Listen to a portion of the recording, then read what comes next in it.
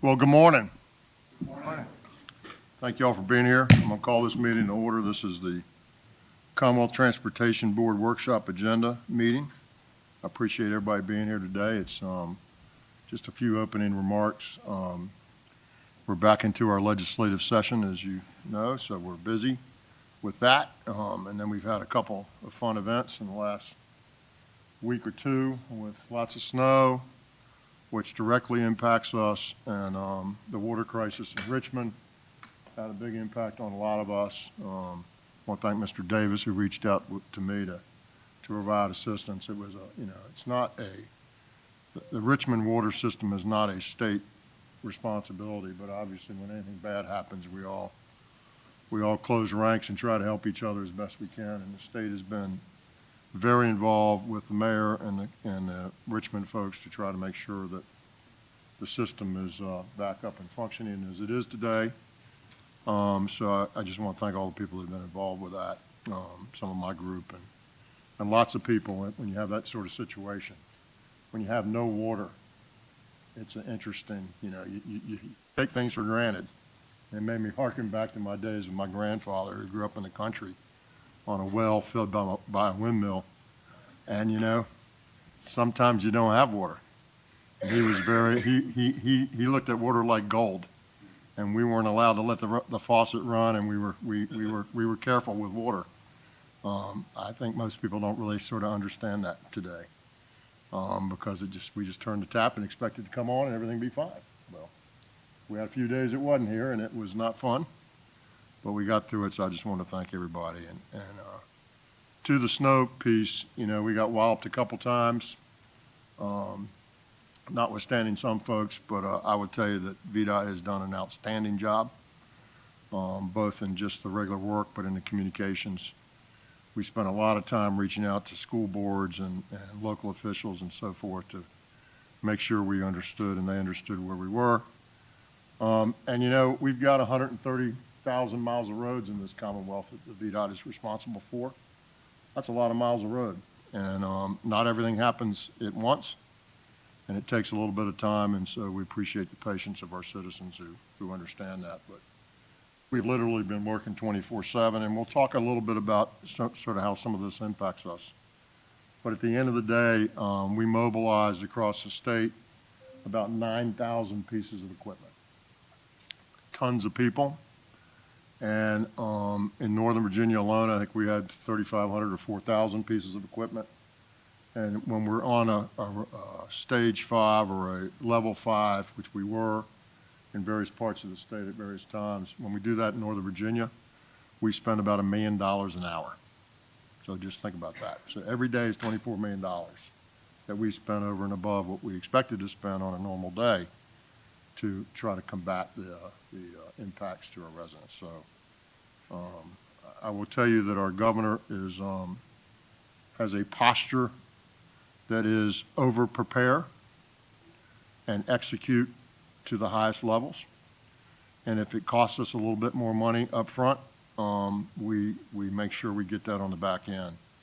And it's always better to over-prepare. And so the commissioner and his team, and that really all the transportation folks did that. They continue to do that, and I think our results have shown that.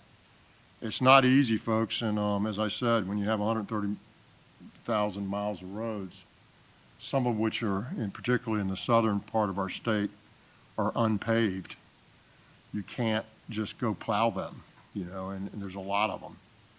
And so we prioritize interstates and then primaries and then secondaries, big secondaries and then small secondaries. But sometimes it takes a little bit of time to get to everything to get it clear.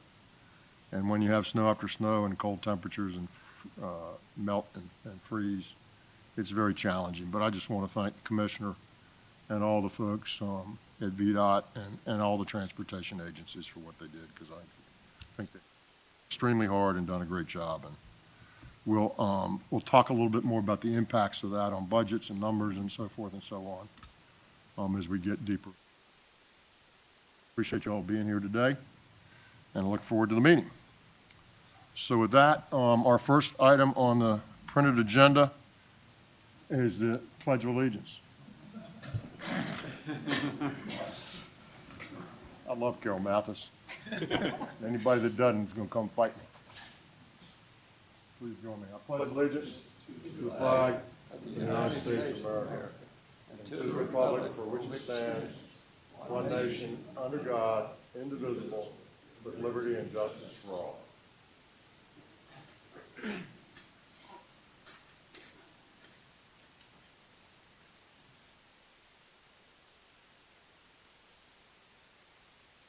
Thank you, Carol.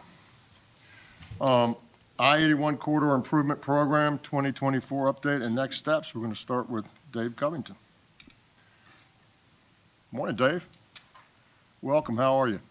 Morning, Mr. Secretary and members of the board. I'm doing well, thank you. Great. Thank you. I'm going to provide a brief update on the status of the capital improvement program, which will cover only a few slides, but I'll start with our takeaway scorecard because this gives a good snapshot of where we're at in time right now.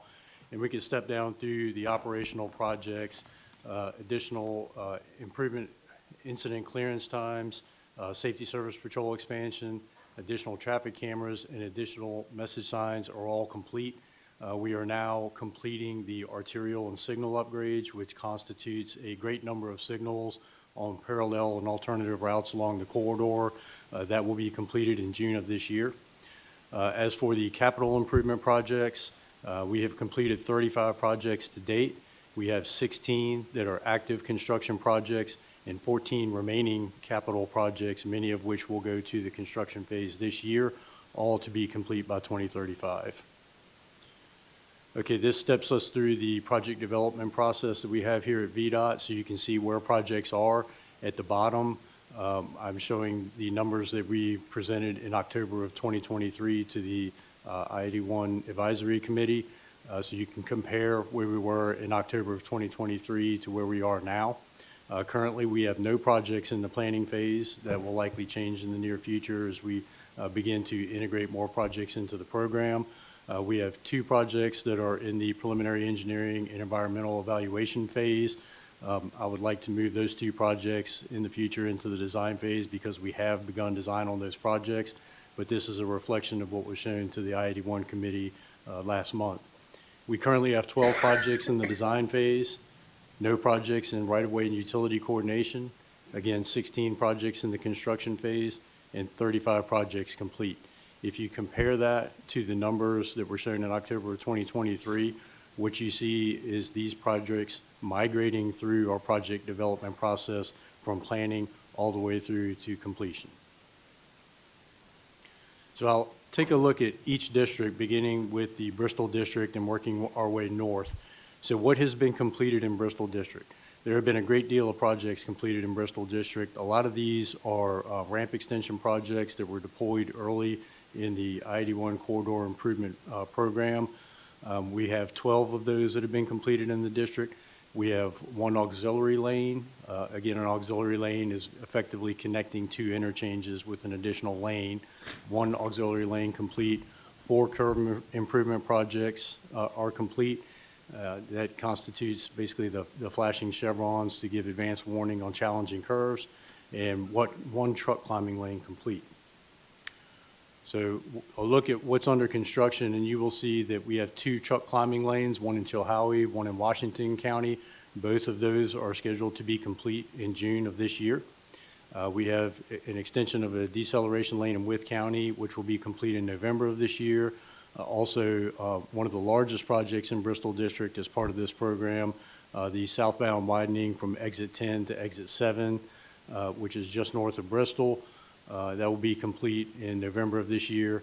We have an auxiliary lane at exit 73 to 72, which will be complete in November of next year, as well as a deceleration lane that will be complete November of next year, and extending the deceleration lane in Wytheville at exit 72 northbound, complete November of next year, and the auxiliary lane going from I-77 to I-81 in the southbound direction will be complete November of next year. Moving on to the Salem District, the completed projects we have 3 acceleration and deceleration lane projects, 2 at the Troutville Rest area, 1 at exit 89 in Pulaski. We have 3 curve improvements that have been completed. But what's under construction, these are some of the larger projects in the program. So this is what you're starting to see evolve as we worked our way through the design process, the permitting process, and now to construction. Are these several $100 million projects, the first of which being exit 137 to exit 141, both northbound and southbound in Salem.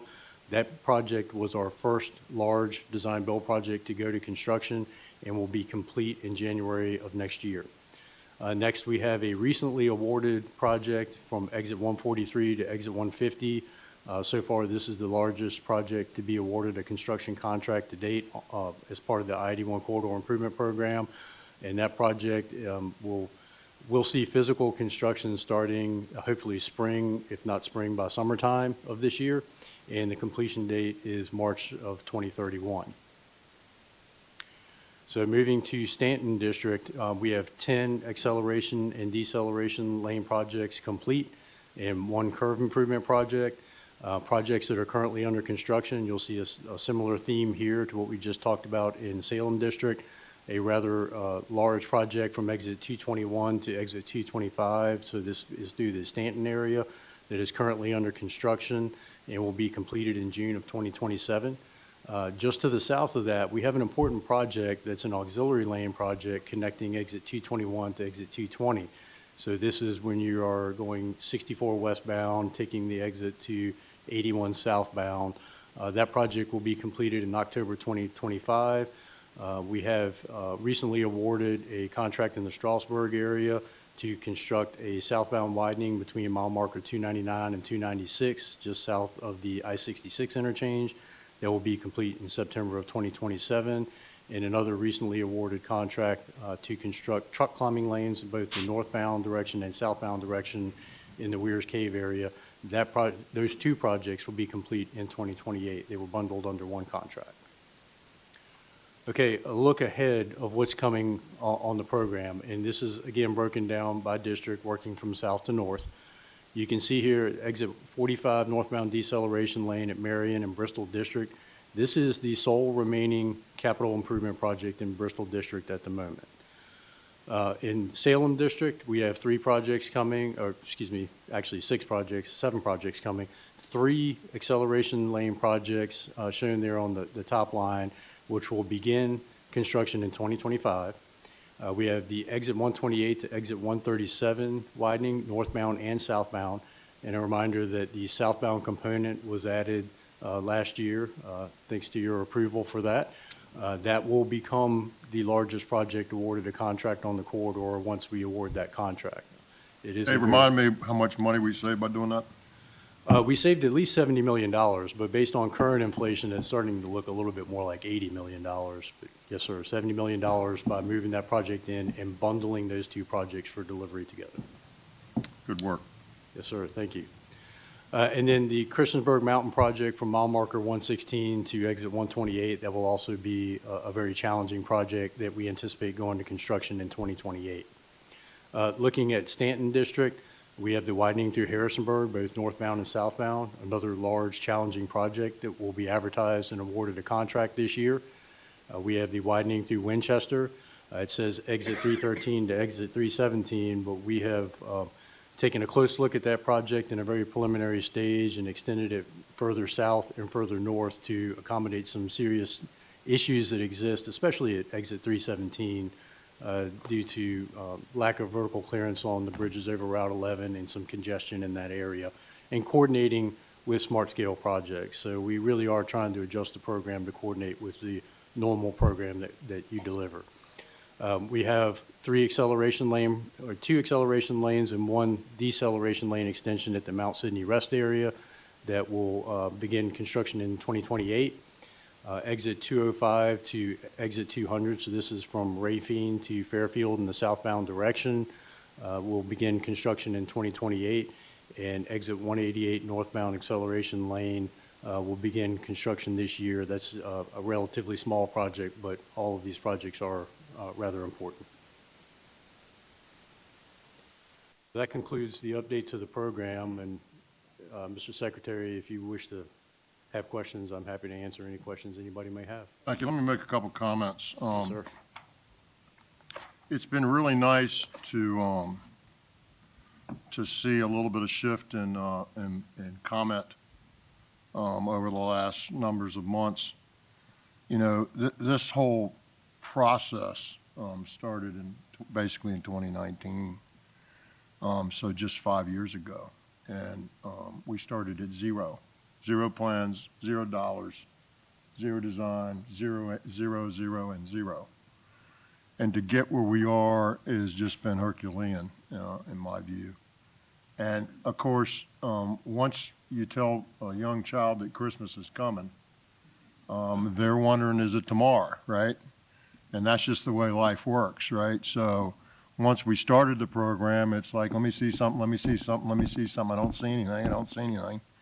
And now they're seeing things. And now it's like, you're messing me up, you're messing me up, you're messing me up. And that's a good thing because that's how it works, right? Unfortunately, we have to mess some things up to make them better.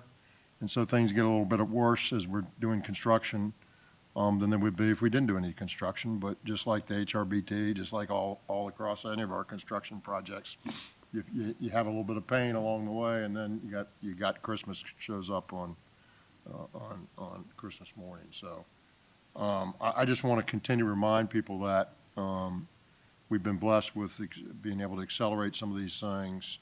The staff continues to look for opportunities. And we'll get into some of this more in a little bit, but the 81 committee continues to help guide us. We had a meeting with them a couple weeks ago now, Commissioner, to look at these, and they're sort of the local group, if you will, who sort of looks at all this and gives us their opinion and suggests what we should be doing differently or more. And so we appreciate that group particularly as they help us make sure that this is the best corridor that it needs to be and can be. I'll tell you, just sort of interweaving the snow into this, we had an interesting situation, Commissioner, in the first snowstorm where we got hit pretty hard on part of 81 and down in a particular section. You saw the graphics with truck climbing lanes.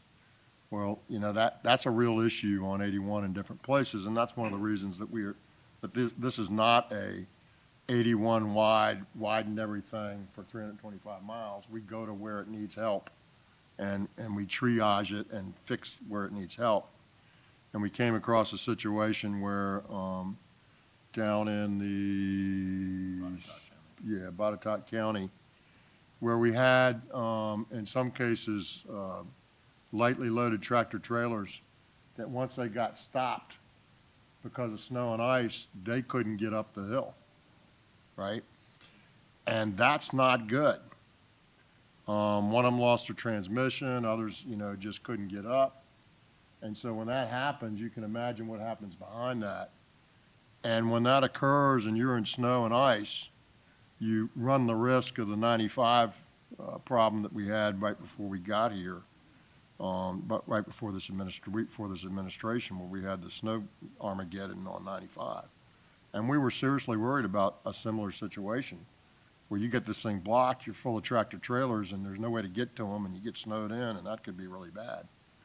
And we were able to work around it. The commissioner worked his magic. He was going to have a merry-go-round for a while, and that didn't work out.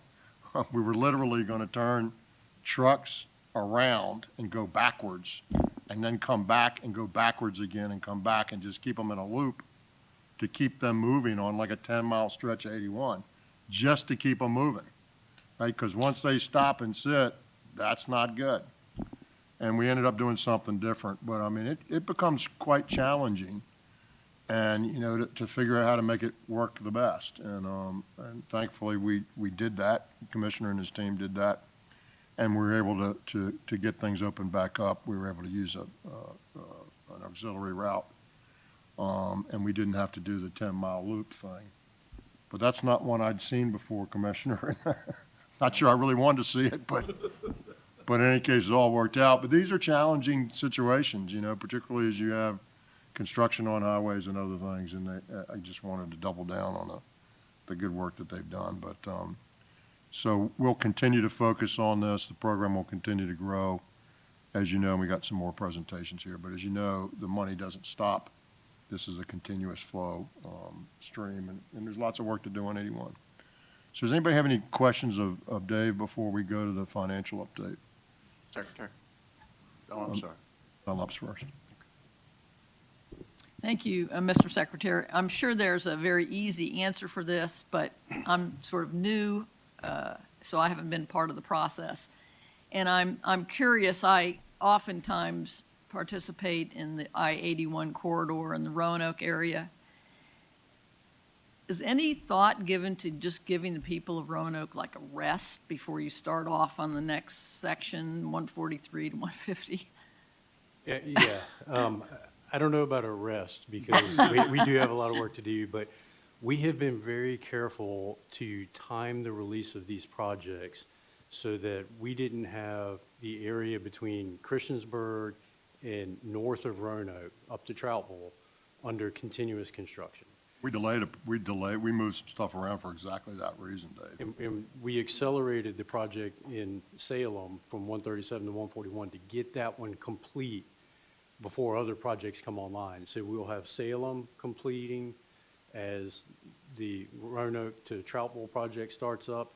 And then once that reaches a maturity point where people are in the lanes, we're not shifting them around, then exit 128 to 137 comes online. And then following that, in a similar approach, once they're in the lanes that they need to be in for the duration of construction or the majority of construction, that's when we can start the work on Christiansburg Mountain. So we're doing the best that we can to time the project Yeah. strategically, but it's a very good point, very good point. So the short answer is yes, ma'am, that's exactly what we tried to do. And we've had a number of circumstances where you can see that that's what we've done. So, yes, ma'am. Not always perfect, but it's definitely part of what we're trying to do. Mr. Lawson. Thank you. Could you speak a little bit to the process and how we're going to integrate project into the program? I appreciate what you were saying about 313 to 317 and maybe stretching that a little bit.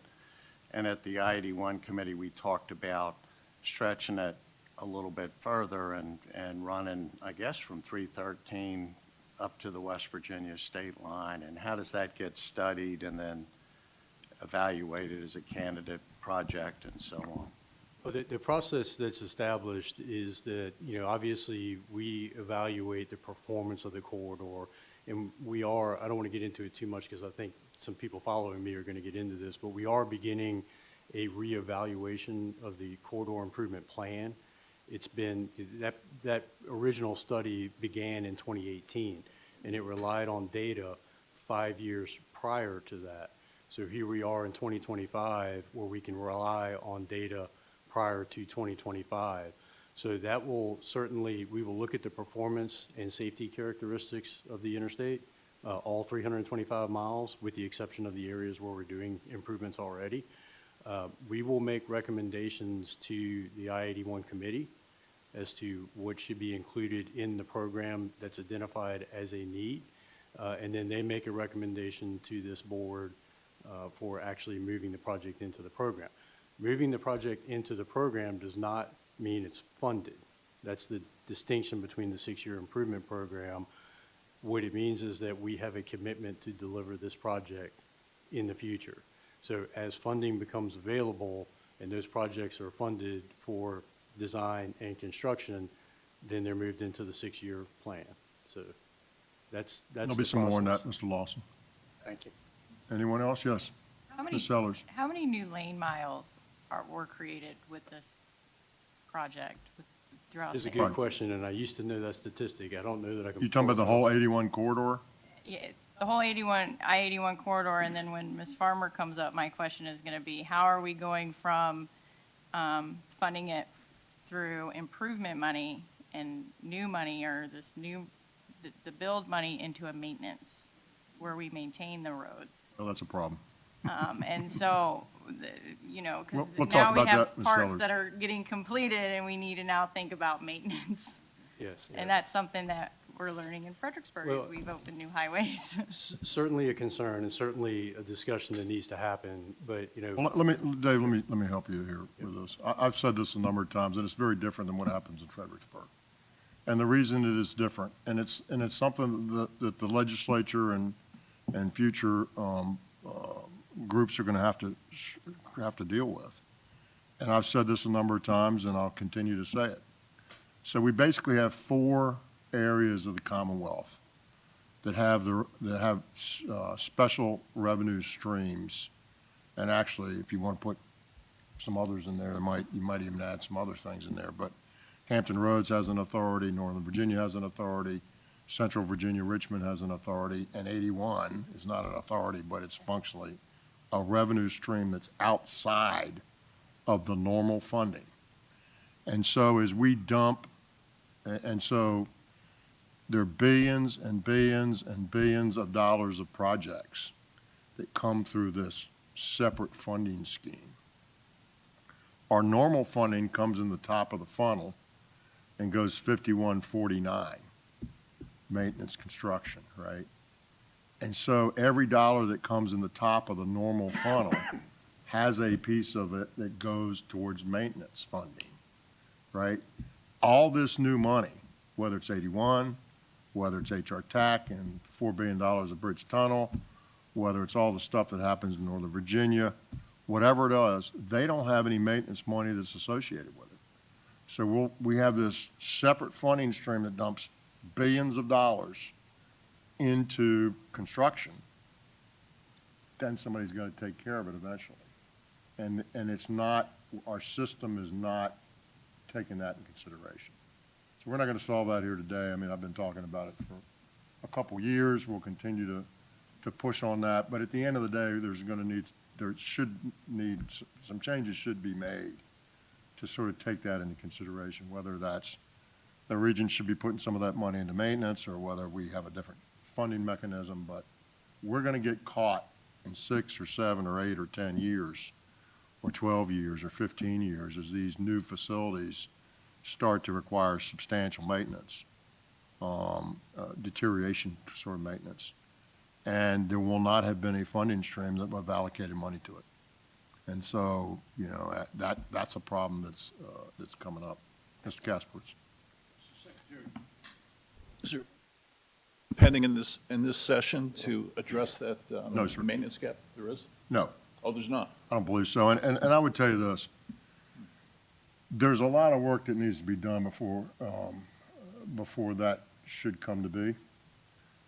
There should be some work to really get our handle on what that looks like and some recommendations on how that might get resolved. And so I think, you know, I'm encouraging us to do that and to start to look at that. This is not a problem that's hitting us today or tomorrow.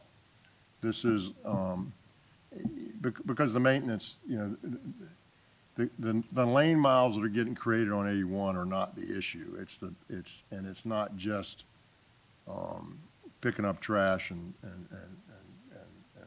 plowing snow. It's the underlying hard maintenance that'll come. Same thing in Hampton Roads Bridge Tunnel. You know, that's going to take $40-50 million a year in just maintenance for the new tunnels. And that's $40 or $50 million a year that didn't come down the top and get bifurcated to construction and maintenance.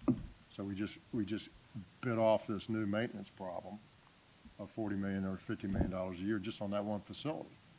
So all those are competing for our maintenance dollars, and we'll talk about some of that later as we see the impacts in our 6-year plan, maintenance versus construction, crossover, and all those issues. But it's a looming problem. I'm fully aware of it. I've talked about it a lot. The commissioner's fully aware of it. We're working on, you know, sort of to try to get a handle on it and make some recommendations going forward. So. Mr. Secretary, can I add something to that? Yes, sir, Mr. Coddington. Okay. So there's a short-term discussion, and there's a long-term discussion. There's good news in the short-term discussion. When we are constructing these projects, we are alleviating existing maintenance issues that otherwise have no solution. We have pipes that are 50, 60, 70 years old under the road that are being replaced. We have box culverts. We have bridges that are approaching the end of their lifespan that are being replaced entirely with a bridge with a 75-year lifespan. So on the short term, for those areas, we are reducing maintenance costs. But when you look 25, 30, 40, 50 years into the future, that is a problem. Aside from that, you're looking at a normal pavement program.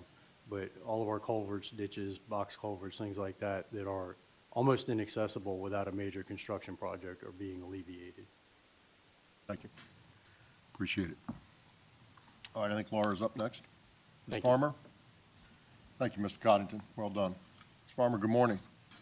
Welcome. Morning. I'm here today just to remind the board about how we pay for all these amazing improvements on 81 and what the financial picture is going forward. So just as a reminder, I-81, as the secretary mentioned, has a dedicated stream of revenue that supports its improvements. The first of which is a regional fuels tax.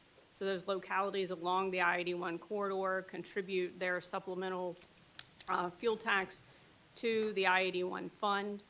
This slide just references how the rate of that tax has changed over time. It is currently 9 cents a gallon for gas and 9.1 cents a gallon for diesel. It also receives an allocation from our Interstate Operations and Enhancement Program. Once we run the money through the construction program and 20% of it is provided to interstates, it is then distributed to the corridors in Virginia based on the vehicle miles traveled of the larger tractor trailers. I-81, as you might guess, has the largest share of this type of traffic in Virginia, and it averages 44% of the truck traffic. So I-81 gets approximately 44% of the allocations. I-81 also has $1 billion worth of debt authorized for the program. We use the fuel tax revenue to support that debt program, and that $1 billion will be fully maximized in this first tranche of projects. And then the IOEP allocation can only be used to fund PAYGO projects. In this last year, there have been some additional funds provided to 81 through various means. The General Assembly provided $70 million in the current fiscal year. Congressman Klein supported a $42 million earmark to advance I-81 improvements. And then there is a commitment in the budget they passed last year that $175 million of surpluses from the general fund would be provided to I-81. That is currently under consideration in the General Assembly in this session. So a total across all these sources is $287 million. Sellers. Is the earmark and the additional general fund funding in addition to the $1 billion cap? Yes, these are PAYGO sources and are not debt. Yes, ma'am. Addition to the cap. There's a $1 billion cap on how much they could borrow. Yeah, So this and would these be aren't in borrowings, addition. these are just revenues. But you'll see in subsequent slides that this infusion of cash today allows us to push the advancement of debt a little bit further out in the schedule, which also saves us on debt service in these early years of the program.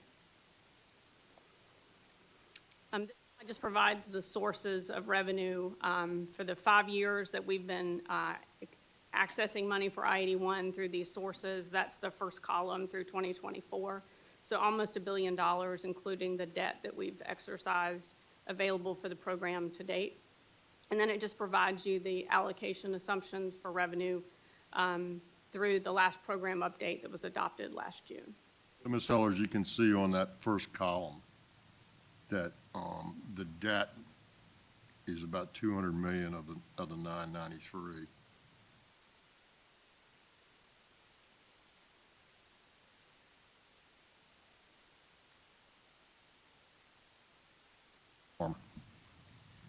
This next slide just provides a picture of how we put those dollars to use. So as we have sold a small tranche of muni bonds back earlier in the program, and then we've entered into 2 TIFIA loans, we do have some debt service commitments in the early years of the program. It'll be fully maxed out by the time we have these projects underway at about Our current estimates are about $55 million worth of debt service each year on the $1 billion of debt outstanding at that time. The remainder of the slide just provides how much money would be available for construction after that is covered, and then just the administrative costs of the program and its financing. And let me jump in for a second and just say this.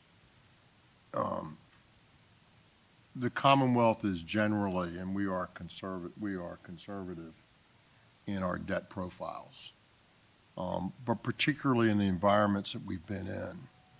And we're encouraging this in some other places. When you have your unit costs accelerating way past the rate of interest, it makes a lot of sense to borrow money and get it done today. One, you bring the benefit earlier, and that has huge impacts. But two, in raw dollars, it just costs you less. Because if your interest rate is 5 and your unit cost is going up 11, you got a 6% spread every year that you're losing by not doing things sooner. And so in this particular environment, it's particularly, it makes particular financial success, not to get extreme with your debt, and when we don't, but to leverage these projects and to bond them up and bring them forward more quickly. Ms. Farmer.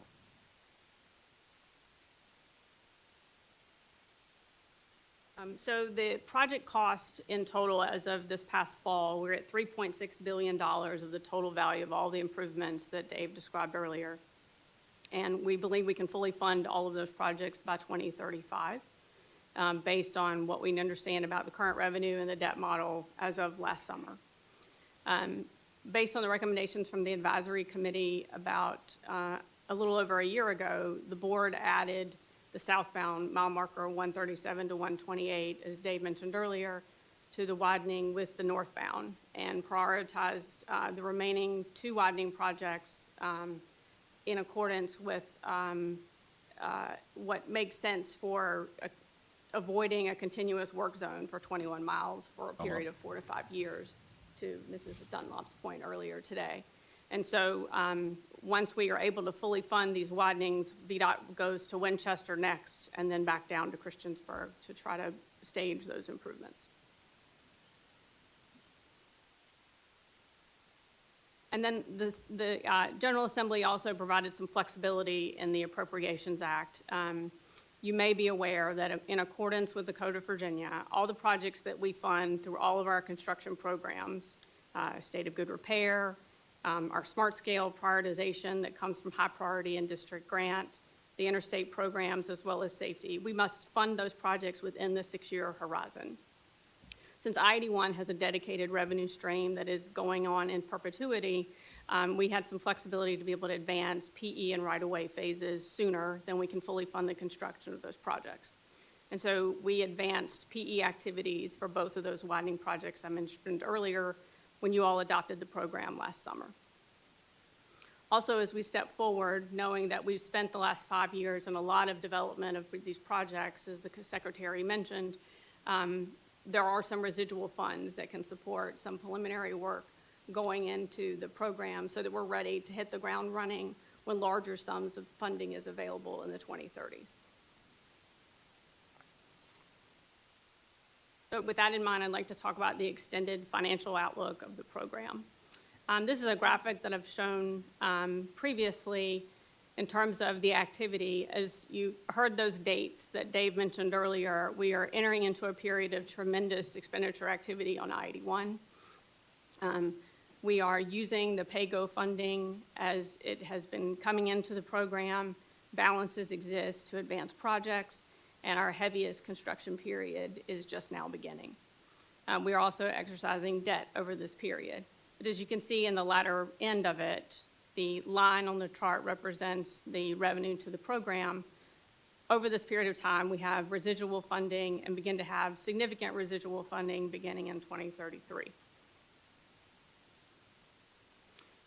And so if we step back to in the 2018 CIP, there were 106 projects that were identified. We prioritized 64 of them for funding based on the revenue streams that were made available for 81. With that in mind, there were 5 additional candidate projects beyond those original 64.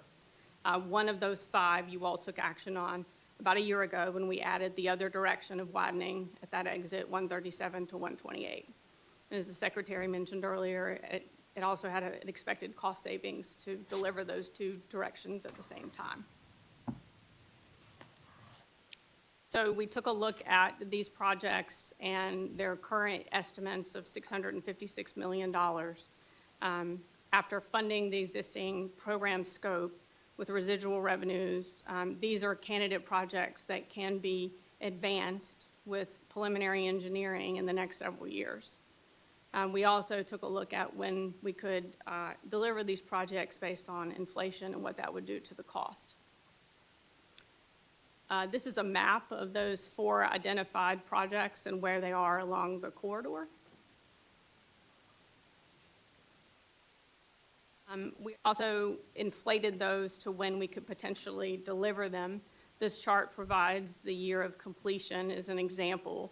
It is not it's just a sample prioritization of those 4 additional projects and when they could be completed based on funding availability.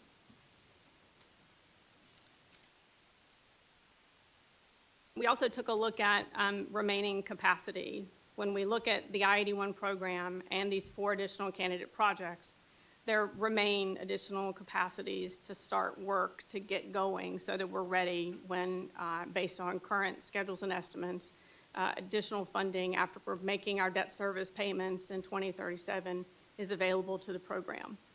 And so PE and right-of-way work to support additional projects could be implemented from 33 to 36 and commencing construction in 38. And what we've learned over this period of time with the development of the IOEP program is that it makes sense to get started with this process today, so we're ready to go. I'm going to turn it over to Ben Manel, unless you all have any questions about the financial picture of 81. Any questions? Secretary, Yes, sir. Dr. Smoot. is it likely that future capacity would be needed to address inflationary increases in the cost of the work? I'm not sure what you're at. I mean, if you're asking if we have high inflation, will it retard our ability to deliver this on the same amount of money? The answer is yes, it will. But that's not just here. It's everywhere. Right. And one of the things that's interesting about this, and we'll get into this later a little bit, but I'll make mention of it, is back to that whole maintenance construction split, right? As maintenance, because of unit costs and other things, is escalating faster than the revenue streams, then we are obliged to go take that out of construction. It doesn't come out of 81 construction. It doesn't come out of MVTC construction. It doesn't come out of HR TAC construction. It doesn't come out of CBTA construction. It comes out of everybody else's construction across the Commonwealth. And so maintenance eats everything else, but it doesn't hit these revenue streams. And so these are a little bit sort of buoyed by the fact that they don't have a maintenance component of it. Of course, their costs are going up as well. So this whole issue is going to need some serious thought, so that in 5, 6, 8 years from now, we remain in a good place. But yes, sir, that's going to retard all of this. And there is some insulation, though. My point: these authorities or these regional groups, and it's an authority, but functionally the same in terms of what I'm talking about. They are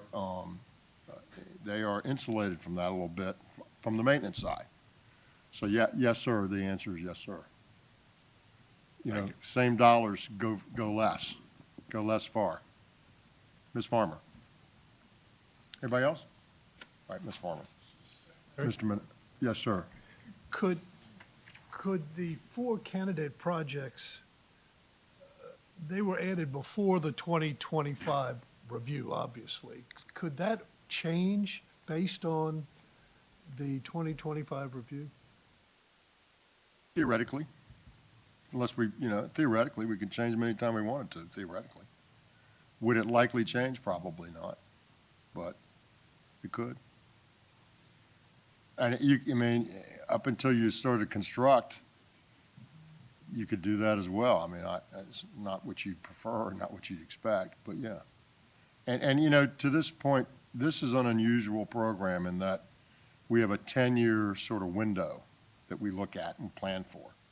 But all the rest of us are on 6-year financing plans, right? So we let them sort of work a 10-year projection, but the reality is in our budgets, we only fund 6 years out. So they're sort of ahead of us, if you will. And that's fine. There's nothing wrong with that. That's a good thing. But yeah, it could theoretically change. I would, yes.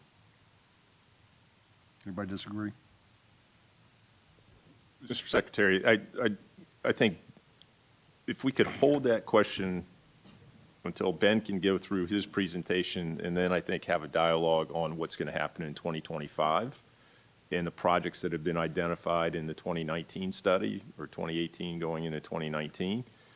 Ideally, those 4 projects that have been identified, and you'll, not to surprise you, you've seen the slide deck before or prior to this meeting, that there's one additional project out of that suite of 104 that we think that should be added to the program and move forward. Now, once we put that into the program, then ideally the 2025 update is not going to take a look at what the Commonwealth Transportation Board has inserted into the long-term, as the Secretary said, a 10-year program of projects. We would take that into consideration and say those projects are complete, and those aspects of the benefits have already been incorporated into the corridor. So when we do the update, it's already considered done. Does that make sense? Yeah, so what I was trying to suggest to you is that would not be likely, but this board can do that if the board decided to do that, right? I don't see it as being likely, and it's not something we'd go back and study everything that we're involved in right now to reassess it. But if it became apparent that something didn't make any sense, for whatever reason that I can't even postulate what that might be, then this board has that ability to stop that project and do something different. But based on what the commissioner is saying, that's not Not likely. going to happen because we're not going to review the projects that are being considered as candidates now. Mr. Secretary, Mr. Laird, I would say that the board has not taken action on incorporating those 4 projects into the program. The advisory committee is making the suggestion or the recommendation to the board to adopt those into the program. The Commonwealth Transportation Board has not taken action on that. So the Commonwealth Transportation Board, in its wisdom, could determine that you're not going to take action and should take that back into consideration for the 2025 update. Or take different action. Or take different action. Yes, sir. Anyone else from Ms. Farmer? Thank you, Ms. Farmer. Mr. Manel, welcome. Hope you're doing well today. Sure, thank you. Well, as you have indicated, sir, the revenues continue to accrue on Interstate 81 program, and Ms. Farmer has indicated that revenue capacity does exist to add projects to the current program. In addition to the 4 candidate projects that she identified on the previous slide, we went back and looked at the 2018 quarter plan and identified 1 additional recommended project. That project is shown in orange on the graphic, and it is southbound 81 widening between exit 200, which is Fairfield, and exit 195, which is Route 11. The project addresses high crash location on the corridor that was originally identified in the 2018 plan, and it also avoids the creation of a bottleneck or a gap that would occur with the construction of the Rafine, which is exit 205 to Fairfield exit 200 project shown in black that's currently included in the program. and the candidate project for widening between Route 11, which is exit 195, and just south of the I-64 interchange, which is mile marker 190. The plan level cost estimate for that recommended project is $176 million to $195 million in 2024 dollars. And we believe that that recommended project could be bundled with additional candidate project for northbound, southbound widening between I-64 and Route 11, with the hope that we may be able to achieve a cost savings with that approach. In terms of the quarter plan update, with the additional candidate projects and the recommended project mentioned on the previous slide, 36 projects from the original plan remain. And with the revenue picture allowing for future projects to be added, we believe now is the time to undertake an update to that quarter plan.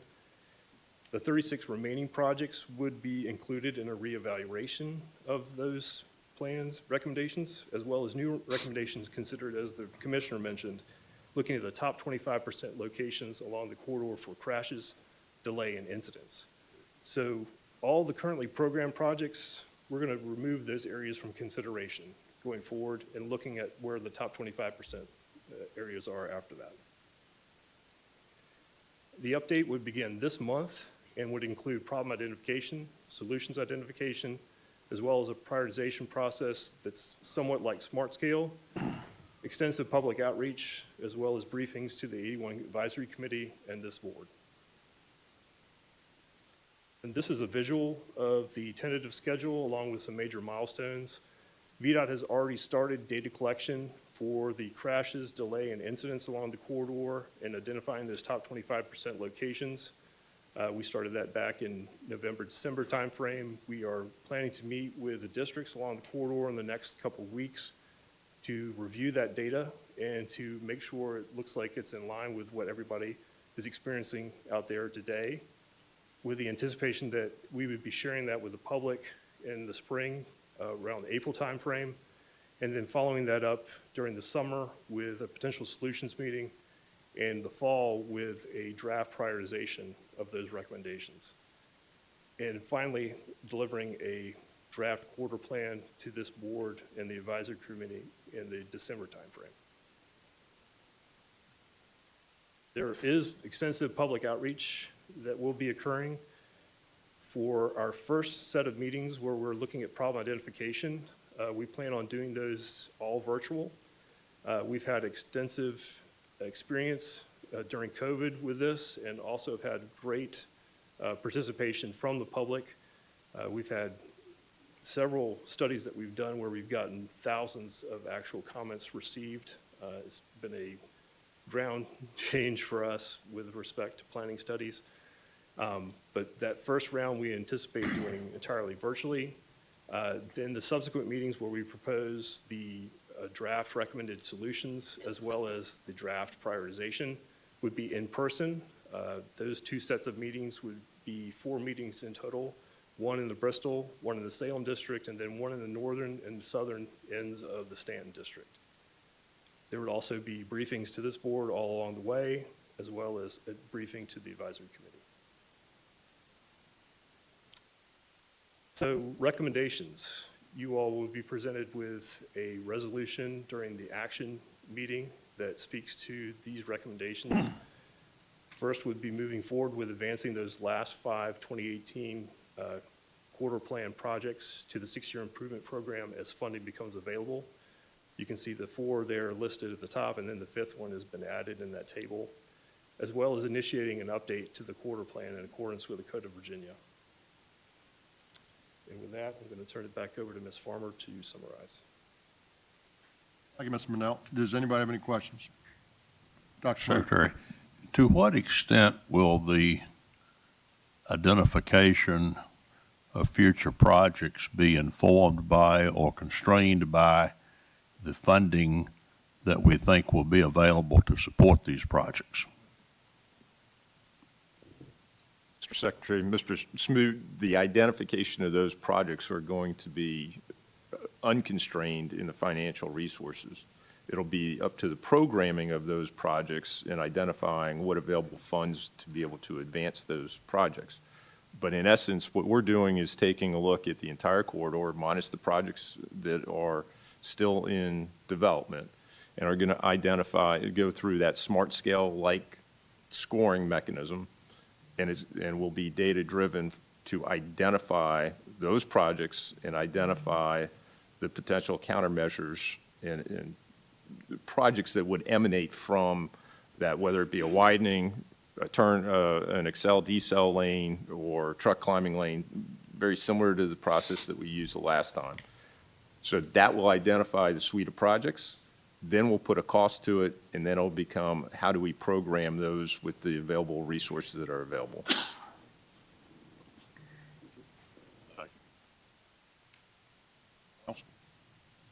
Ms. Farmer? Thank you, Ms. Manel. So to summarize where we've been across the three presenters, our updated project estimates based on market conditions and refined scoping and debt assumptions have extended the delivery of the original program of projects. We've been through a lot on I-81 in terms of starting with a $2 billion planning level estimate to get to where we are today. But the revenue and allocations that are committed to the corridor continue to remain strong. And so capacity for these additional projects will begin sooner based on these recent infusions of cash into the program that allow us to move projects forward sooner and schedule sooner. Thank you, Ms. Farmer. Any questions? Yes, sir, Mr. Coleman. It's not really a question, but at the beginning of this presentation, you mentioned the last 2 weeks, the snowstorms. I think it's worthy to mention the hurricane/tropical storms that still become are on the books and are straining the resources of the commissioner, you, and the rest of the staff. So I think that needs to be mentioned because I think that began the process, and then moving into the winter and the snow, they've done a remarkable job. Yeah, I mean, we make great plans, and then Mother Nature decides what we're going to do with it. And so I remember some years ago, when we ran out of maintenance money, we had an incredible snow year, and it ate all up, and we had to take some action. And at the end of the day, we're trying to balance the expenditures, and I referenced the $1 billion a day in Northern Virginia. We're trying to balance the expenditures with the condition of the road. I mean, we don't want snow on the road. We don't want unsafe conditions. We want that to go away. But we're subject to the vagaries of nature, and we don't get to plan that out so well. And so we just deal with it, right, at the end of the day. And, in some respects, as I mentioned, Mr. Coleman, we perhaps spend more money on the front end than some others have done over the years. We think it's investment. The governor's been all about that, over-prepare. And so you will see where we painted some roads white, and they're still white. And it's not because the snow's on them, it's because the treatment's on them. But that all has a cost.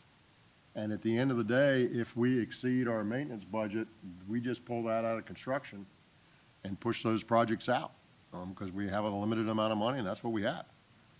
And so it's a balance. Can I get everything plowed tomorrow? Probably not. Could I get it done in 2 days? Yeah, but the cost would be X or 2X. And how about 3 days or 4 days? And so it's all that balance of how fast, how much do you do, both not only in the preparation, but after it's happened, And so, we obviously, if funds were unlimited, we could do more, but they're not. And people are paying for that. And we have to understand there's a balance somewhere in there. I will tell you, I've got a lot of anecdotal comments from folks along the way saying, hey, you guys were ready. There were trucks out there pre-stationed. The roads were painted white. They were ready to go. They started moving once it started snowing. All that has a cost, folks. That all has a cost. And we think it's reasonable to do it the way we're doing it. That's why we're doing it that way. But burns a lot of money, and we don't really have a choice whether it snows or sleets or rains or ices or whatever happens, but we do have a choice as to how we deal with it. And that's how we've chosen to deal with it, and I think it's the right prescription. Thank you, Mr. Coleman. Thank you, Ms. Farmer. Appreciate it very much. The next item on the agenda is the Hitachi Energy Rail Industrial Access Application. Mr. Mike Todd. Morning, Mr. Todd. Hope you're doing well today. Very much. Happy New Year. Let's do some railroading. Yeah. Knock that over. Good morning. Thank you for having me this morning. Happy New Year. That seems like it's a really long time ago, Yeah, I know. Mr. Todd. I don't know. It seems like it's about 3 months back. I live in the city, so last week with the kids at home, that was a rough one. You know, I remember when we had the big storm down in New Orleans that came up here. What was the hurricane? Katrina, excuse me. Thank you. And in my section of Norfolk, it's an older neighborhood, not old, but older.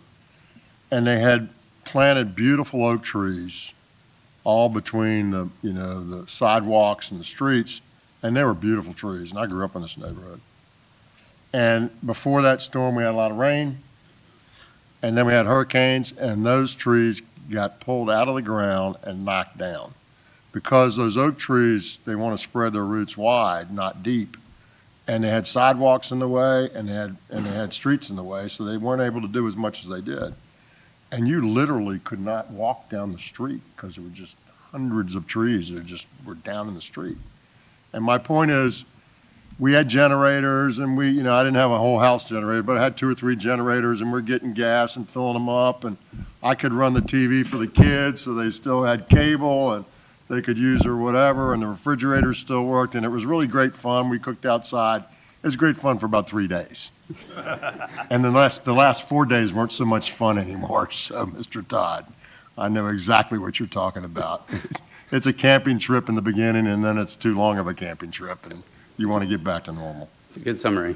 So, Well, thanks again for having me this morning. I'm here to talk about a rail industrial access application from Hitachi Energy. So I'll go through the project details, the application scoring, and then our recommendation for the project.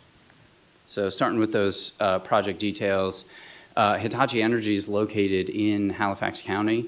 They manufacture power and liquid filled transformers for the electric grid. And that plant in Halifax is actually the largest manufacturer of its kind in the country. The North American headquarters being located in North Carolina. This project was originally referred to by the Halifax County Industrial Development, which is a regional group, but then it was moved up into a larger package at the state level. And so we're pleased to be included in the incentive package that the governor announced last year. It also included the Commonwealth Opportunity Fund, which is a statewide funding opportunity, and then the Tobacco Region Fund, which is a regional funding opportunity. As you know, rail industrial access is not available for speculative investments. The company must be committed in order for a rail industrial access application to be considered. So the company has committed to the location, to the improvements, and then after that, they submitted their application to us. And I did want to just note 2 things. The Secretary of Commerce and Trade noted that that transportation was an integral part of the decision for Hitachi, their connection to both the highway and rail network. And similarly, the port noted that the decision connecting them to the global supply chain was also a big part of their decision. So this really was kind of a package of multiple different entities and multiple different groups kind of working together to secure the investment by Hitachi. So looking at the project details a bit, that greater project that I was discussing was a $26 million total investment to build a 26,000 square foot manufacturing facility. And so what that allows them to do is construct for the first time or manufacture for the first time larger scale transformers. The rail side of it is to rehabilitate 1,000 feet of linear track. Those are those two lines in yellow that you see, and those are coming off of Norfolk Southern's main line in blue. Excuse me, before I move on, sorry, the total request is for $175,000. That's less than we normally see due to the fact that it's a rehabilitation project rather than new construction. And this is a look at those larger scale transformers. So you can see kind of those two people in the bottom right-hand corner of the picture for scale. So these are, really massive pieces of equipment. The project will allow Hitachi to kind of intercept current trucks that are bringing in oil to the facility, and then also they will be exporting those transformers by rail, at which since they're not manufacturing, that's new traffic once they start moving. So location scoring. I just wanted to remind everyone that the scoring criteria that we use really does come, directly from the code, the volume of rail traffic, capital investment, potential employment, and those other economic and public benefits. We discussed that in a little bit more detail last month. And so I updated the table so you could kind of see everything all in one shot. Hopefully this is a good update. This is every single one of the categories that we use to score the project. The second column, the performance data, is the raw data that is input that we use to evaluate each category. The score is what this project scored, and then the maximum is the maximum possible points they could have gotten for that category. And so I will note that due to the kind of unique nature of the large-scale transformers, it doesn't actually translate to that many numeric carloads, rail carloads. So the score there is 5 out of 20, a little bit on the lower end. But I do think it's worth highlighting that if these were moved by truck, it would be a really significant impact to the highway network. It would most likely need one of those special permits with the flaggers out front, kind of escorting, the truck on its way. And so I do think it's a valuable conversion to rail here. Also noting 100 jobs in Halifax County is a huge benefit to the region and the state. The project in total scores 54 points with the minimum of 50 points required for our recommendation, so we do recommend the project. And then, as usual, we're just bringing this project to you now for your consideration, to give you the details and the update, and then next month I'll be here again to recommend a resolution of approval. Ms. Green. I would just like to thank you for the assessment. I think what he said about the transportation of these transformers is critical. Hitachi is a critical employer for our Commonwealth. Both the Bland facility in Southwest Virginia and the Halifax facility are usually managed by the same team. It's one of the higher paying, and 100 jobs in Halifax is a critical number. So even though they scored a little bit low on the amount of investment in this rail access, if you look, $26 million in Halifax for their total investment is huge. So I just want to thank you for this assessment. Ms. Green. Ms. Sellers. Echo that, and then also transformers, there is, and I double checked it, there is a shortage of transformers, and that's part of the critical gap, in our power grid and our power network is the shortage of transformers. So this is needed. And then my question is, you mentioned with the scoring and the carload, do we have a way to capture that extra permit and get those No, ma'am. truckloads? Let me speak to this. I think this can be improved, and I'm somebody that's beat on this for a number of years. And a lot of this at the end of the day for us, for purely transportation, not the economic development part of it, which is critically important, by the way. I'm not suggesting, but for purely the transportation thing, we continue to use the statistic, and I wish somebody would educate me if I'm wrong, but I haven't any takers yet.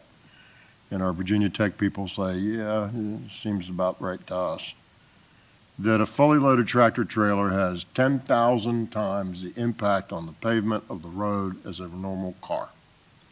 And so a lot of this becomes, how do we shift for that reason and for congestion and for all sorts of other reasons? How do we shift the mode from a tractor trailer to a rail, right? That's a lot of what the transportation component about this, is what this is about. We don't really measure that the right way, in my view, in this program, and I think that some deserve more credit than they get. And so I'm going to continue to push on this and dig with Director Robinson and others to see if we can make this a little bit better in terms of how the scoring would reflect the value that comes to us. Because you sort of look at this and you look at it and step back and you look at all the components of it and it makes a lot of sense. And listen, it passed the threshold, so it's viable, but it's a low number. You know, most people would say you got 54 out of 100. That never looked real good when I came home with that on my report card. You know, I didn't know how to justify that was a good score, Mom, and she wasn't buying that. I don't think I ever had any 54s, but, you know, I wasn't always at 100 either. So I want to continue to push on that. I think this is a great project. It passes the scoring threshold, and we'll continue to see if we can improve it a little bit. Yes, Ms. Sellers. But to echo that, it's not just the carloads, but that where you have these big loads that take up 2 lanes in Northern Virginia. That's why I said the congestion. Those are highly disruptive. Oh, no. And that's like 50 carloads, and you see them, especially, you know, once you get closer into the Springfield area, and you see that, and I would venture to say everybody who sees that is thinking, what are you doing? Go to Route 1, disrupt Route 1, get off of the interstate. And so how do we capture that in a way and, you know, go to those businesses and say, how do we Understand. incentivize you in a different way, you know? And at least from a Board of Supervisors From a perspective, congestion and we would bring disruption that in and- standpoint, something that takes up Yes. a lane and a half is a lot different than something that just takes up 1 lane. It No is. question about it. Yes, Ms. Dunlop, and then I'll come back to Mr. Casperts. Yeah, thanks, Mr. Secretary. Just curious, though, the rail lines are going to the port. Is that right? In other words, the rail lines are connecting to the Norfolk Southern line, which goes to the port. This is on I mean, yes, it does. It is on the greater Norfolk Southern corridor that doesn't just go to the port, though, but it go anywhere. absolutely connects to the port. It could connect up to the northeast, you know, Midwest, wherever. So once they get on the rail line, they could connect to another rail line, and then they could move all over the country or elsewhere in the world. Yep. Yeah. Thank you. Yes, Mr. Casperts. Thank you, Mr. Secretary. Hey, Mike, trying to understand what we're actually doing here. These 2 sidings already exist? They are inoperable existing sidings, correct? Okay, and are they currently handling rail traffic? They are not, They're not, so they're idle. correct. So we're not adding new capacity, we're just maintaining those or helping them bring them to a level that will allow them to bring, We're adding new operational capacity because they're Understood. not operational, okay, but the switches are in place and the basic infrastructure is there. some of it. Some of it. The rail bed is there, and it needs to be rehabilitated in order to have rail on it. Yes, correct. And the switches are there, yes. That's a mainline improvement that Norfolk Southern would be responsible to construct if needed. Thank you. Anybody else? Thank you, Mr. Todd. Appreciate it.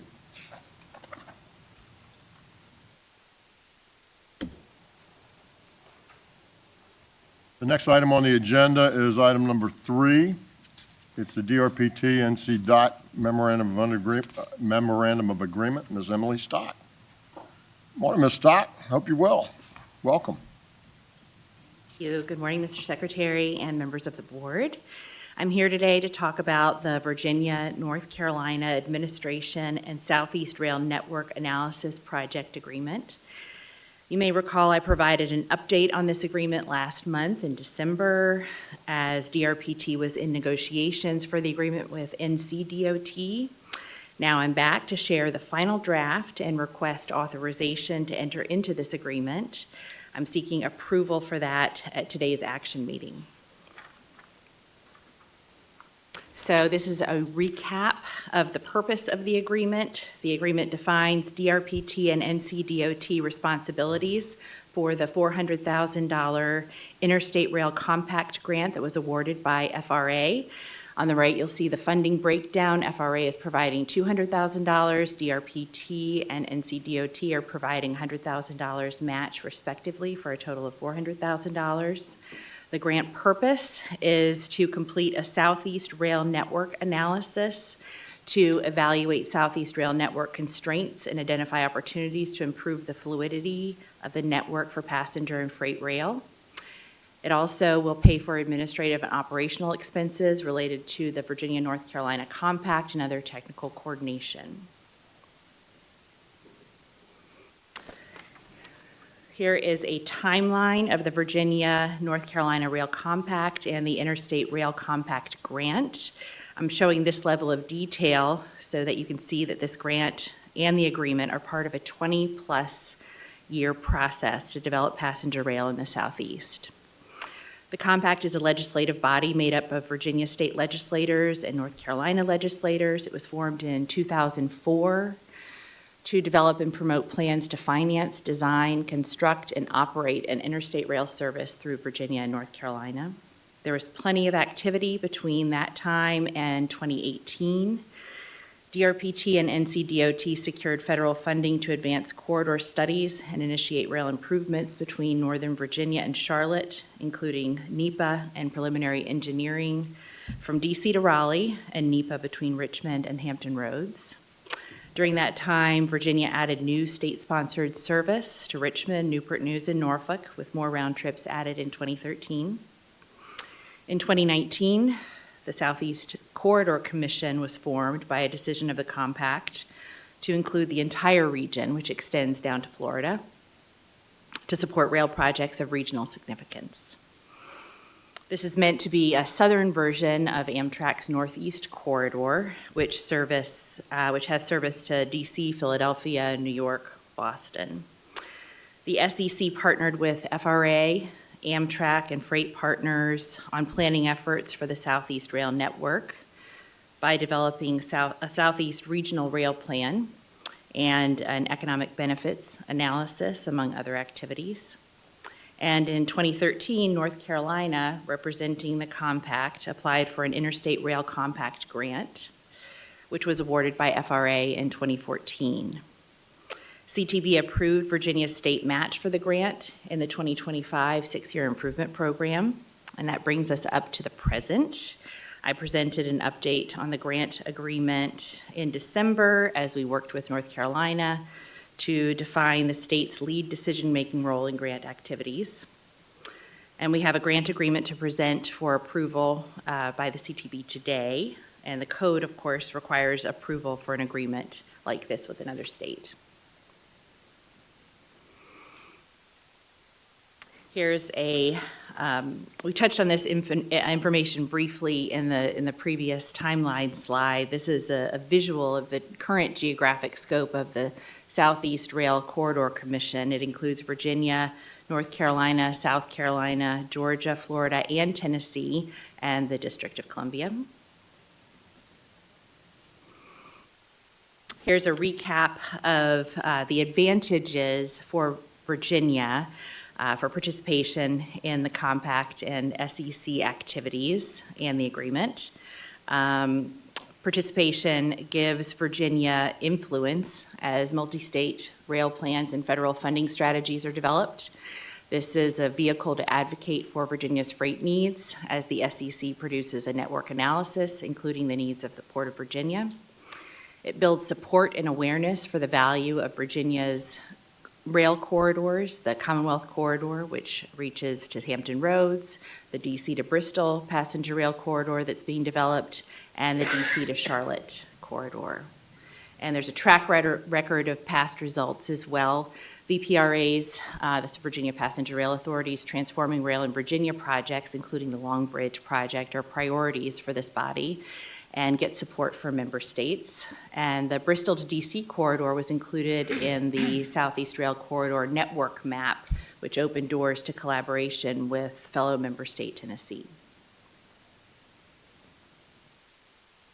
Here are some agreement details. The full agreement is in your action packet. Here's some main takeaways.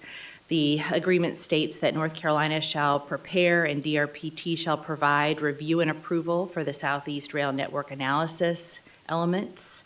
As requested by the Secretary during negotiations, we ensure that Virginia retains decision-making and approval rights every step of the way in the project, while NCDOT, as the applicant, will serve as the grant administrator. Virginia is an equal participant and shall review and approve all work product under the agreement. And other southeastern states are going to be stakeholders in the work that's being done, and Amtrak and railroads are also stakeholders, as referenced in the agreement, but they're not decision makers or approvers. This is a three-party agreement in addition to DRPT and NCDOT. As grant administrator, NCDOT will also sign the agreement on behalf of the compact. So to sum things up, DRPT is recommending that the board delegate to the DRPT director the authority to enter into the Virginia-North Carolina Compact Administration and Southeast Rail Network Analysis Project Agreement with North Carolina Department of Transportation and the Virginia-North Carolina Interstate High-Speed Rail Compact. Thank you, Ms. Stock. Mr. Casperts. Emily, this is a new agreement between the parties or a continuation of an existing discussion and agreement? This is a new agreement that is specifically about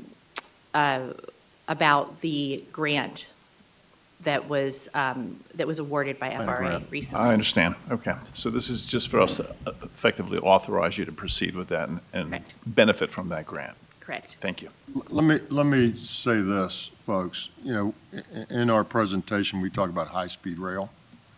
And high-speed rail, you know, if you go back 4, 5, 6 years ago, we defined high-speed rail in a way that this is not high-speed rail, and it's never going to be, or at least not in my lifetime. You know, the really fast rail, like the 180-mile-an-hour rail, that's not what this is. And so now we've sort of morphed to higher speed rail, which, Emily, can you tell me where higher speed rail fits into the miles per hour equations, like 120 or, you know? It would be maximum authorized speed of 110. But in Virginia, that would be a little lower because we're not separated from freight rail. And so I just want you to have an understanding of what we're looking at here. I'll also tell you, you know, this is a study planning thing, right? And, you know, it's very preliminary in terms of ever being funded or where the funding would come from going forward. But certainly we want to be a part of it. We want to be at the table, and we want to make sure that we're well represented, and that's what this allows us to do. So I'm all in favor of it, and we'll see it back in the action meeting. It's interesting, if you look at the map on page 4, basically what this is about is that dotted line between Petersburg and Raleigh, right? That's the missing link to Raleigh. The blue line represents the existing sort of service down to Florida, including the car train that comes out of Lorton and all that goes all the way down to Sanford, Florida, and Orlando. So this would be that dotted line piece, and we'll see how that goes. Obviously, with a change in the federal administration, we'll see changes in policy and changes in view about what should be, where we should be putting our money. But in the meantime, we'll have a seat at the table, and we'll be studying this and making sure that Virginia's interests are well represented. One more question. What's the earliest in our current, we're engaged in, The earliest that this might happen? I'm sorry? Oh, I'm sorry, go ahead. Oh, we're engaged in a NEPA process with NCDOT regarding the Petersburg to Raleigh linkage. Is that correct? That NEPA study was completed quite a few years ago. Okay. Yes. And so what's our current status on provision of service on that piece of rail? The Virginia Passenger Rail Authority is working with North Carolina right now on next steps. So this will, I guess, continue to inform that process and give them perhaps more information to either accelerate or facilitate that service? Well, it will look at the entire region, and what this group does is it updates with member states their project lists and the status of their projects throughout, what you see on the map here, from project planning, feasibility, NEPA, preliminary engineering, funding, and creates priorities and a plan for the entire network. So that is one part of that. It raises awareness for decision makers, legislators, and helps the states package projects for federal funding. Mr. Caspers, I think it's fair to say that no time soon is the answer, because there's no funding source. There's no money to do anything with it. And so this is about staying in the game. This is being studied. It's being looked at. Virginia wants to be at the table. This memorandum of agreement allows us to remain at the table and to have Virginia interests represented. But do I expect that there's going to be any funding to do this in the near future? I do not expect that. Yeah. I guess, Mr. Secretary. And there is no funding identified today. But it would prompt a question on my part anyway, why VPRA is not the participant in this rather? We're the planners. VPRA is the executors. Okay. DRPT is, Ms. Stock wants to say something. She's dying to say something. Well, excuse me, I just wanted to mention that VPRA is implementing projects in these corridors right now, and they are working with North Carolina on engineering for that corridor that you mentioned. We're all joined at the hip, Mr. Caspers, course. and you know the director is the chairman of the VPRA board, Understood. and so we're joined up there. Thank you, Ms. Stock. Anybody else? Any other questions? Mr. Secretary. Yes, sir. To the Dr. point of Smoot. what you raised, somewhere in the presentation, as I was reading this earlier, it says that high speed has been replaced with new terminology. So when the agreement comes back for approval, I hope it would reflect that, because this is not high-speed rail.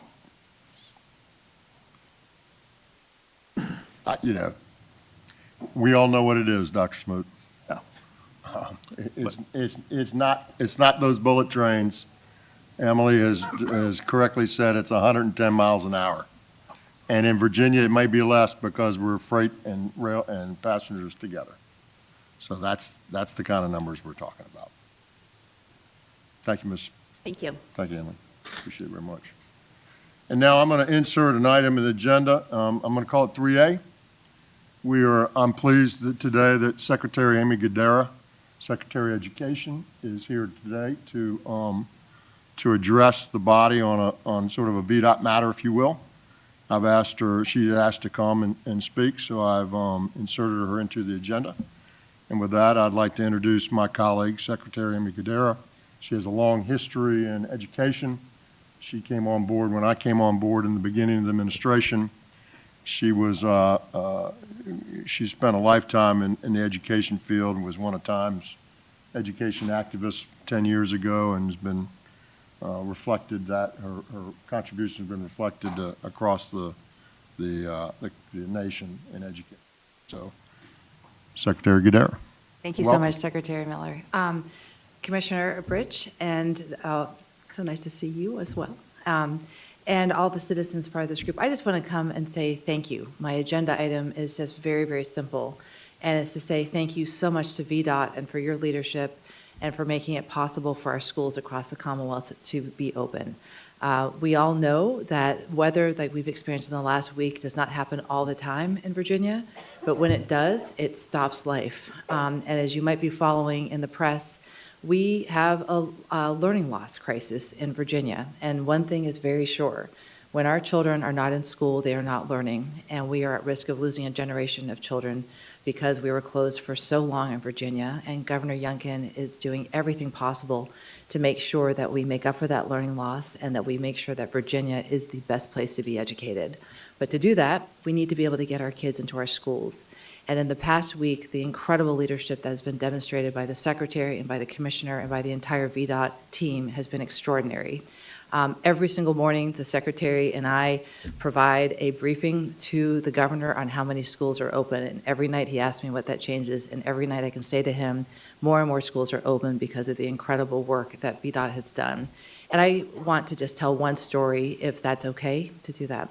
So we had one of our school division superintendents call and was just like, I've got to get my kids back in school. We've been closed. And just to remind you all, these schools have been closed since before Christmas. So our kids have not been in school for 3 weeks, 3.5 weeks for some cases. And so getting them back was really, really important. So we have our superintendents that want their schools to get there, their students to get there. And as we know, divisions won't open up until every single passable road is cleared so that buses can go down, students can be at bus stops. And we know that this last week has been very trying. So I'll just say it's Prince William's superintendent called and she said, help, I need help getting the roads cleared. And so I called the Secretary and I said, Secretary, can you help us with this? And before I knew what was happening, there was a VDOT team that was sitting in the superintendent's office in Prince William schools. And they were sitting down and they were given a map of all the school bus routes in Prince William and making sure that all those secondary roads were cleared. And so I think it's appropriate at this moment with the Citizen Advisory Committee for you all to know the incredible work that the VDOT team is doing to make sure not only that all of us have safe roads that are open and passable, but also that this incredible team is prioritizing making sure that our children are where they need to be and should be, which is in school. So, sir, thank you very much for your partnership and for your leadership. Secretary, thank you so much for your leadership in prioritizing this. And on behalf of all the school divisions in Virginia, I want to say thank you. Appreciate it. Thank you, Secretary. Thank you. Thank you for your Appreciate you service, coming Lottie. in. Thank you. Have a good great meeting. day. Let me say this, we have a protocol that we use when we get into these situations. And, we start with the interstates and then we go to primaries and then we go to secondaries. And this year we got really focused on ensuring, to the Secretary's comments, that we were interacting, and we didn't just do this in Prince William, we did it with every single school district in Virginia, where we reached out to them ultimately and said, not just using our normal protocol of A to B to C, but C also has an asterisk, it's called school buses, right? And so we reached out to every single entity in Virginia, every single school district, and said, tell us what your needs are. And the commissioner worked with his team to incorporate that into our plans. And we've gotten really great feedback from that. So that's what we ought to be doing. It's smart work, and I appreciate it, and we're doing it. And Secretary, we appreciate you coming by to thank him. Appreciate it very much. Thank you. Have a great day. But that's the kind of leadership that the commissioner and the whole VDOT team. So we had every resident engineer, every district engineer reaching out to those school boards, boards of supervisors and others to understand what their views were and how we could help and get more specific in sort of how we prioritize some things. Commissioner? Mr. Secretary, I want to, on behalf of the agency, I thank the kudos very much. The team has solidified around the 2 snow events that we've had. It has been a little bit of a challenge that usually within 2 to 3 days, we have a significant warm-up period and there's a melt. That did not happen with the first snowstorm, and then we were inundated with the second snowstorm. The teams, the call for action from the governor, I want to back up and just simply say, the district engineers and their teams do a phenomenal job each and every day, and this team coalesces around snow and major events like no other. The energy levels really exceed themselves on those calls in getting ready.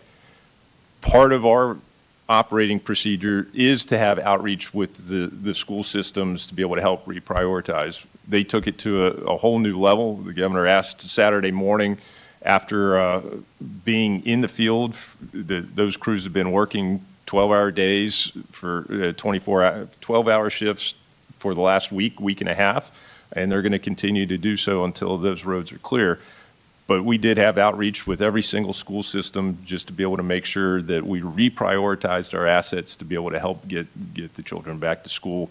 Some of which we know in far southwest Virginia, some of those unpaved roads are still in a little bit of a treacherous place. And fortunately, they drive on them a lot more, have a lot more snow and ice down there and know how to drive on them than in some other parts of the state. But the kudos are really meant for the 4,000 men and women in our field that have been working tirelessly for 24/7 for the last week and a half to be able to continue to clear those roads.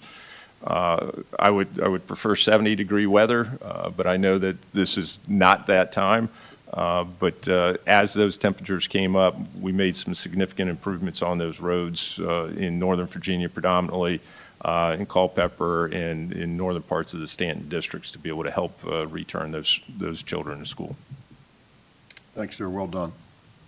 I'll tell you anecdotally, as I sit in this role and deal with these things, I remember probably I was 13, 14 years old in Norfolk, and we had a snow, pretty good snow, and then it melted, then it froze, then it snowed again.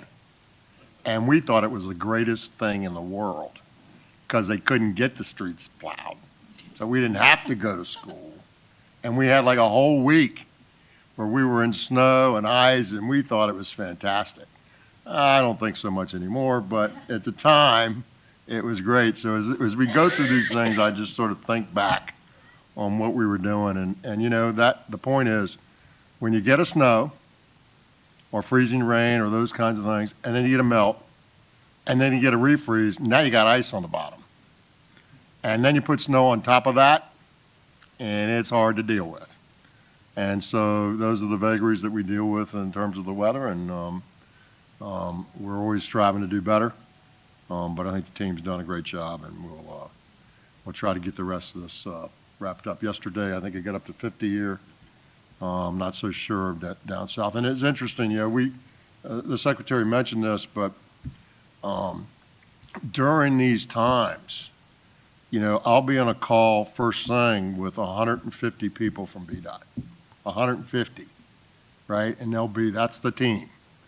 And then we take that and then we roll to the governor and the bigger team, with the National Guard, with the state police, with the other secretaries that are involved. And we sort of brief on up with all this stuff. And education's a big piece of this. So we look every morning to see what schools are going to be open, which ones are on delay, and I actually have a map, and it's, you know, the map was sort of good in a way, Commissioner, because the ones that were closed were the ones that got the worst on the second snowstorm, and then most of them were in the southern part of Virginia. And they're the ones that are most challenged in terms of unpaved roads as well. And so you could sort of just see the crescent of schools that were impacted, and is where the snow was. So we work really hard to do that, and we'll continue to work hard to do that. It's not perfect, but I can tell you, I think they've done a really good job. Thank you very much.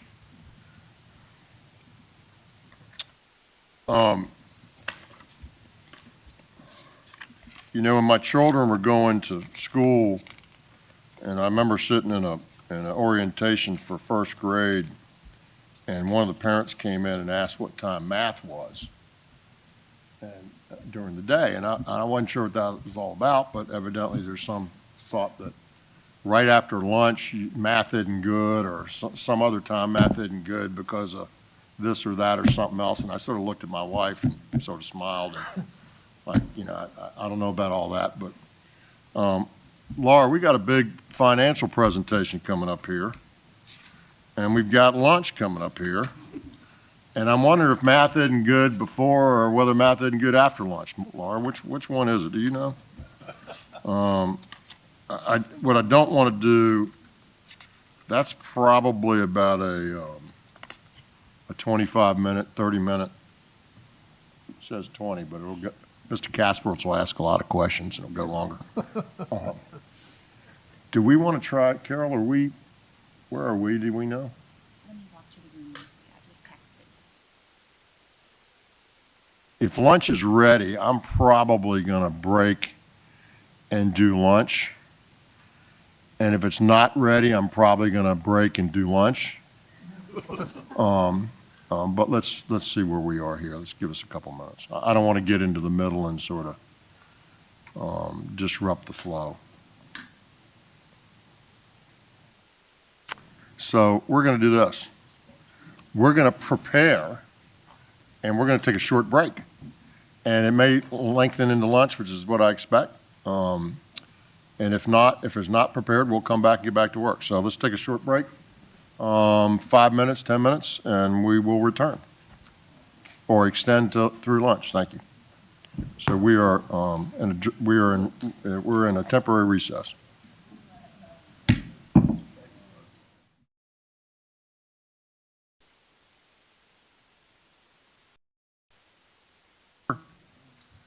Appreciate everybody that allowed us and facilitated our lunch today. And I'm going to dive into the next item on the agenda, which is the preliminary FY 2026-2031 Commonwealth Transportation Fund 6-year financial plan. Ms. Farmer, welcome back. Good afternoon, Mr. Nice to see you. Secretary and the board. Thank you for the opportunity to come to you today to talk about our kickoff for the 6-year planning update. Each January, I come to talk about the revenue estimate updates that impact transportation and their implications and recommendations for the process moving forward through the spring into the adoption of the program in June. In terms of the updates for the state revenue sources, the December update we received had the expected impacts to revenues through fiscal year 2032. That is inclusive of the planning period that we have of 26 through 31 for this upcoming cycle. There are several revenue sources with significant changes through the planning period that we had adopted last June through 2030. Retail sales and use tax has an increase of $114 million over the period. Motor vehicle sales and use, an increase of $325. The statewide fuels tax has a reduction of $50 million over the period, over previous assumptions. The highway use fee, which is a new revenue source of the Commonwealth over the last few years, is an increase of $352 million. That's primarily due to tax getting more familiar with the revenue forecast. Also, changes in electric vehicles in the fleet and the Commonwealth, and just overall components that drive the tax rate and the revenue source for the Commonwealth. And then the insurance premium tax is dedicated to transportation. It has an increase of $165 million over the period. In terms of federal revenue, we've made some minor adjustments just based on the obligation authority that we're experiencing in the current year. And we're obviously monitoring the federal status related to reauthorization of the next highway bill. This slide just provides the value year to year over the previous expectations that you adopted a budget and a 6-year financial plan in June over. Over all revenue sources, there's an increase of $1.1 billion to the Commonwealth Transportation Fund. This slide just provides the actual values of the revenue estimate and ranking the top 3 that feed into the Commonwealth Transportation Fund at the top, and the remaining revenue sources over the period. And the far column provides a 6-year total for fiscal year 26 through 31. We will take any additional uplift in 2025 in the current year that we're in and program those dollars in 2026. So the six-year financial plan allocates dedicated funding streams across all modes of transportation, and those that get funds through the Commonwealth Transportation Fund distribution is outlined in the Code of Virginia. Across all revenue sources, there's expected to be $56 billion available through that planning period. There's $975 million worth of bonds programmed or financing in terms of I-81 over the planning period, including Route 58, as well as the reintroduction of Garvey bonds in the planning period. It is expected to transfer $6.4 billion to the three regions over the period and $1 billion dedicated to the WMATA Capital Fund. It includes $554 million of fuel tax revenue for 81, $18 billion for maintenance and operations, that's for both VDOT and localities, and we'll get a little more into that today, and provides $15.3 billion for construction. And inside that construction number, we expect about $2 billion from others. We continue to construct the tunnel and the express lanes network in Hampton Roads, as well as dedicated regional sources in other areas of the state. This slide just provides a view of those revenue sources by major category. I'll highlight a few. The Commonwealth Transportation Fund increase over the prior planning period is representative of that additional year in the planning cycle, as well as the increased revenue stream. Last June, we adopted a budget with a significant general fund component of $207.2 million in fiscal year 2025, so that just falls out of the planning cycle. But our current budget has $108.5 million planned for toll relief and WMATA, and both of those items are under consideration with the General Assembly this session. The change in local and participating revenue is primarily due to a year of the tunnel construction and other projects going out of the planning horizon, and we'll continue to update that as programs and other people's money falls into our planning horizon related to the six-year program. Federal revenue, 2026 is the last year of the Infrastructure Investment and Jobs Act, and so VDOT has not planned that the bridge program or the EV program would continue into 2027. So federal revenue does drop between 26 and 27 and then continues to have minor growth over the planning period. That's just to let you know about why that decrease is there. And then we go into other financing sources. We have done a little adjustment to the I-81 planning period in terms of the debt over the program. We've reintroduced Garvey bonds, and I'll get into that a little bit later in the presentation. And then Route 58 is the last allocation of the remaining authorization for debt, still in the planning period.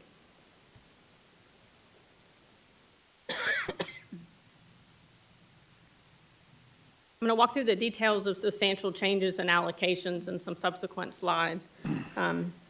This primarily highlights the differences over the planning period across these allocated revenue streams. Each one of the modes of transportation gets their share of the Transportation Trust Fund according to the code-directed formulas. And then I'll walk through some very specific, unique items for VDOT.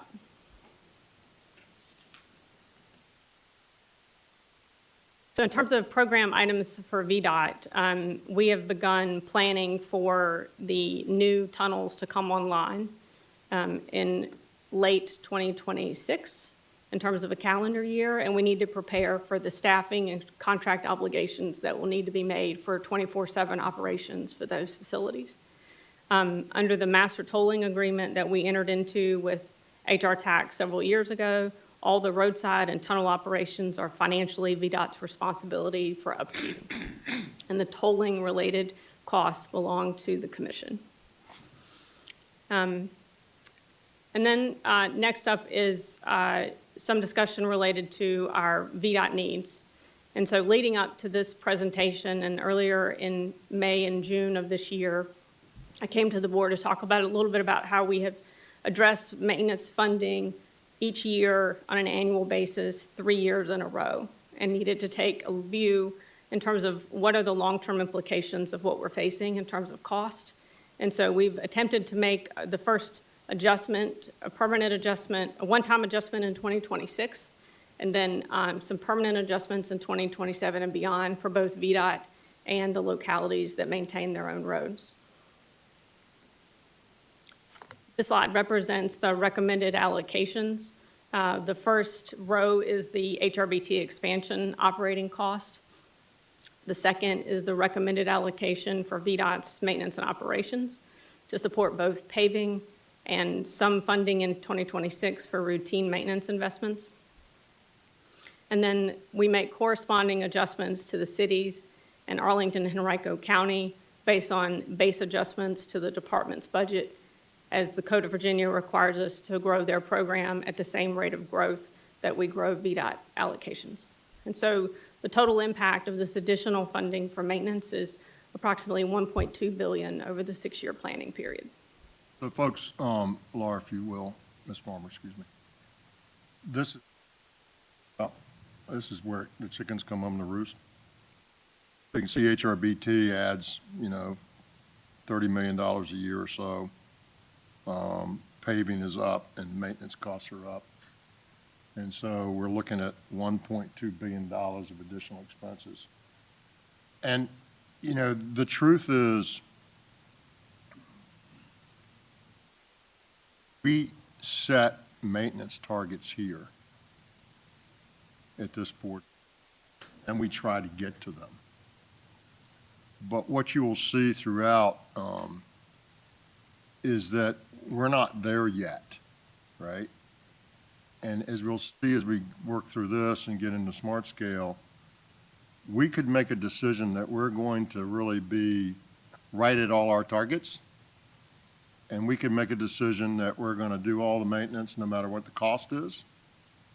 And if we did all those things and really got aggressive about it to the point that some people would like us to, we could drive the construction budget to zero.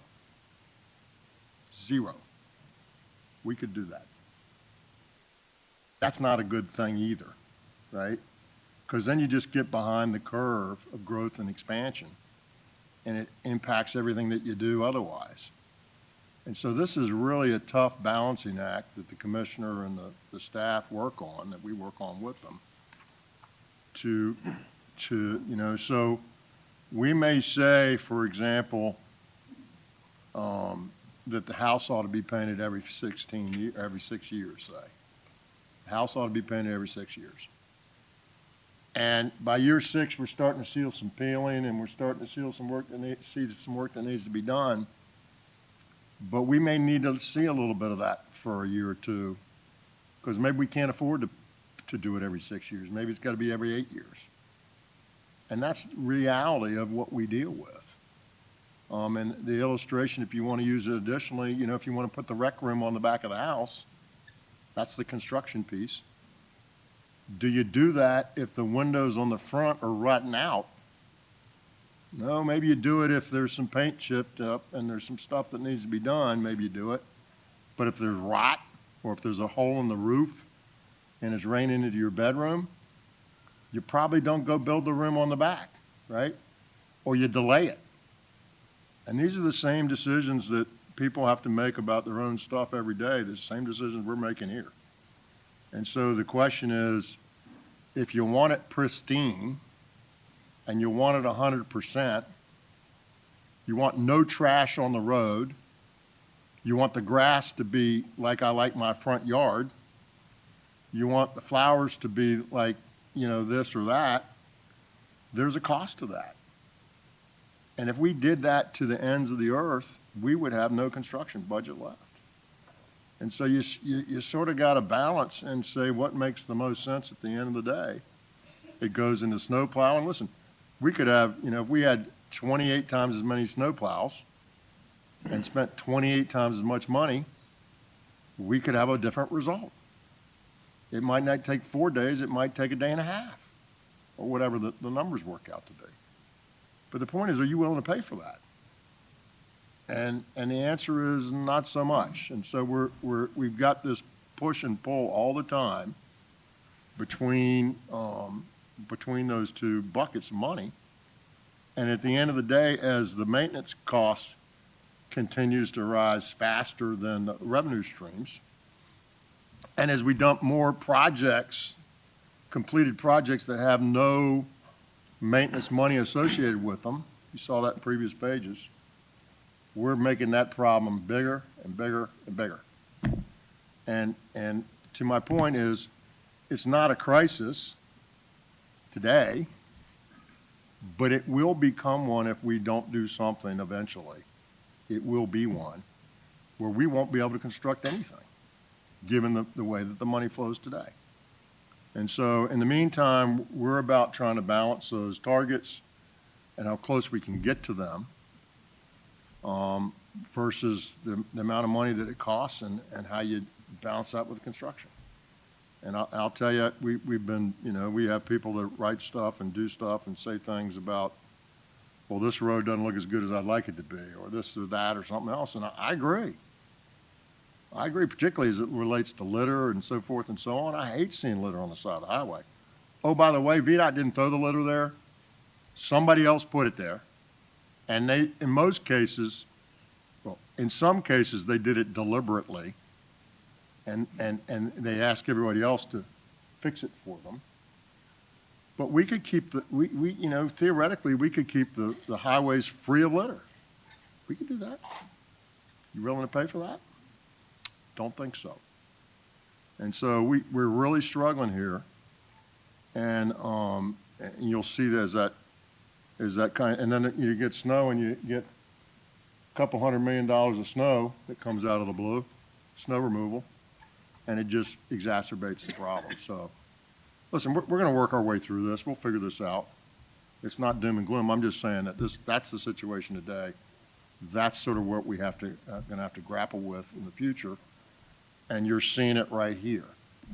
And so you won't see us making all the targets I'd like to make on maintenance because we can't afford to.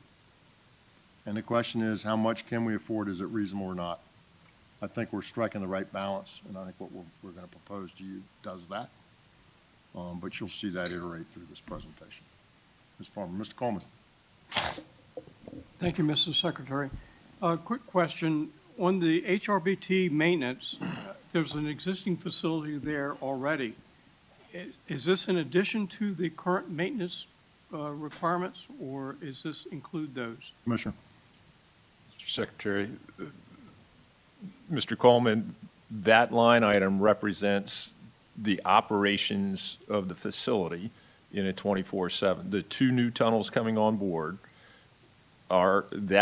those costs there are in addition to the existing maintenance and operations that are already programmed for the 2 existing tunnels. Yeah, so it's associated with the new construction, not the existing tunnels. Just incremental. Just remember, this is about the operations of the facility, not only the maintenance, but it's the operations of the facility that has to be staffed 24/7. There is an economy of scale already granted for the existing 2 tunnels, so we're leveraging that staff as well as what's going to be required for the 2 new tunnels as they come online. And in some respects, as I indicated to you, Mr. Coleman,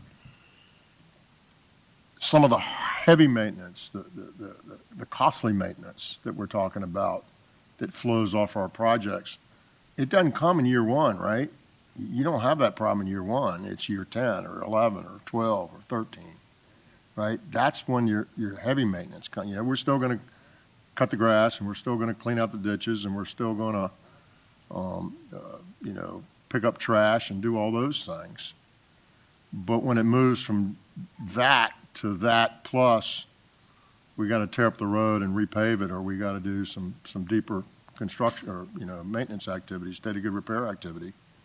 It just drives huge cost, and there's not a funding stream that's anticipated to handle that in the current mechanisms. So we have time. The good news is we have time to figure this out. I just want to keep reminding people that train is coming, and it's not today or tomorrow, although we're seeing it, but it will come, and we're going to have to plan for that, and that's what we're working on now. Ms. Farmer. Yes, Ms. Dunlap. Mr. Secretary, could you just explain to me what we're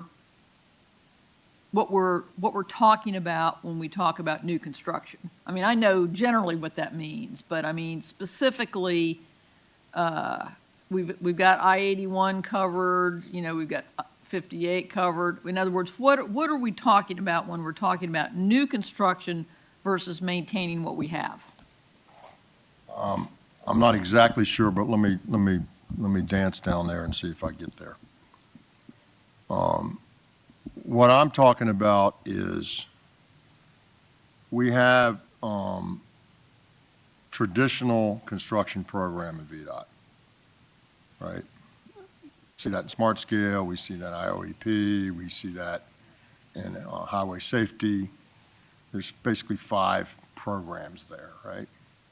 And the money comes in the top of the funnel and it works its way to maintenance and construction and it drops into those buckets and off we go. But there was money that got bifurcated out and some went to maintenance, right? The other projects that don't come through the formula, 81, HR TAC, CVTA, MBTC, all those funding streams, when they get to the top, it's 100% of construction. So we're delivering those rooms on the back of the house, but there's no savings account, there's no concomitant money that goes towards maintenance for those. And so that exacerbates the problem of maintenance costs going up faster than revenues go up. That's happening everywhere. But at least we've got money for maintenance that's in that funding stream for everything else that's regular. In the other ones, the new ones that have no concomitant maintenance funding, we're 100% construction. So we just keep building rec rooms on the back of the house. And nowhere in my revenue stream is there something called maintain that in 10 or 12 or 15 years. So that's what I'm trying to say.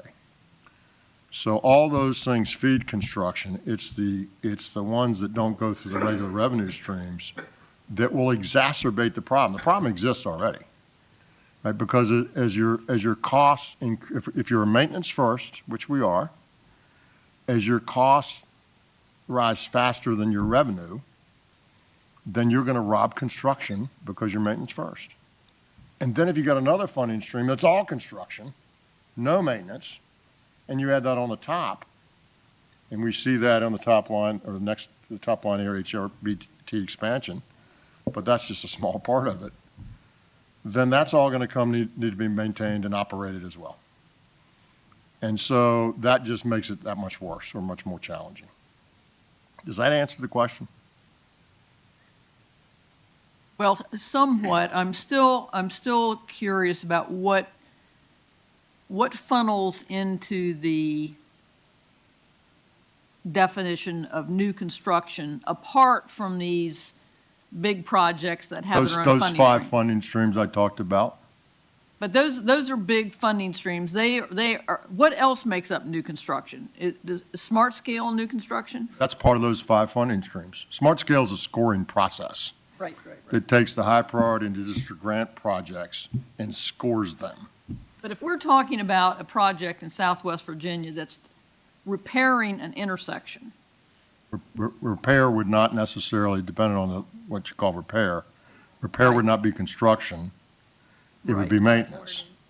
If it goes beyond what, you know. if we're not Commissioner, you fixing can a help me there. pothole, but we're building a new lane, We're building a new lane, that's construction. okay. Mr. Secretary, what might help is recognizing the differentiation between the maintenance program and the construction program. The board here in the approval of the 6-year improvement plan or program, that is your construction program. What you're going to vote on, what is being developed in a draft format, takes Smart Scale, interstate operations, the revenue sharing programs that are here, state of good repair, in the safety program, all combine into your 6-year improvement program. And so that has 4,700 projects that makes up your construction program.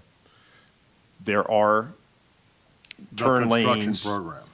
There are turn lanes, there are signal upgrades, there are widening projects in it, the smart scale projects. That is encompassing of your construction program.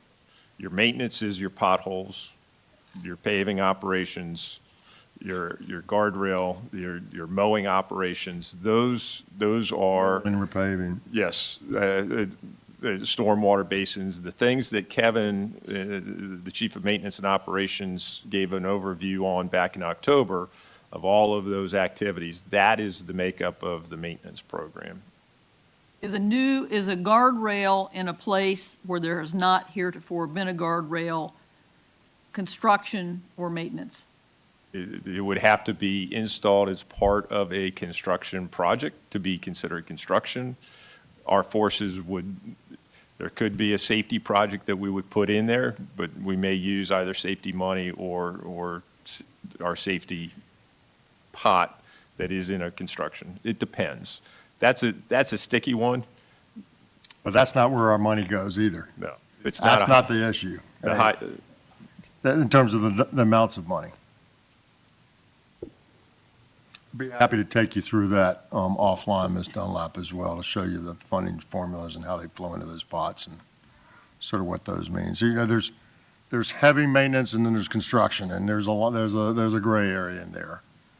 But at the end of the day, most of it's not gray. Most of it's pretty black and white in our arena. And so we have those 5 programs that are the bulk of our construction program. Outside of that are these other construction programs that are these other entities, if you will, that we send money to. And there's no maintenance money associated with those revenue flows. All right? Hope I confused you a little bit. I'll be happy to work through that with you. All right, Ms. Farmer. So based on those adjustments, I'd like to give a view of crossover, the Highway Maintenance and Operating Fund deficit.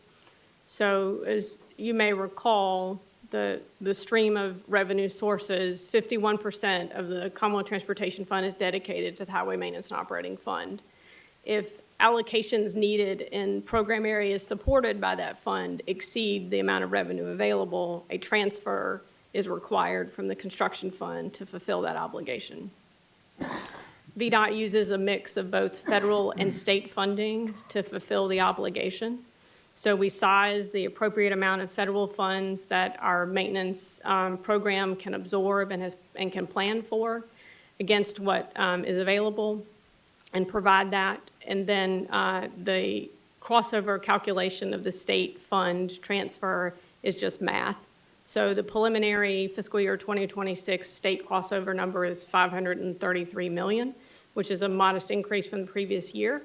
That is really representative of the revenue increase offset by the needs of the program, which is representative of some one-time items we did in fiscal year 2025 to support paving operations for both VDOT and the localities. And so what I've been talking about here is basically that line, right? So in 2025, we took $500 million out of construction and we moved it to maintenance. In 2026, that number looks to be 533, although there's going to be an asterisk, and we'll talk about that later.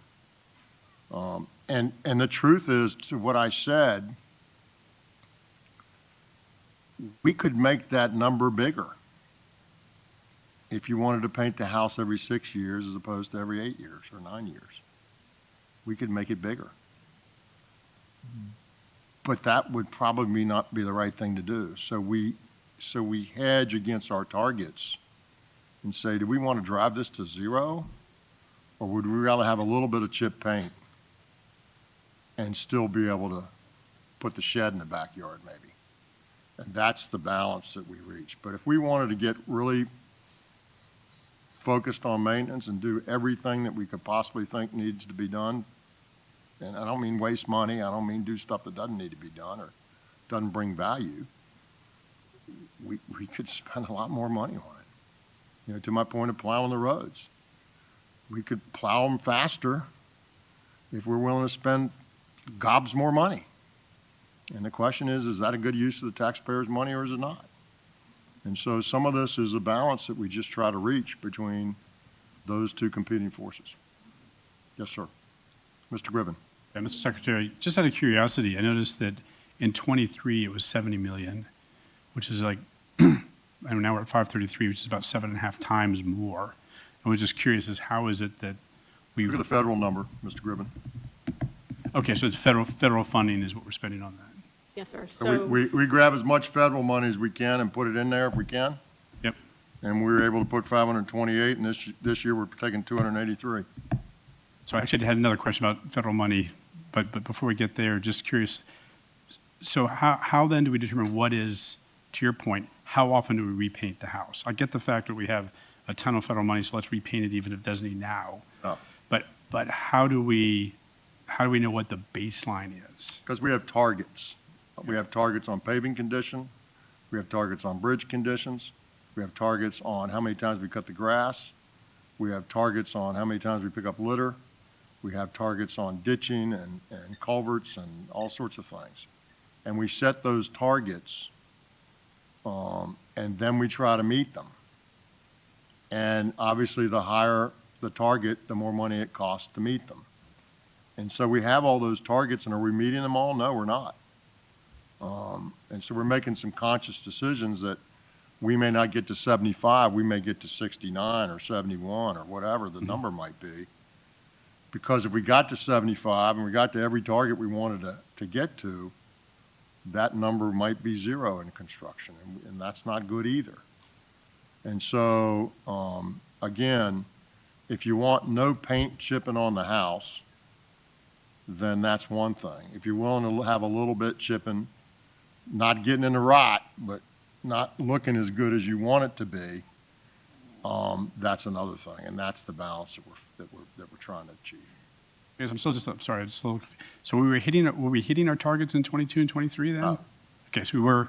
And so we didn't have targets in the old days, Mr. Grimm, the same way we Okay. have them today.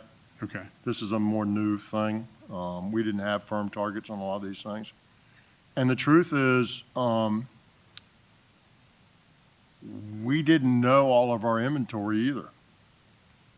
Okay? So we've been in a rebuilding process. VDOT's changed dramatically in the last 15 years. We had like 4,000 more people 15 years ago, right? We changed our model, right? And so we didn't have the same, it's not the same, but we didn't have all these same targets. We're getting a handle on more inventory. We're getting a handle on what the targets really should be and shouldn't be. And listen, it's one thing, and this becomes part of the process. When you're in the country, you're in the rural area, and the median's, 1.5 feet tall. It's different than if you're in the middle of a congested urban area, right? It's different. It looks different. It feels different. I remember being down in the district and in the Salem district, and I was talking to Ken King, and we were talking about like where we plant wildflowers in some of the medians. And if you don't maintain that, some people can sort of look at it and say, "You're just not cutting the grass, dude." And so he edges around it, right? He'll cut the edge around it so it's obvious that we're maintaining. That's what we want it to look like, right? And it looks kind of good, right? And even if it's a little longer, I have a farm on 33 in Middlesex County. If it's a little longer out there, it's not the same as it is other places. And so how do you balance on all those things? Because it costs a lot of money to pick up the trash and cut the grass every time you do it. And if you want it done 6 times a year, it's twice as expensive as if you want it done 3 times a year, and it's a lot of money. And so we're hedging, we're hedging. We're letting the paint chip a little bit. Not too much that it gets rotten, and then we got a lot more cost. But it may not look the best that we want it to look. And so that's what we're struggling with here. Does that make sense? Yeah, no, makes perfect sense. Thank you, Mr. Secretary. So is it fair to conclude then at 24 and 25, we essentially shifted our program to more accurately measure our maintenance needs and meet those needs? And that's why there's a step up in maintenance funding in those 2 years? It's cost. It's a lot of it's cost, Mr. Criven. A lot of it's just increasing cost, right? You pay one line mile, it costs you $10, and the next year it's 15. Okay. You're up 50%, you didn't do any more. Yeah. So it's all that. All of that. We're trying to get into our targets and meeting our targets while adjusting them to get to some reality. And in the meantime, our unit costs are going like that, where our revenue stream is going like that. And that difference is, we're eating that, Right. and you're seeing that here too. Thank you. Yes, sir. Hi, Ms. Farmer.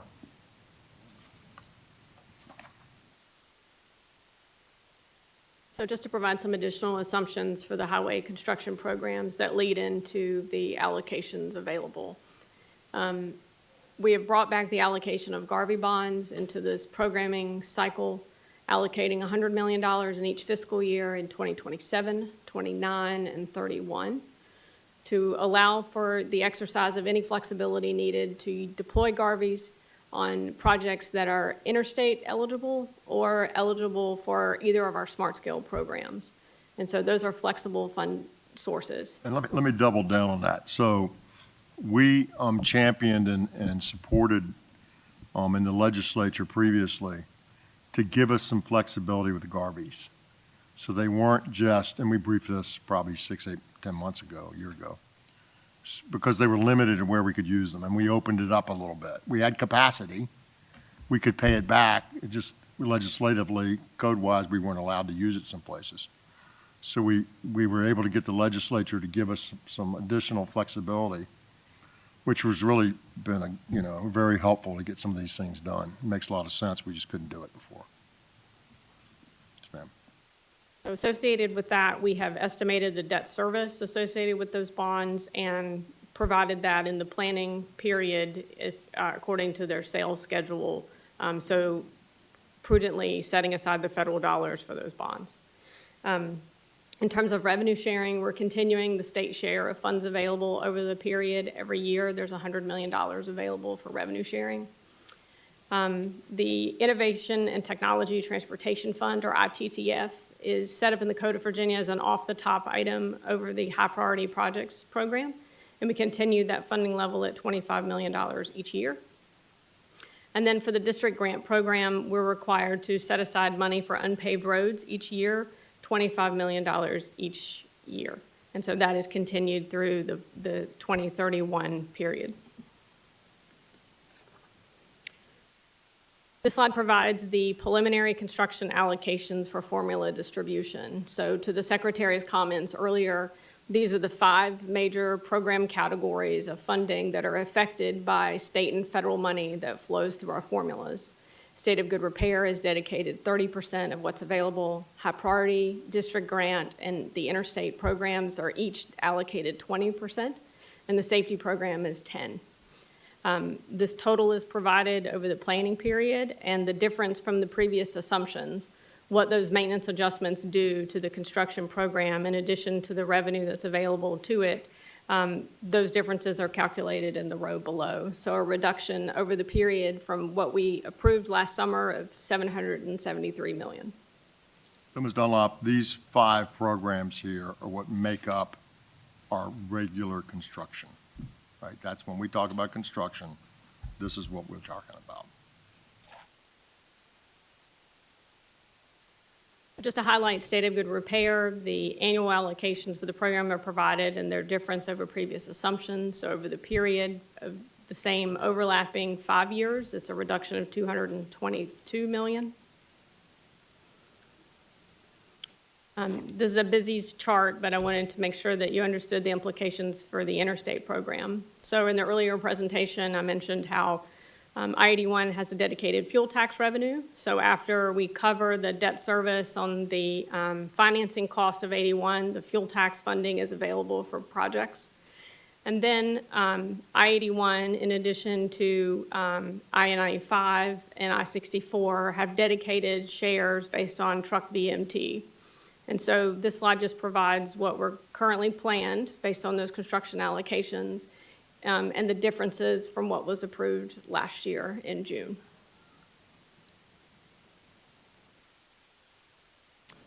This slide provides the safety allocation and the change. So the difference over the previous assumptions is a $77 million reduction. And now we step into the two categories of funding that are used for smart scale prioritization and allocation distribution. So the high priority projects program has a reduction of $154.6 million over the planning period. And district grant, because they have the similar share, the formula distribution piece of district grant has the same exact reduction as the high priority over the period. But in 8 construction districts, there's also the supplemental district grant program, which is not a part of the formula distribution. It represents the fuel taxes collected in every other place in the Commonwealth dedicated to their construction district and supplemented to the allocation available for district grant. And so, yes, sir. Okay. And so what I wanted to point out here is that supplemental district grant program came a part of Smart Scale with the 2020 omnibus legislation. And so it started in 2021. In round 4, we had 4 fiscal years worth of these funds available for programming. In round 5, we went to 5 fiscal years of 2025 through 2029. And so round 5 was always seen as a high in implementing these funds. And then with round 6, most of the funding from the supplemental fuel comes from 2 fiscal years, the latter end of the programming period. And so from a planning perspective, we did know that round 6 would likely always be smaller than round 5 as a result of the supplemental and how it affects the 8 construction districts. But it's just another nuance of this update for round 6. So basically what Ms. Farmer's telling us is when we implemented the supplemental grant program, we were doing a catch-up, okay? Hadn't existed before. And so in round 4, we had 21 through 24 supplemental grant money, right? We had 3 years there. In round 5, we had 4, and in round 6, we've got 2. Those aren't the right numbers. 3, 4, and 2. Is that right? Point is, we were doing a big catch-up. So Christmas came early, right? We got that money, we dumped it into those rounds. It wasn't the normal cadence because we were catching up. So now we've caught up. And now we don't have an early Christmas anymore, if you will, and we're back to our regular cadence. So we had higher numbers earlier, which was good. It was the right thing to do. It was good. But we're coming off that slope onto the normal slope now. So all these things cascade together. We got the fact that we had more money before because we were catching up. We had less cost before. We had less pull on the maintenance budget before, and all these things come together to have an impact on the final number that's available for construction, the smart scale, and all the rest of the programs. And so that makes sense? All right, Ms. Farmer. So this slide summarizes the estimated allocations available for Smart Scale Round 6. High priority, as I just went through, we net those reductions over the planning 5-year period that we had previously, in addition to what's available in 2031, for a total formula distribution amount available of $123.6 million. It's the same amount on the district grant side. And then high priority also has balances available from previous rounds. Those balance entries are there as Kim brings adjustments with projects and projects are canceled or released. This is where the funding goes. Same thing on the district grant side. There is a balance entry from the previously adopted program. That represents, a piece of that is that supplemental fuel in in the 8 districts, in addition to district grant funding that has been released over time or available. And then the supplemental fuel available when we include 2031 of $143.2 million. So altogether, It's just over, just at 1.1 billion for this round, available for distribution. And so what I was trying to tell you before is you could make a case, which we're not making, that that number ought to be a lot less, right? You could make that case. You want to fully fund maintenance, you want to hit all these targets, you want to have this, you know, you want to have it at this level, then that costs X. And if you want a little bit less, it's X minus a little bit. If you want more, it's X plus a little bit. And that's the machination we get in. That's what we're trying to work through as we try to bring to you the number that makes the most sense. And so, Dr. Smoot loves this. So there's flexibility here because we're making judgments and making recommendations. And so what I'll also tell you, which Ms. Farmer will get into on the next slide, is we're telling you this number, and these numbers are going out, right? We haven't figured out a lien. We haven't figured out all the snow yet, and the year's not over, right? We're making our best guess here, folks. And you may see us come back as we figure out a lien and we figure out snow and we get through the snow season. We could theoretically come back and say, folks, that number's a little bit less than we want it to be. So we're going to start with the number we think it's going to be. And this is the number we want it to be. But if we do what we're supposed to do and a lien doesn't work out like we think, and we get more snow costs and other costs associated with weather and maintenance, these kind of extreme maintenance events, I might come back and say, board, we don't, it's not $1.1 billion. Maybe it's, 925. And we will have scored some projects at $1.1 billion that aren't going to get funded. But I don't want to start there, right? I'm optimistic. I want to start in the place we think it's going to land. We're just not sure yet. And so when we're going to recommend to you, we're going to do it with an asterisk. And we're going to say, folks, if we do the analysis and we found out the foundation needs to be replaced, then we're going to have to replace the foundation. And that's going to come out of this number. I don't think that's the case, but we want everybody to understand that. So we're trying to do the best that we're trying to do what we think is accurate and the best number we can get to, but we're going to put a little asterisk beside it and say, as we continue to get through this. And all I have to tell you is, I'm talking Northern Virginia alone, $1 million a day. Northern Virginia alone. Excuse me, $1 million an hour. $24 million a day. So string about 10 days together, you got $240 million you just spent that you weren't planning on spending. That's the kind of impact these things have on us. Sorry, Commissioner, yeah, an hour. What was I thinking? I'll take it a day. Yeah, we take it a day. We'll do that all day long. That's where we are, okay? So if you're a praying kind of person, pray for no snow, all right? Or just a light dusting that goes away by the morning. Hi, Ms. Farmer. I stole your thunder, but. Yes, so the secretary did steal my thunder. The draft allocations we're presenting do represent our best-case scenario. We're not prepared to really hone in on what that number would be to finish the year in the black in terms of our maintenance commitments in response to both Helene and snow. And gosh, it's only the 14th of January, and it already feels like it's been a complete season. And so the finishing fiscal year 2025 is uncertain based on activity to date for VDOT. And so we need to monitor our spending and any additional events between now and the March timeframe, hopefully when spring comes, and understand the implications to the department.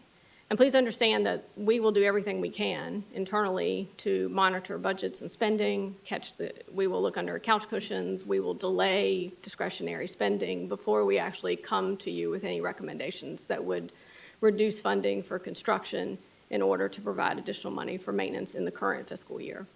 And how that implicates Smart Scale is any funding available from previous rounds that is in those numbers for this round is what would be adjusted if we needed to come back and reduce funding for construction.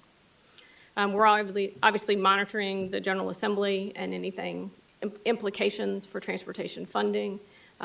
It's still very early in session, and so we'll see how that goes. But our plan, according to the calendar, is we will commit draft budgets and a draft 6-year program in April of 2025, based on these assumptions we presented to you today. Any questions? Mr. Griffin? Just thank you, Mrs. Farmer. That was very, very well done. 2 questions. Early on, you talked about revenues were higher. I'm assuming those are in nominal dollars, and do we have any estimates over what the net increase would be? Are they inflation, like, if we have inflation that potentially could eliminate that step up in dollars? Or is inflation driving, are those dollars sort of go up as inflation goes up? Mr. Secretary, Mr. Goodman, I would say that our planning side of the house, in terms of where we allocate funds to, we use inflationary impacts. If we're developing an estimate today for a project to be delivered in 2 years, inflation is embedded in that as best we know about what may happen going forward. And so we handle the implications of inflation to the department and our cost on the allocation side, and leave the experts at taxation to help us with the revenue estimates and how they change. All right, thank you. The other question is, it seems like obviously any budgeting, there's a lot of uncertainty. It seems like one of the bigger elements of uncertainty is what future federal funding is going to be. IIJA increased highway funding by about 40%. I think it's a question as to whether or not we stay at the new baseline or if we drop back down to an old baseline. And so how do you anticipate, like, what happens if federal funds revert to pre-IIJA funding? And does that complicate then the use of GARVES, which in essence are you're borrowing against future federal highway revenues? So to help me understand how you think about federal funding as part of all of this. Sure. So we continuously monitor what's happening. Our planning is that the base programs will remain unchanged, and we have very modest growth across, I think, less than 2% across all categories of federal funds. And so we're watching that, but we stay ahead of it in a way that, because of the cycle of the federal fiscal year, hopefully we'll be able to implement any changes. In terms of GARVE bonds and our commitments on our current debt service schedules, we committed to the market and everyone else when we implemented GARVES many years ago that it's our first obligation out the door. We don't obligate any other projects until our debt service for that given year is done first. And then if it's significant enough, we may have to reconsider whether we want to issue additional debt that currently has no plan to be used right now. We would definitely bring that decision back and see what we need to do to remove it. Okay, fantastic. That's helpful. Yeah, but second, I would just like to note that with uncertainty around federal funding, if we were to issue additional GARVE bonds, and as Mrs. Farmer explained, those have first call on our federal revenues, that could leave us into a really awkward situation. That's why we're pretty conservative in that regard, Mr. Griffin. Yeah, absolutely.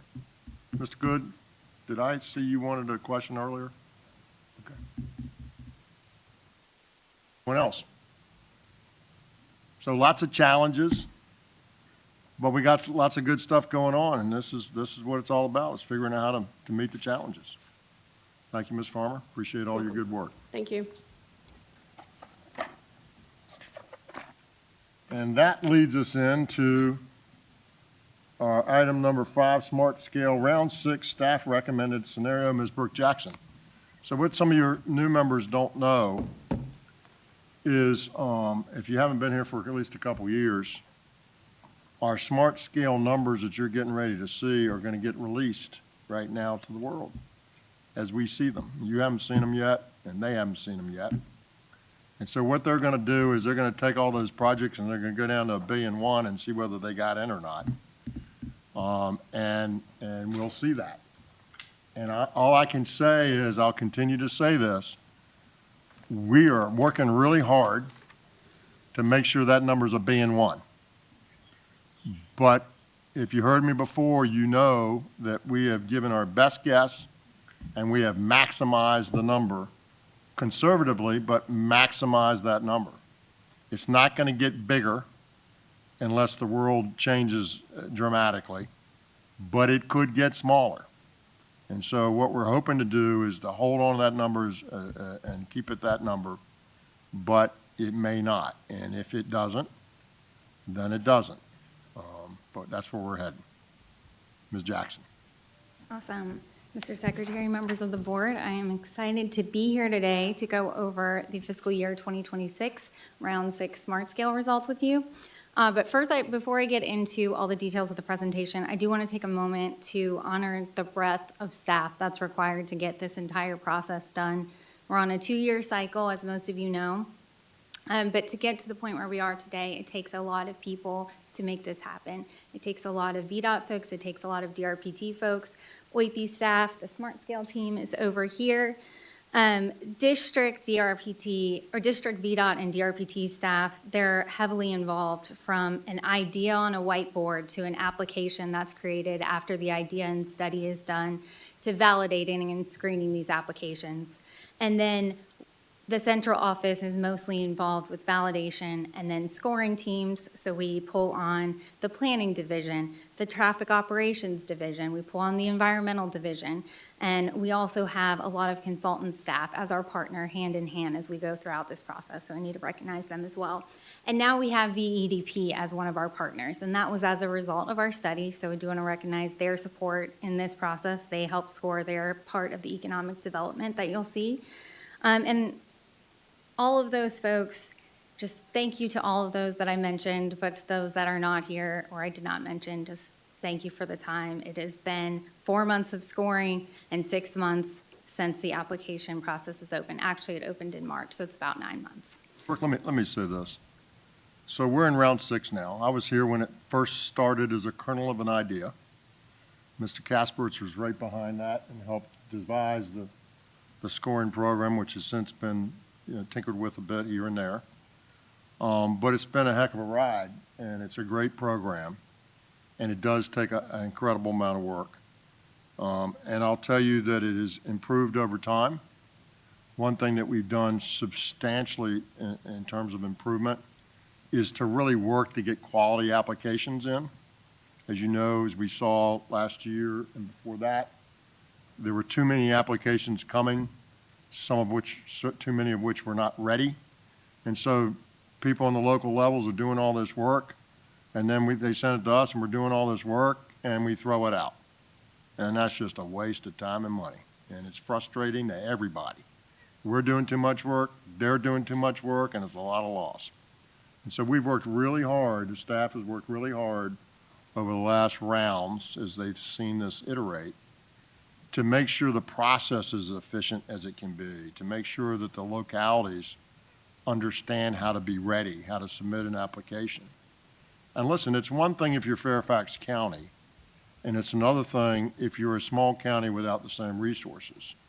And so the team has really done a great job of trying to work with those people, particularly that don't have as much resource, to allow them to have good, solid applications. And it's just been nice to watch it over my term in transportation since I was here when it first was sort of a kernel of an idea. And it's just gotten better and better each year, or each round, I should say. And Ms. Jackson and all the people that she's talked about and all the people that are involved in transportation should be saluted for where we are today. It is looked upon as world-class, gold standard, as is VDOT across the country in so many arenas, and DRPT as well, our transportation team.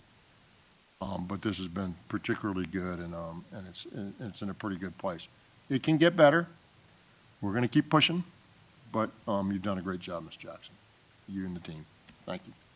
And just one more thing, everyone is seeing these results at the same time. So all the folks that I mentioned, they're just as excited as you are, as applicants are.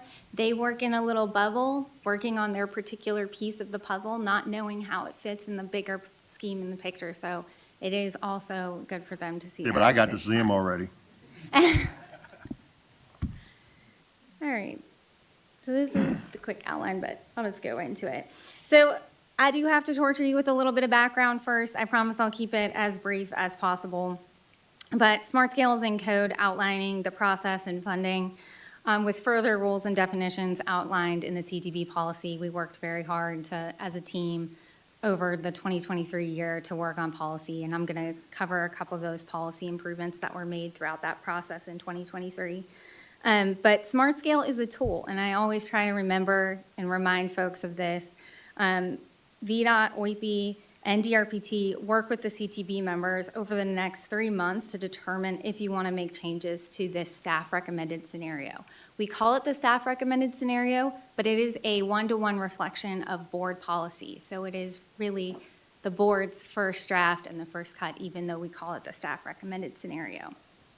We will come back to you in May to present the or the consensus scenario is what we'll call it, and that includes improvements and changes that you might have that have gone out to the public. And it has to go through a transparent process, and we'll come back in May again to present any changes to the staff recommended scenario.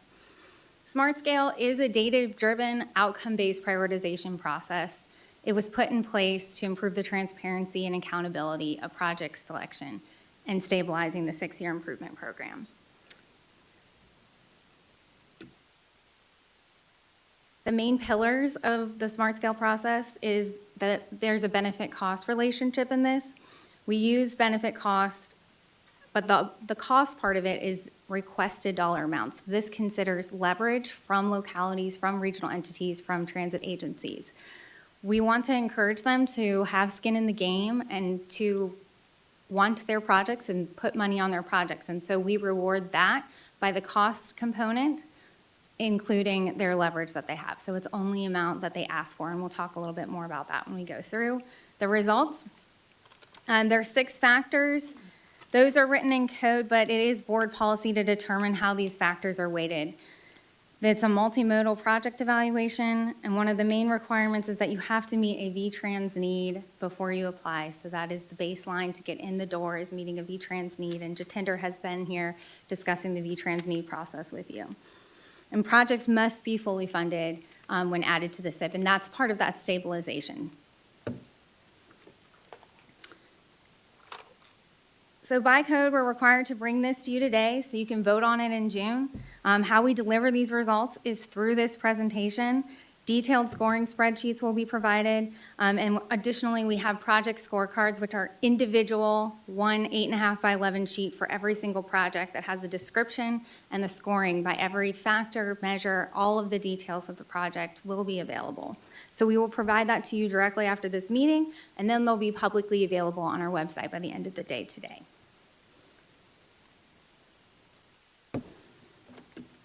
So quickly, our improvements that were implemented from the 2023 Smart Scale Review, today's results are a reflection of the year-long work that we did as a group in 2023, even though we called the staff recommended again. So this is the reflection of all the implemented improvements. As the Secretary was noting, there was a push for improved readiness.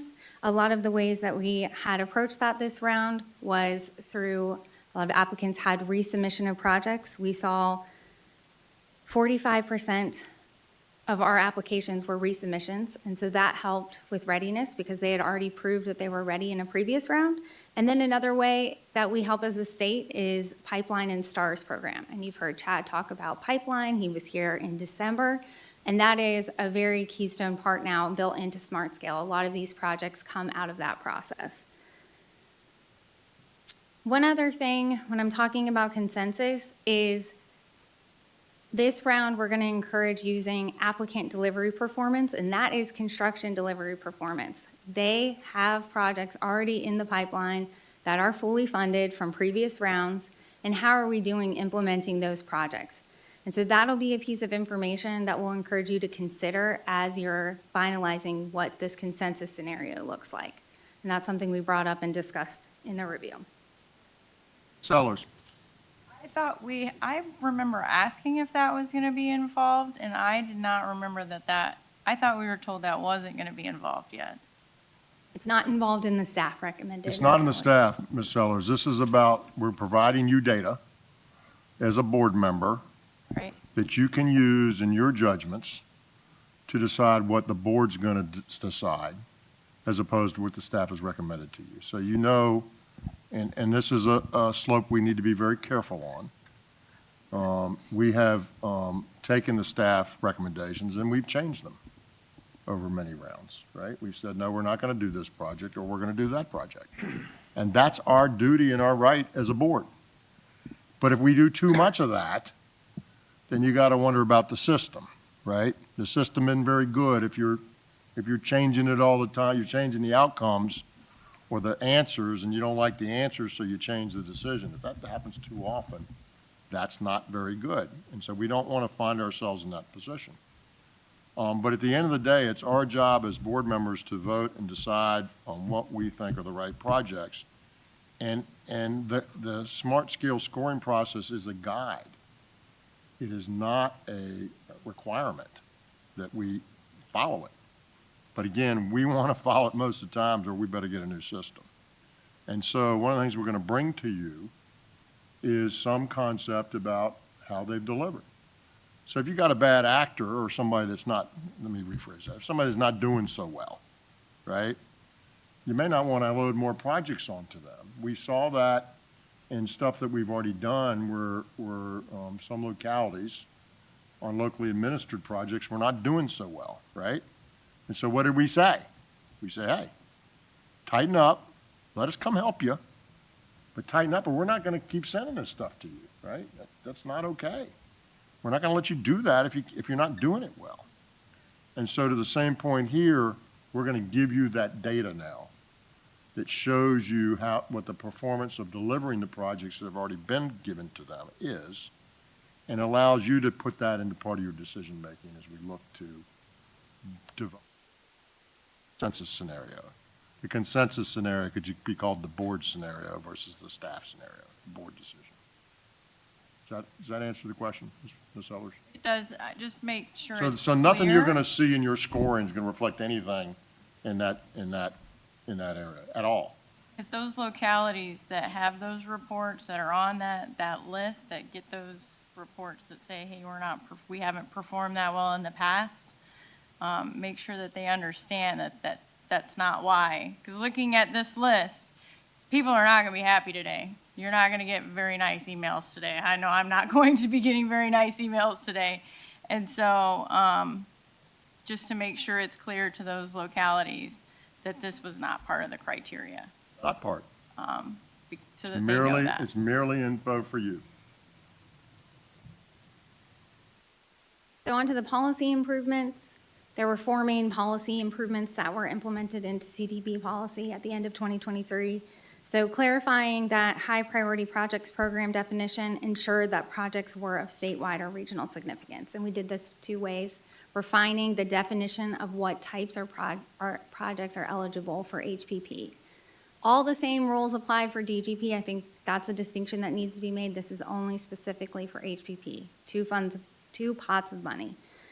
Distributing all the HPP program funds, basing them on statewide rankings of smart scale scores rather than district rankings. We had done that in the past, and this time it is straightforward, ranked by the state, and we'll talk through the steps once we get to that. We reduced the influence of the 1-factor majority of the land use factor, making it a multiplier of all other factor areas. Additionally, applied forward-looking congestion benefit. So we looked 7 years in the future. That's what you'll see in these results. And they align better with project design requirements that are based on future growth volumes and consider future economic growth. Lastly, we incorporated VEDP's proposed process, focusing on the Commonwealth's top economic areas of focus.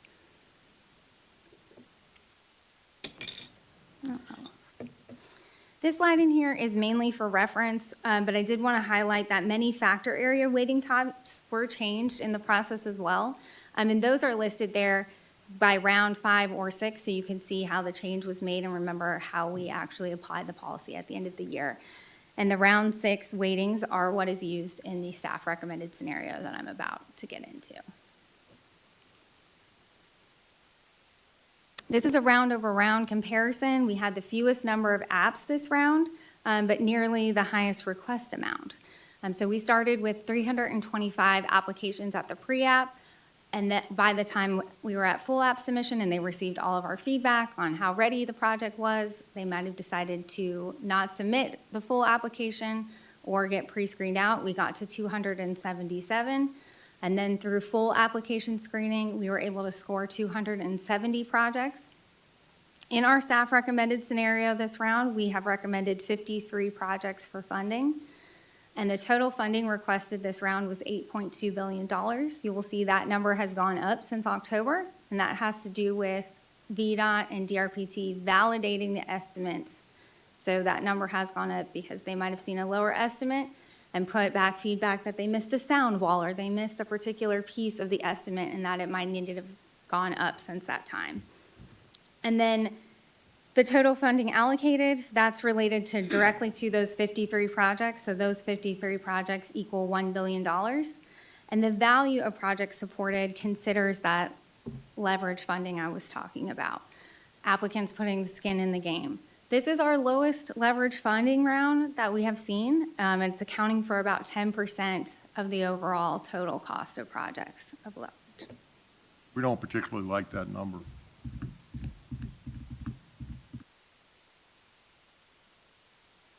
Yes, sir. I'd like an Mr. explanation as to those numbers, because if you look at the first 5 rounds, just looking at numbers from the applications to the scoring to the recommendations, I mean, there's a dramatic drop-off from the first 5 rounds to round 6 on the number that the staff is recommending, less than 20%. They're bigger And that's projects. never been true in the past. They're bigger projects. But the value of the project supported is less than any other previous round. That's a submission decision, right? If nobody if nobody in this state sends this project with leverage, then that number is equal to the other number, and that's what it is.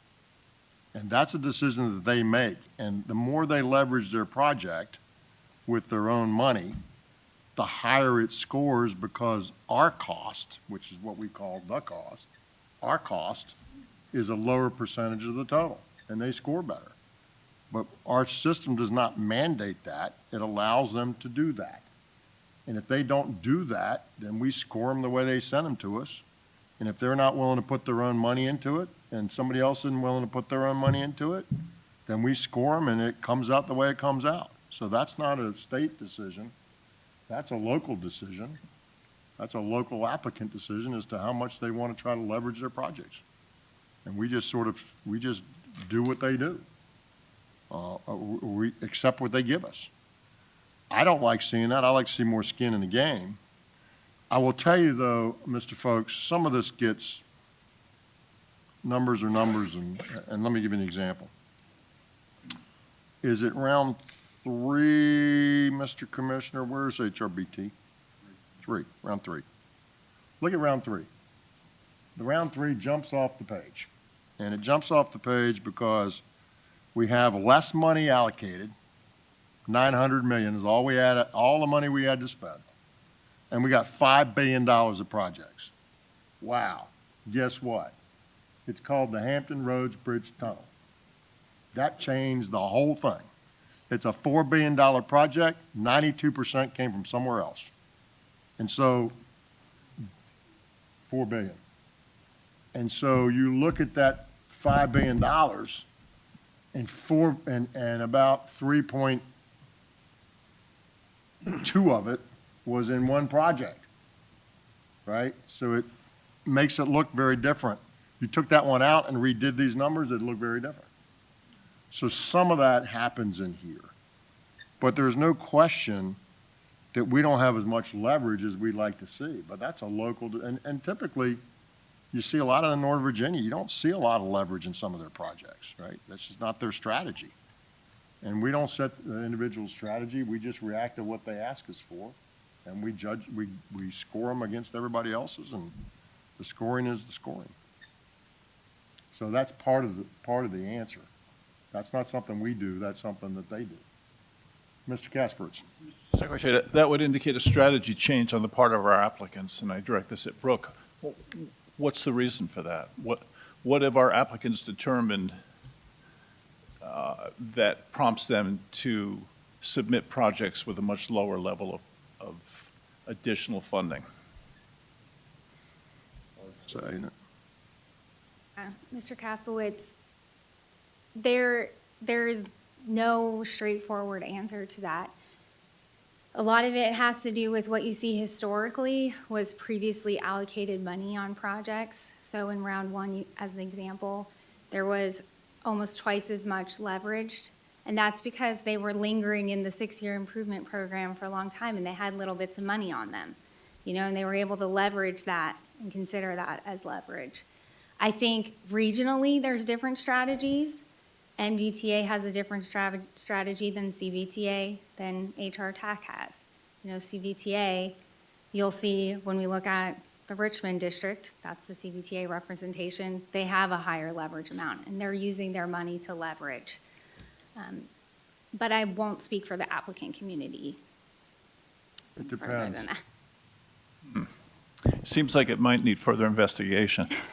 In some respects, I think it's a purer approach from the standpoint of our selections, if there's less leverage. But I still find it interesting that in 1 year it changed that dramatically, especially with the lower number of total selections that we're making. I'd just be interested in pursuing more detail on that as we go through the investigative phase. And as Brooke told you, when we started this, we had all these balances out there on all these different projects, and that all got swept in as leverage. So in the early years, that's part of it. These folks are smart, right? And they have strategies. That's my point.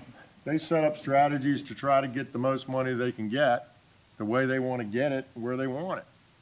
And I spoke to round 3. That's why you recast that number and take out $3.2 or $3.3 billion out of that number of 5.1. All right, and you got a very different picture. And so that vagary happens in round 3. So, I mean, I don't think it's,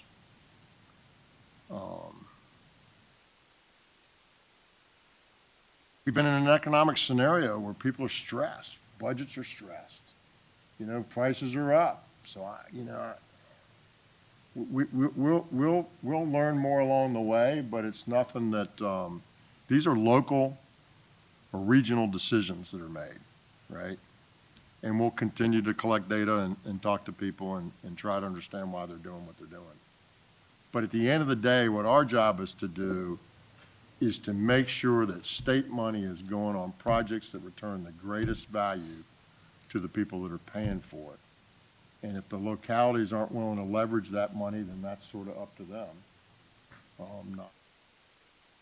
I think that the changes we made, and we'll see some more of that as we go forward, have gotten us what we expected to get us. As to the leverage, some of that's explainable and some of it I don't know. Yes, Ms. Sellers.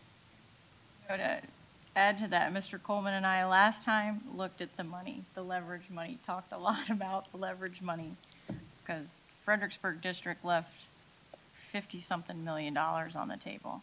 And we were looking into it of why do they put money on certain projects and not other projects, and how do you do this a little bit differently? So I have a spreadsheet somewhere, because he and I spent a lot of time looking at leverage money. Given for those who put money up. Yes, and how do we give credit for money given up, and how do you look at this? Because we were very That minimizes that problem, actually. So. You get credit if you leverage. And you don't if you don't. Mr. Stant. Question, back to my favorite topic of land use. Basically, as I look at the previous slide, as long as there were scoring in the other factors, as long as there was one score of some other factor, then land use would be given 100%. No. I don't understand what the up to 100% added means then. Up to. Brooke, Ms. Jackson. Mr. Sant, real quickly, you'll see in the results that we post on the website, it's a multiplier. So land use is calculated as it was before and normalized as it was before. So if you're the top scoring land use score, you get 100, and then everything is a percentage of that top scoring project in land use. So if you are the 50th percentile best land use, all your benefit summation scores would be multiplied by 1.5 if you were in the middle of the pack. So we had seen that land use was Before, account it was a 20. 20, 15, 20%. But it was carrying more than its weight. So what you see there Way is more. 20, 15, 10, and 10. We were seeing that it was contributing to funding scored projects that got funded. It was contributing nearly 50% of the benefit. Correct. Now, I can say we preliminarily looked at it, and it is in a lot more alignment with the other factors. It is at attributing 21% total. Safety's 30, congestion's 10, accessibility 17. So we are seeing it do exactly what we wanted it to do from the land use perspective. It's carrying the weight that it always was intended to carry, just through a different method. Hopefully. I'll have to look at the score and then maybe I can understand it at that point. Dr. Smoot? Mr. Secretary, this is really a question rather than a statement. On the first page, we saw a number of state agencies, transportation related, listed as participating in this process. No, sir. What you saw was an OIP flag. And OIP is a secretariat entity, and so it's showing you the secretariat's logos. Okay. They're not participating. So The only ones that participate in this are DRPT and VDOT. Right, that's what I wanted to confirm. Aviation's not in there, We and others provide no funding So for go back to aviation. See, it says the Office of the Secretary of Transportation. This is not a VDOT presentation.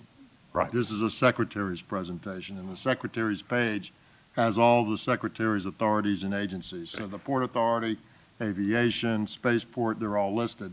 They have nothing to do with smart scale. They just happen to be agencies or authorities of the Okay, transportation. that's what I thought, and just wanted to confirm. Yes, sir. We haven't let anybody else into your money, sir. Okay, and second question, so based on what we believe at this point, there is about, in round numbers, a 30% reduction in funding from the last round, in round numbers.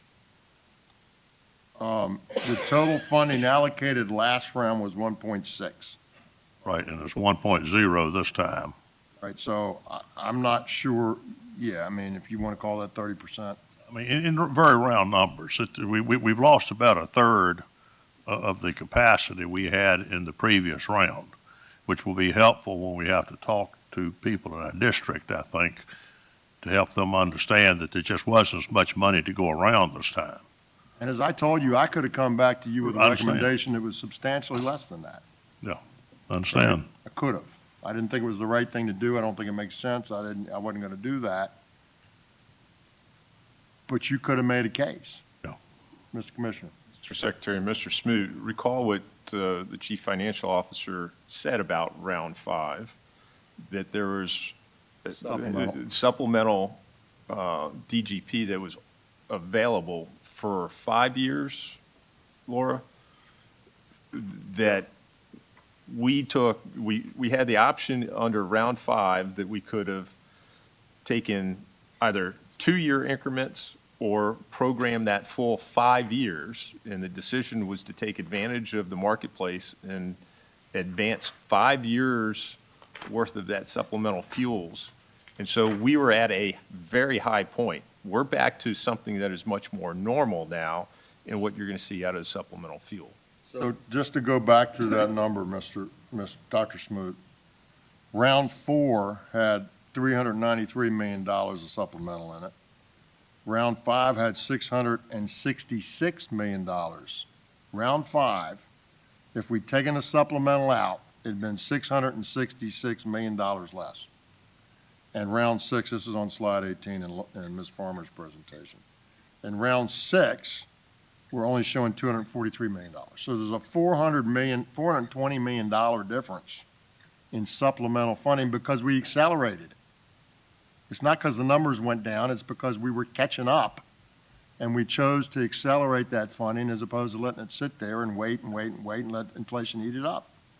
So if you straight line this out and you hadn't accelerated it, you wouldn't see the same swings. If you took HRBT out, you wouldn't see the same swings. The swings are real, they're there, but there's legitimate numbers reasons that explain why some of that's there. And all you have to do is just take my last comment, $420 million between round 5 and round 6 is the change in the supplemental funding. So take 400, split the difference, and you got, you're at 1.4 and you're at 1.2. Still a difference, but not as radical, right? So those are some of these nuances. And frankly, nobody's gonna, it's not the way it works. But at the end of the day, would you rather have your money earlier in round 5, or would you rather wait till round 6? And my answer is give it to me in round 5. Let me get the project value to my citizens, and let me not have inflation ravage me even more than it already is. So that's the decision we made. I thought it was a good decision. I still think it's a good decision. But it artificially inflated those early ones to the detriment of where we are today. Yes, sir. What else? Okay, Brooke, keep going. All right, and this piggybacks off of that pretty well. This table is following up on Ms. Farmer's presentation. The funding distribution for the fiscal year 2026, round 6, available funding is here by district and by the high priority programs pot available money. This is not a reflection of what is allocated. This is a reflection of what is available. I will get into what is allocated in the next round. One reminder that we want to make for everyone is that this is the best case scenario to keep in mind as we're going through the process. I know we're belaboring that topic, but there could be additional impacts to those dollars amounts, and we just need to be mindful as we go through the consensus scenario as well. And let me say this. So you see those subtractions because of cost increases. As we make these decisions, Dr. Smoot, to gross up projects that are short, right? We can be taking that from the next round, right? So we got a project that's been approved. The numbers change. It goes up. It still would have scored and been selected, but the number's up. And we'll take a round 5 project and go into round 6 and pull some money and pull it into round 5 to fund, if you will, to fund that project, and that has a negative effect on 6, right? Was it the right thing to do? Darn right, but it has an impact. So that is an additional impact that you'll see as we have these projects that creep up in cost. Mr. Secretary? Yes, Mr. Lawson. So those funds have been taken out of this round to feed the projects that are over budget in Stanton and Culpeper? Yes, Mr. Lawson, those CTB members are also very much aware of this. And it is a district grant-only issue, not HPP. So none of the projects in HPP are impacted by that same issue. Right. Thank you, Ms. Jackson. To now go through the selection process, we start with completing our smart scale score, which is the benefit divided by the requested amount. And that score is put into 2 funding steps with qualifications on eligibility. So in step 1, to be eligible for DGP, you have to be a locality and you need to meet a VTrans need, any VTrans need. So, but only localities can compete in that district grant program. And that first column of funds that you see, only localities are eligible for. You fund the top scoring projects sorted by the district until you cannot fully fund that next project in the district. Go district by district. Then everything that is remaining that is eligible for HPP is sorted back together statewide sorted by the Smart Scale score, if eligible for HPP, and going down the list, fund HPP eligible projects. Localities can still be eligible for HPP. I don't want folks to get confused on that. If they're meeting that COSS need or the regional network need and the other outline definitions that the board set, absolutely, they're competing for HPP funds. And you will see that in the results. So this is the summary of the staff recommended funding scenario. One note I'd like to make, we are analyzing how the policy changes that were made in 2023 have impacted this scenario, and we plan to come back with more information on how this round did in relation to what you wanted out of policy from our review. As we mentioned, the numbers are in flux. How much we were able to allocate throughout the process, we had the 1.808 billion available, and after going through both the step 1 and step 2, the remaining total was $83.1 million, and that is represented in the columns step 1 and step 2. At the bottom, you'll see the remaining amount available after we went through the two-step process.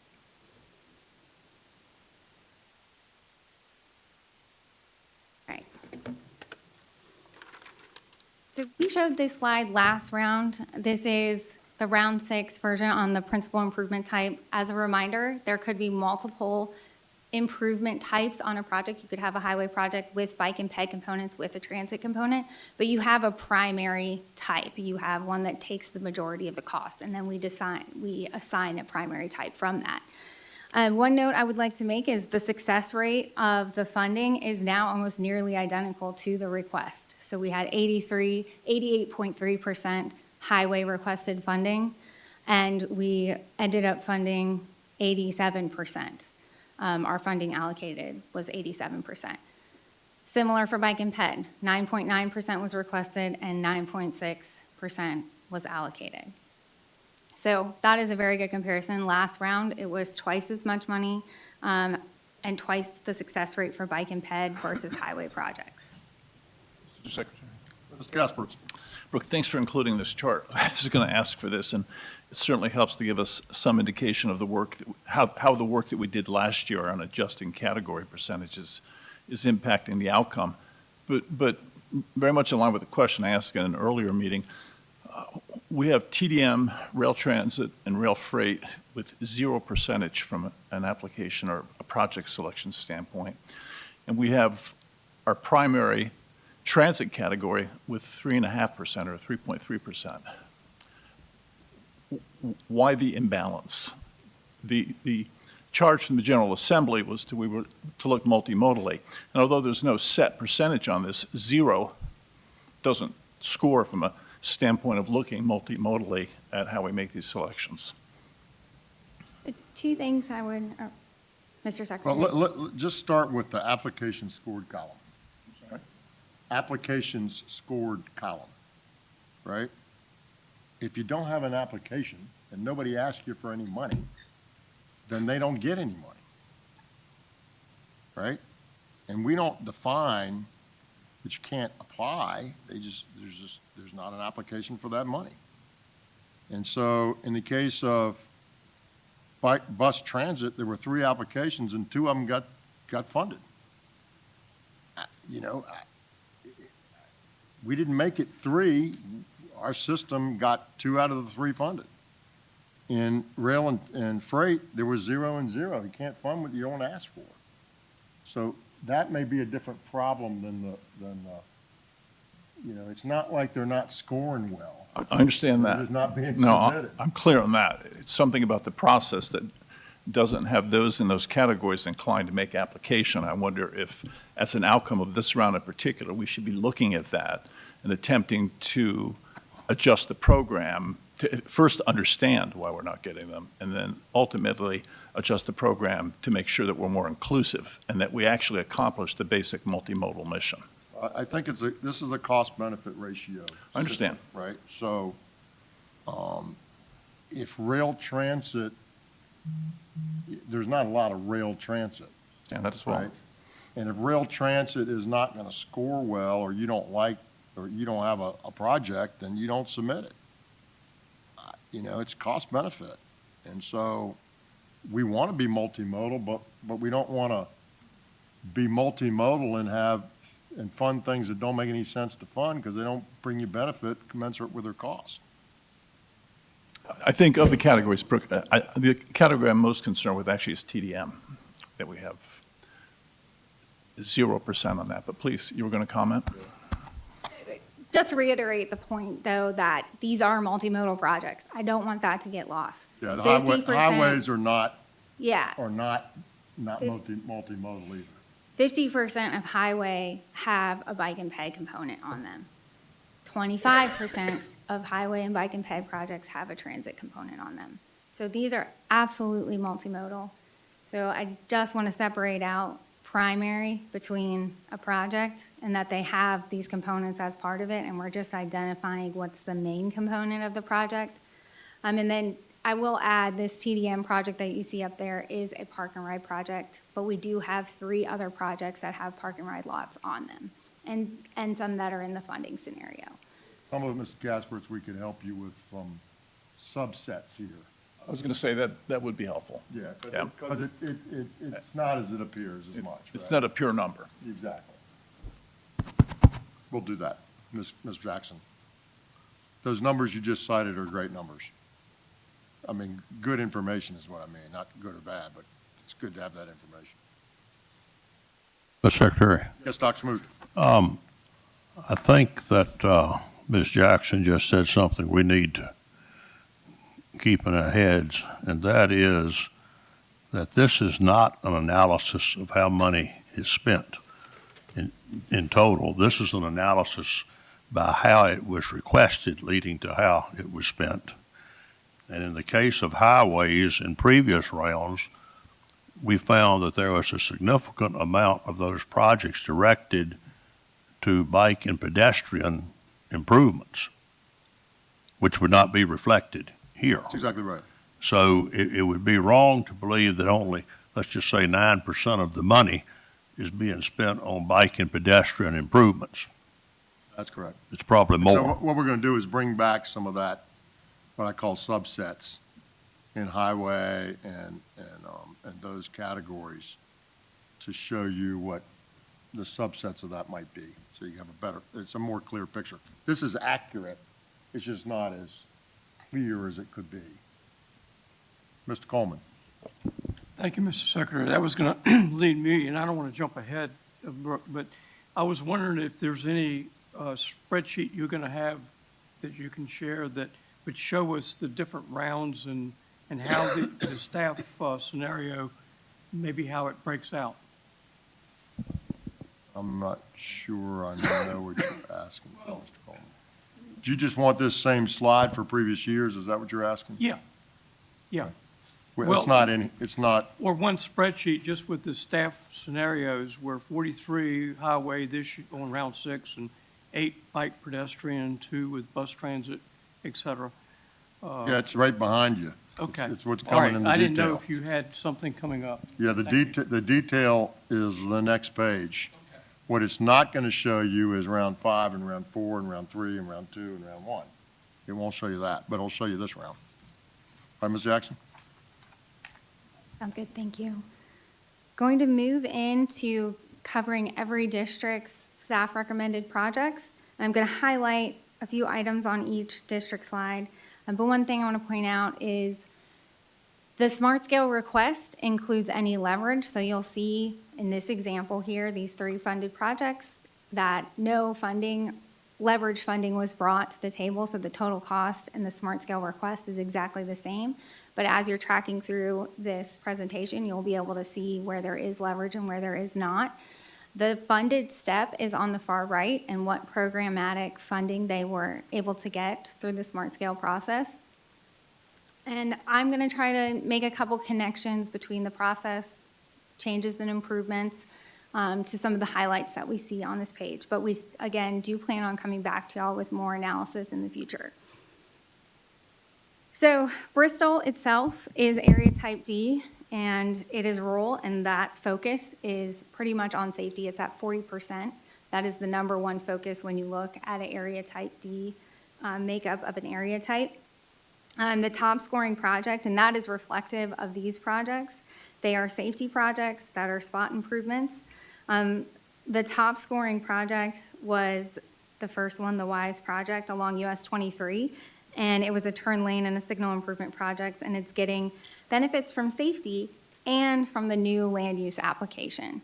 So that did help these projects shine out a little bit more with that land use boost and factor on high safety scores.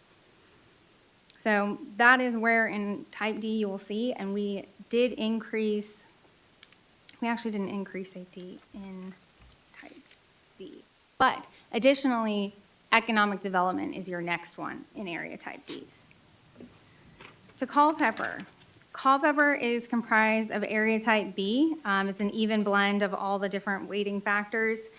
Mostly focused around Charlottesville is going to be that area type B, and then C and D are moving as you move out away from the Charlottesville central location. 3 out of the 4 projects recommended for funding were in that area type D category. They, again, were safety focused, spot improvement focused on the area type D ones. The area type B is the Charlottesville Albemarle MPO, which is actually located in Albemarle, this project, the Peter Jeff Parkway and Rolkin Road pipeline bundle. So again, this is a pipeline study that is getting recommended for funding. The area type D, this Charlottesville area, really saw a lot of impact out of the new economic development scoring that came from the VEDP approach. And again, that relates to the area type weightings for D. So highest in safety, highest in economic development. Fredericksburg is area type B, along in the Fredericksburg city area, and then area type D in the more rural areas. So B and D.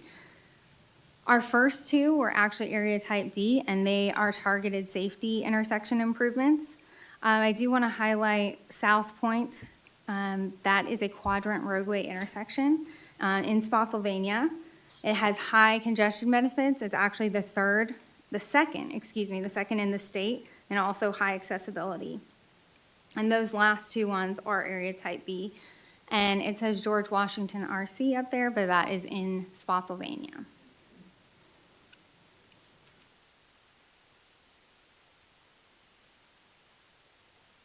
All right, Hampton Roads is primarily type A, but they have A and D.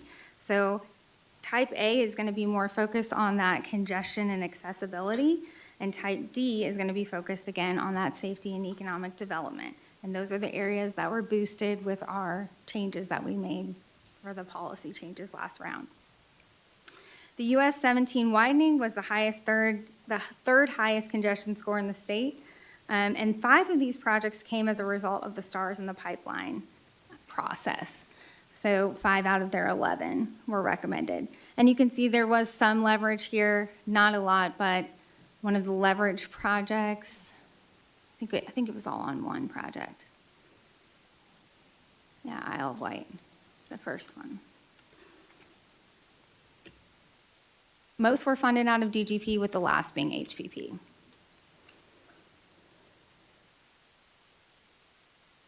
Lynchburg is mostly area type D, again, safety and economic development. The first 2 are area type D with safety-focused intersection improvements, and then we had a couple corridor improvements that were in area type C, and they were Timberlake Road and the Route 29. They were safety-focused, access management style projects with high safety scores. On to Northern Virginia. Northern Virginia is 100% area type A, focused on congestion and accessibility, but as a result of the review, we increased safety. So it went from 5% to 10%, and I saw that when I was reviewing the scores, that safety was taking more of the show for the Northern Virginia projects that were recommended for funding. US 29 improvement had the highest land use score in the state. And We also saw a high environmental score in the Northern Virginia area, and that has to do with the multimodal components.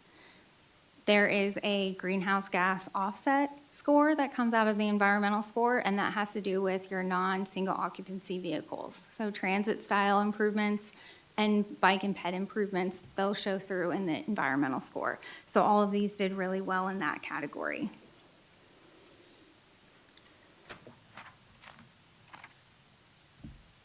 On to Richmond. Richmond is a blend of area type B and also has a little bit of C and D in it. But most of these projects that are recommended are in area type B, and that is the most balanced across the board, where you have safety, congestion, accessibility. They all have pretty balanced amounts of weight to them. The Richmond district received some of the highest scores with the new economic development system. And then 6 were focused on interstate projects, a lot of interchange improvements that you'll see here. There's also a 288 auxiliary lane included in this scenario. Winston Churchill had a top 5 safety score in the state with multiple roundabouts and ped improvements. And there was also very high safety scores driving a lot of this funding cost. This was our highest leverage district. You can see on the bottom there the difference between the smart scale request and the total cost. So that funding, the leverage funding, is shining through in some of the selections that you see here. I also want to point out that there is a lot of regional entities that are applicants here. So some of the localities that you can't see because they're named by their regional entity is actually, we have a couple Chesterfield projects, City of Richmond, Hopewell, Petersburg, and Henrico and Richmond City that is being shown throughout those regional entity projects. On to Salem District. Salem is majority type D with some B in the Roanoke area and type C in the Christiansburg, Blacksburg area. All the projects that were recommended for funding out of Salem were in area type D, and as such, they are targeted safety improvements with very high safety scores. And our last district is Stanton. And Stanton is majority area type D with some C along the towns of Lexington, Stanton, and Winchester. And again, so that's going to be more focused on that safety and economic development.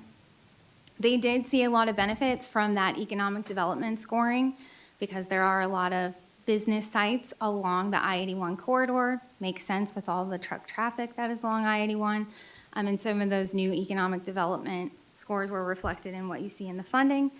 There were about half and half HPP, 2 HPP and 4 DGP recommended for funding out of the Stanton.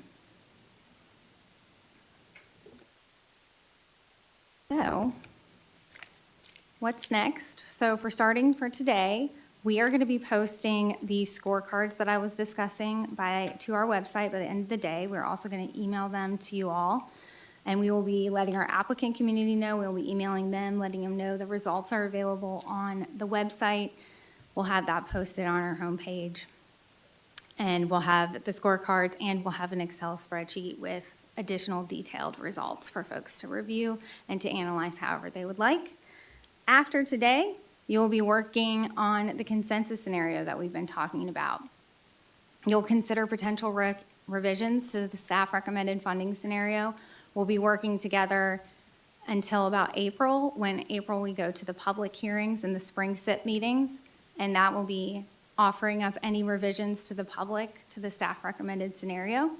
Coming back here in May for the consensus scenario, and then again in June, we will adopt the 6-year improvement program, the projects to the 6-year improvement program. That's it. That's all I have for you. Thank you, Ms. Jackson. Mr. Kaspertz. Hey, Brooke, when will we have the full scoring package? Right after this meeting, yes. Okay, I will great. provide that, yes, today. Thank We'll you. provide that directly to you today. Yes. Anybody else? Thank you very much. Thank you. That concludes the bulk of the agenda.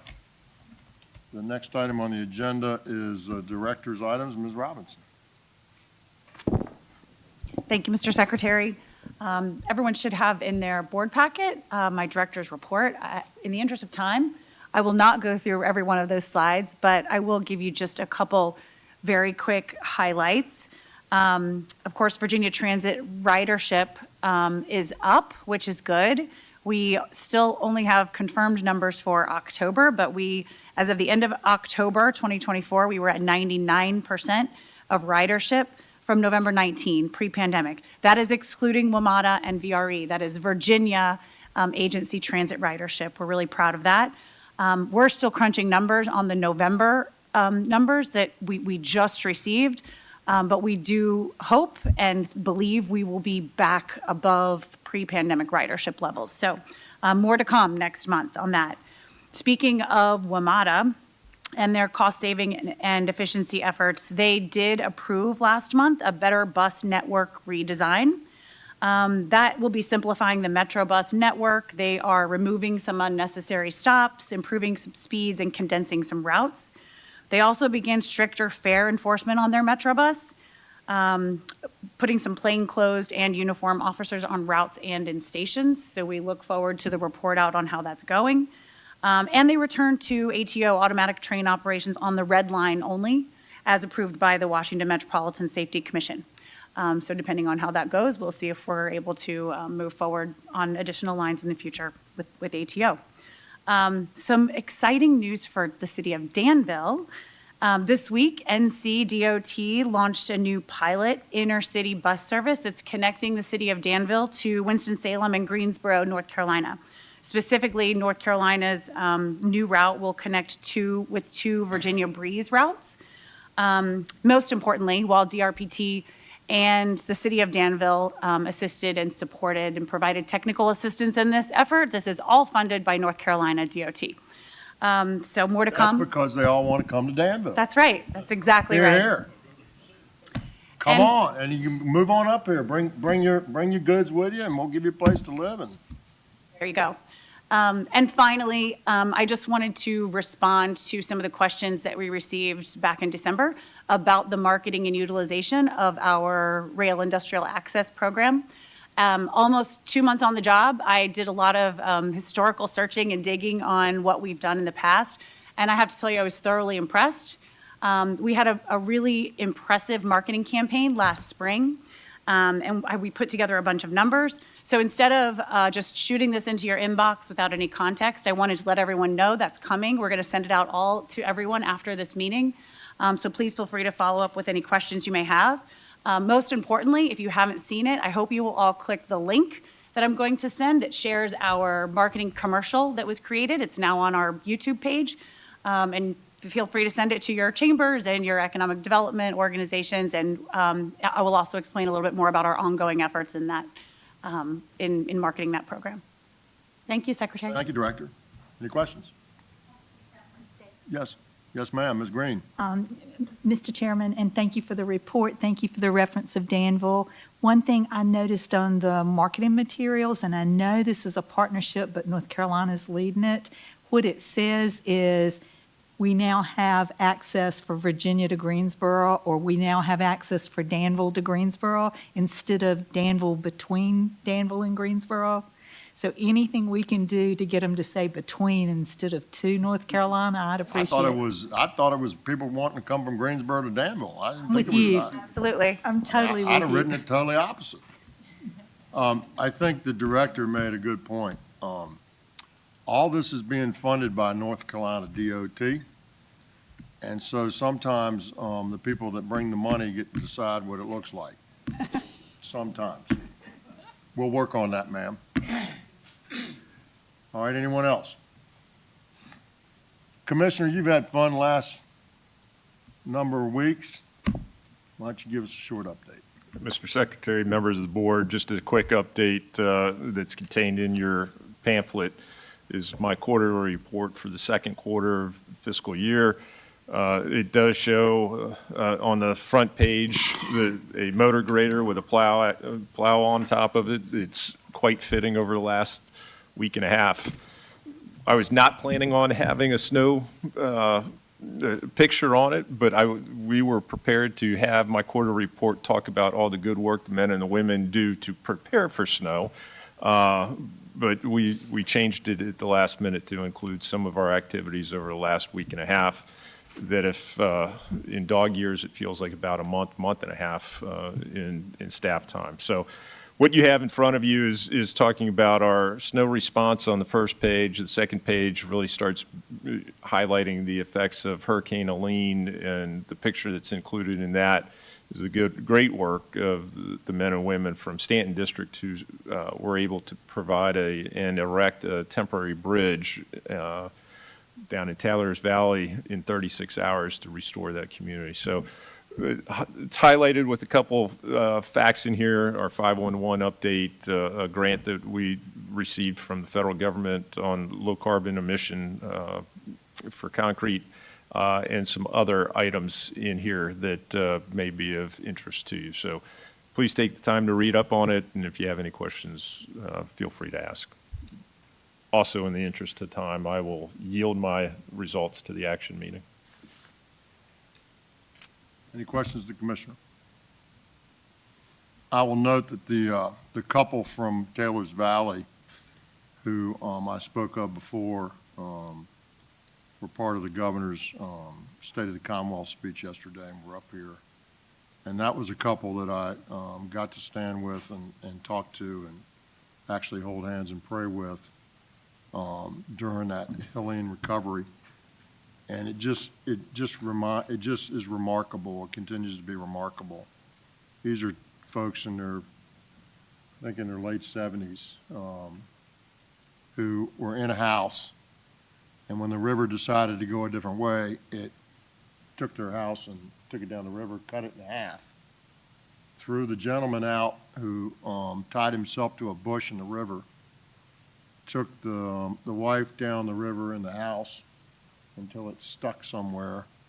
She was stuck in the house. He was in the water about 3 hours, tied to a bush, until a Black Hawk helicopter found him and rescued him. And then they went and found the wife, and she was okay. And so they were both, I saw them, the next day, 2 days later, and he was beat up and battered, but he looked just fine otherwise, and his attitude was fantastic, and her attitude was fantastic. And they were there yesterday. And, it was just pretty darn neat. Pretty darn neat what they did. Thank you, sir, for all your good work, and that was a heck of a thing. And that community down there, the commissioner got to show the governor and I how fast he can erect a bridge. So the next time I want a bridge, Mr. Commissioner, I expect it to happen that fast. But bridge was up in a couple days, and it was hauling trucks. It was amazing to watch. It was really quite neat. So good work, sir. Any comments or any questions of the commissioner? Well, we have one in Fredericksburg that needs to be repaired, so can we Plan, expect ma'am. that? It's in the plan. So a couple days? It's a little longer. We can only do that's all 90, we we can need. only do, how many feet? How many feet? I have the feet There's a memorized, but yeah. your bridge is a lot longer and a lot taller Yeah, your than. bridge is a little bit more complicated than that. 4 days. Right. 3.5. All right, that, without any further questions, I'm going to adjourn the workshop meeting. I'm going to call to order the action meeting of the Commonwealth Transportation Board, and our first time on the agenda is public comment. Is anyone here from the public that would like to speak? Even if you haven't signed up, if you feel compelled, we'd love to hear from you. Hearing none, I'll call for the approval of the minutes, which were distributed in your package. Are there any suggestions for change? Or hearing none, I'd take a motion to approve. Ms. Green moves. Mr. Coleman seconds. Is there further discussion? All in favor say aye. All opposed say no. Are there any abstentions? Thank you very much. Item number 1, Office of Land Use, action on an abandonment, primary system of state highways, Route FR-1018 in Appomattox County, located within the Lynchburg District. Mr. Hoffrichter, good afternoon and welcome. Hope you're well. Good afternoon, sir, and members of the board. This is an abandonment requested by the adjacent property owner. It's 4/100ths of a mile, so 200 some feet. And since it only serves the one property owner, local staff and us decided that it does warrant that abandonment, and the local government has also provided their support. Comments or questions? Is there a motion to approve? Motion to approve. Ms. Green moves. Is there a second? Mr. Laird seconds. Is there further discussion? All in favor say aye. Aye. Opposed say no. Are there any abstentions? Thank you very much. Maintenance Division, item number 2, action on commemorative naming at the request of Wise County of the bridge on Route 613, East Stone Gap Road in Wise County over Beaver Creek Dam as the Tate Brothers Memorial Bridge located within the Bristol District. Mr. Prezioso, welcome, and I hope you're well today. Doing well, thank you, sir. Before you today is the request to do a bridge naming in Bristol District, as Secretary noted, in Wise County. This is, the Board of Supervisors approved a resolution on this in November of last year. It's a very unique naming request. It is the naming for 4 brothers, the Tate Brothers Memorial Bridge. According to their resolution from the county, the brothers Creed, Fleet, Woodrow, and James. They were the sons of Peter and Laura Tate, and they all served in the United States Armed Forces. Chief Gunner's Mate Creed was in the Navy and participated in battles in the Pacific. Sergeant Fleet Tate was in the Army as a mortarman, and he played some significant roles in the efforts in New Guinea, Luzon, and the Philippines. Gunner's Mate James Tate served valiantly in the Navy in the Northern Atlantic, contributing to many critical naval operations. And then Sergeant Woodrow Tate demonstrated excellent bravery serving with the Marines in the South Pacific. So you have 4 brothers here that contributed not only to the nation, but when they came back, they contributed significantly to their community as well. Each of these brothers have passed away over the past 20 years or so. Creed Tate passed away in 2005. Fleet Tate passed away in 2010. James Tate passed away in 1997, and Woodrow Tate passed away in 1998. If you were to approve this, the bridge on Route 613 in Wise County over Beaver Dam Creek would become known as the Tate Brothers Memorial Bridge. Thank you, sir. Before asking for a motion, I'd just like to make a comment. As somebody who was born in the late 50s, I grew up, with father and grandfathers who had served in previous actions. But really, since I was a kid, Vietnam was pretty impactful. But and obviously, any conflict or war is impactful. And when people get injured or hurt, it doesn't really matter how many or where or what else they're injured or killed. But the folks that that don't have the same eyes on what World War II was all about, so different than anything I've ever seen or experienced, where the whole nation was all in, right? And while that was a horrible situation, I think something came out of it good. Not just winning against the bad guys, if you will, but just everybody was all in. And that's a different world when you have to be all in for your own survival than sort of what we deal with today. And so I look back on people like this and just with great reverence, and anything that we can do to, I think, is just profoundly important and obviously appropriate. So with that, I'd ask you if you, I'd ask for a motion to approve this. Mr. Folks. Mr. Secretary, it is with honor and it's a privilege to make this motion. It may be the first in the history of the Commonwealth where we're honoring 4 brothers, all who served with distinction in World War II, and naming a bridge after them. I make that motion. Thank you, Mr. Folks. Is there a second? Mr. Coleman? Mr. Coleman seconds.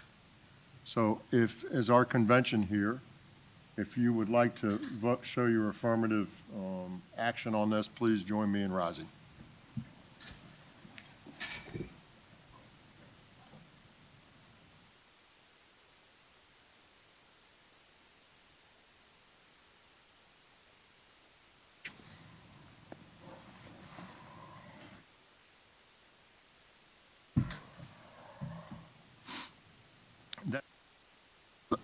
Is agenda item number 3, Infrastructure Investment Division. Action on the revised FY 23 through 30 6-year improvement program transfers for November 15th, 2024 through December 15th, 2024. Ms. Kimberly Pryor. Welcome, Ms. Pryor. I hope you're well. Thank you. You have in your packet a summary of the transfers from November and December that details the transfers that were processed, and I recommend your approval. Your motion to approve. Second. Mr. Kasperitz moves. Was it Mr. Davis or Mr. Good? Mr. Good second. Is there further discussion? All in favor say aye. All opposed say no. Are there any abstentions? Thank you very much. Item number 4, action on smart scale project cancellation, Route 179 Market Street Road Diet Project, located within the Hampton Roads District. Ms. Pryor. Thank you, Mr. Secretary, members of the board. Recall that I briefed you last month on a request from Accomack County to cancel the project that they had submitted previously for Smart Scale, the Route 179 Market Street Road Diet Project, due to some significant public opposition they had received to the project. You have a resolution approving the cancellation of that project, and I recommend your approval. Mr. Stan. So moved. Mr. Coleman. So the citizens didn't like the diet. Imagine that. We have a motion and a second. Is there further discussion? All in favor say aye. Aye. All opposed say no. Are there any abstentions? Thank you very much. Item number 5, action on smart scale project cancellation, 5th Street Southwest and Ridge Project, located within the Culpeper District. Ms. Pryor. Thank you, Mr. Secretary, members of the board. I briefed you on this project as well last month. The city of Charlottesville has continued to right-size their portfolio of projects and wishes to advance their existing projects that are underway and has recommended cancellation of this project. You have a resolution before you, and I recommend your approval. Captain Byers has a motion. Is there a second? Second. Mr. Good seconds. Let me say this before we take the vote. I think the Culpeper District and Charlottesville and all those folks have really done a nice job trying to get straightened out there. And they've come together. You know, we pushed on them a little bit about having too many projects that weren't getting done on time, not getting done right. And they have really, from my perspective, really come to the table and tried to make this thing work the way it's supposed to work.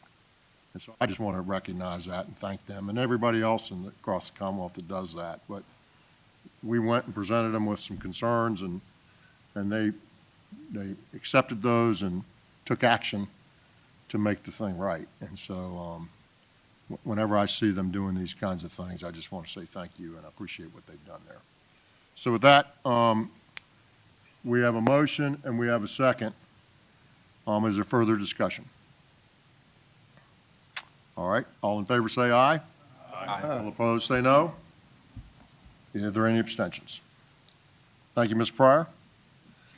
Item number 6, Virginia Department of Rail and Public Transportation. Action on rail industrial access to Sims Metal Southeast LLC Chesapeake, located within the Hampton Roads District. Mr. Todd. Yes. Welcome back. Thank you very much. Thank you for having me back.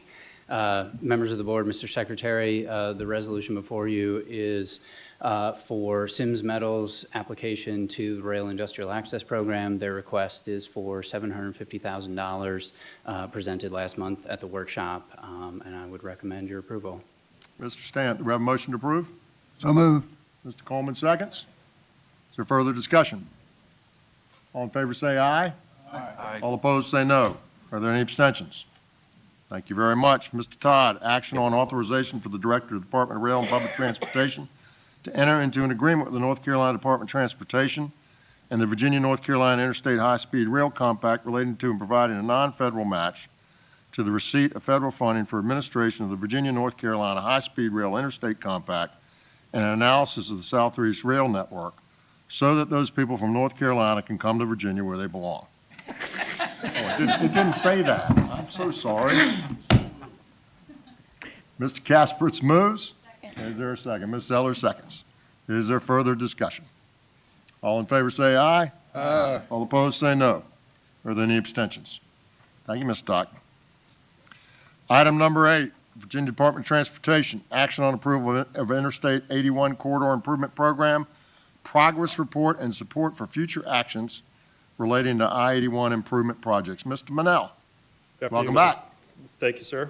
Good afternoon, Mr. Secretary and members of the board. Before you use the resolution to approve the annual 81 Corridor Improvement Program progress report, which includes the content presented to you this morning at the workshop, and this report will be delivered to the General Assembly, as well as support for future actions related to continuing to advance the 5 identified additional candidate improvement program projects, as well as initiating the Corridor Improvement Plan update, both of those actions being recommended by the I-81 Advisory Committee.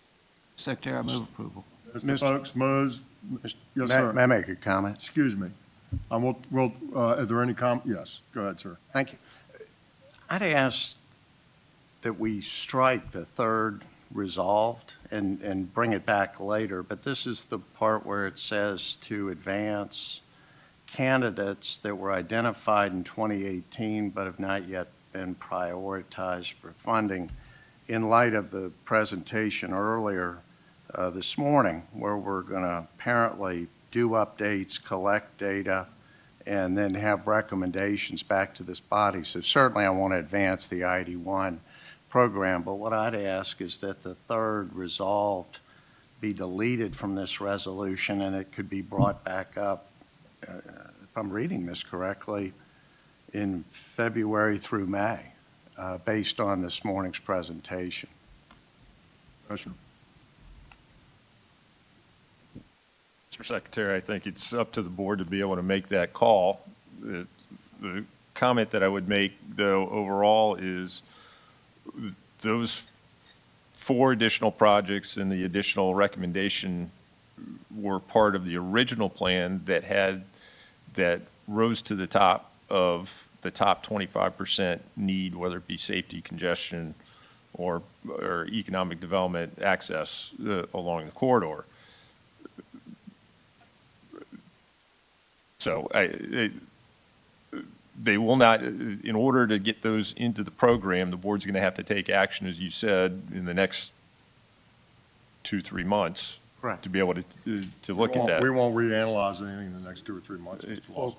What I was basing it on was the schedule, slide 26 from this morning, where there's going to be data collection now, and then February through May, issue identification. My only point is, and my experience has been, a lot's happened, a lot has changed since 2018, and we would do well if we can afford a couple of months to look at it, reevaluate it, and try to make sure that those things that were priorities in 18 are still priorities in 25. I'm guessing there's going to be some changes, but if we can afford the extra analysis, I think we would benefit well from it.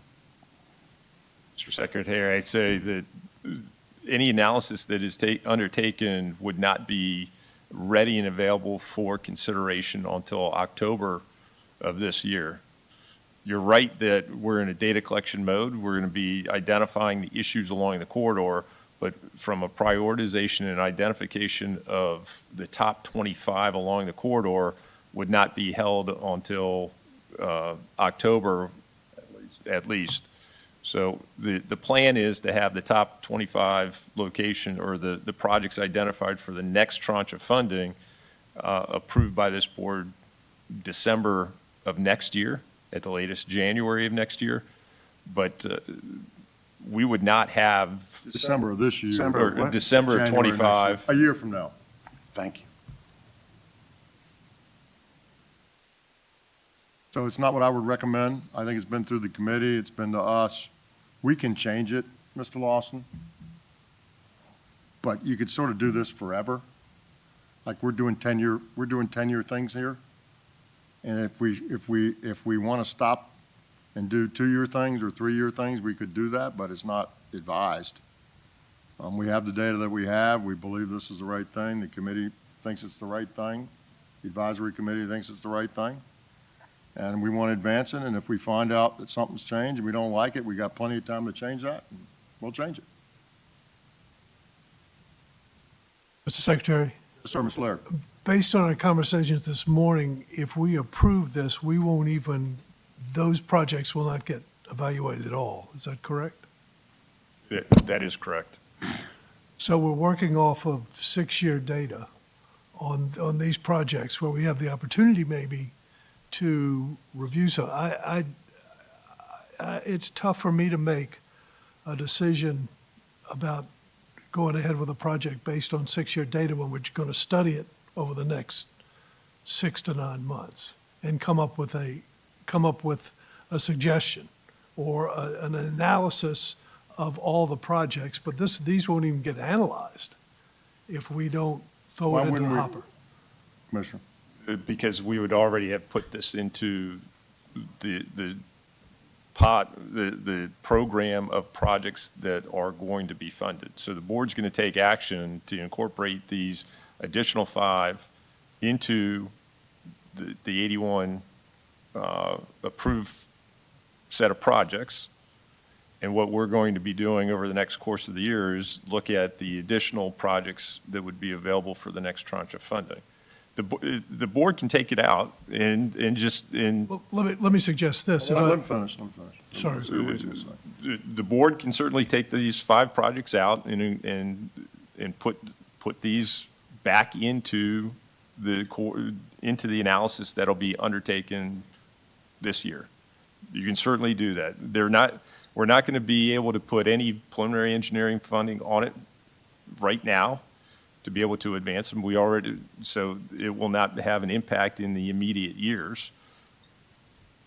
So it's your call. Mr. Secretary, Mr. Laird. What if we kept them in but still analyzed them? And make That's that. what I would do. We can make that as part of. Because I think you're dead on right. And listen, we just changed 3 or 4 projects in the last couple of years that we're in, right? We moved them around, we added one, we took one out, we moved it up here, we did 2 concurrently. So to your point, I think we ought to always be looking at these as they're going along, and they're not cast in stone here. So I like that concept, that So you can that be? advance them, but you have them reanalyzed. That's an excellent suggestion. I'm fine with that, as long as they're still in the analysis Analysis bucket, and if the motion is Yes, let's make the motion edited to that. whatever the right words need to be to advance them in the program, but to reanalyze them along with all the new projects that we look at.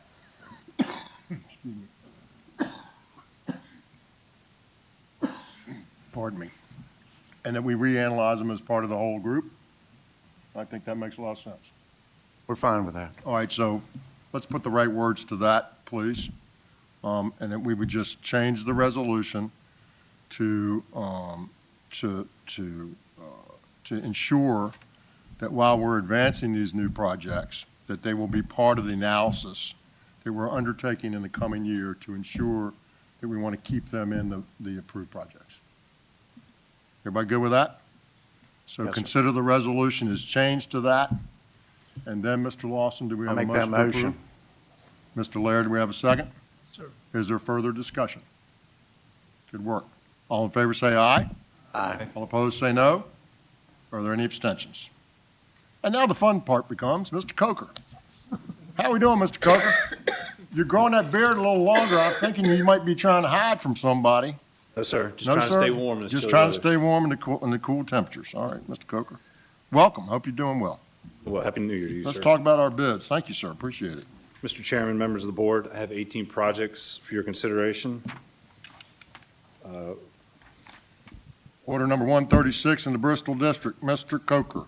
Yes, sir. Order 136, Bristol District. We have multiple UPCs. This is a 2025 latex modified project. On the primary and secondary systems in Lee and Scott counties, we received 2 bids. The low bid was from Slurry Pavers of Richmond, Virginia, with a bid of $5,217,318. This is within range, and I recommend approval. Ms. Davis. Approval. Mr. Folks, I'm sorry. I'm giving credit to where the work's coming from, Perfectly not where it's okay. being done. I'm sorry, Mr. Folks. Mr. Folks moved. Who gave a second? Sellers. Ms. Sellers seconded. I apologize. Is there further discussion? All in favor say aye. Aye. All opposed say no. Are there any abstentions? Thank you very much. Order number 138. Order 138, the Bristol District. Again, we have multiple UPCs. This is a 2025 latex modified project on the primary and secondary systems in Russell and Tazewell counties. We received 2 bids, with the low bid from Slurry Pavers for $6,031,038. This is within range, and I recommend award. Move approval. Folks, thank you. Is there a second? Ms. Sellers, second? Ms. Sellers, Oh, second? pay I'm attention. trying to figure out what this is for. Slurry lady. Are there further discussion? All in favor say aye. Aye. All opposed say no. Are there any abstentions? Thank you very much. Order number L61 in the Fredericksburg District. Order L61 in the Fredericksburg District. This is UPC 120057. This is the Norris Bridge Steel Repairs Project in Middlesex and Lancaster counties. We received 6 bids, with a low bid from Fresnay for $7,071,780. This is within range, and I recommend award. Ms. Sellers moves. Is there a second? Second. You had too many seconds. Mr. Lawson gets this one. Second? Is there further discussion? All in favor say aye. Aye. All opposed say no.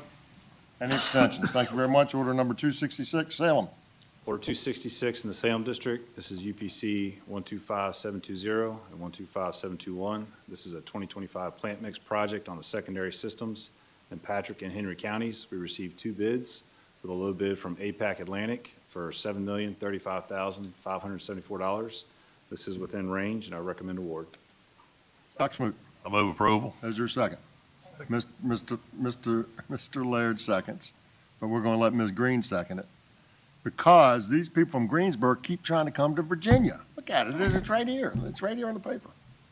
All right, we have a motion and a second. Is there further discussion? All in favor say aye. All opposed say no. Any abstentions? Order number M06, Hampton Roads District. Mr. Coker. Yes, sir. This is Order M06 in the Hampton Roads District. This is UPC 122643. This is a bridge repair project in various counties. We received 4 bids. The low bid from OTB Associates for $6,494,985. This does exceed the range. I am recommending award. We received 4 bidders. Then we had a tight grouping. We think this is market value. This project also had a unique repair detail that we internally underestimated, but all the bidders had similar pricing across the board. So we think that's where the bust was, so we're recommending award. It was relatively close. There were 4 bettors. They were close, Yes, sir. and you think it meets the market. Yes, sir. Is there further discussion? So moved. Is there Mr. Stamp moves. Is there a second? Mr. Coleman seconds. Any other discussion? All right, all in favor say aye. Aye. Opposed say no. Any abstentions? Thank you very much. Order number 269 in the Salem District. Order 269 in the Salem District. We have 2 UPCs on this one. This is a 2025 plant mix project on the interstate and secondary systems in Carroll County. We received 1 bid from Adams Construction Company for $10,075,985. This is within range, and I recommend award. Dr. Smoot. So move. Is there a second? Second. Mr. Laird seconds. We have a motion and a second. Is there further discussion? All in favor say aye. Aye. Opposed say no. Are there any abstentions? Thank you very much. Order number 459 in the Richmond District. Order 459 in the Richmond District. This is UPC 125594. This is a 2025 plant mix project on the interstate in Hanover and Henrico counties. We received 1 bid from Allen Myers of Virginia for a price of $7,955,777. This is within range, and I recommend award. Mr. Davis. So moved. Is there a second? Second. Mr. Lawson seconds. Is there further discussion? Yes, sir, Mr. Casperts. Yeah, I've often heard that the plant mix is challenging in some of our outlying districts.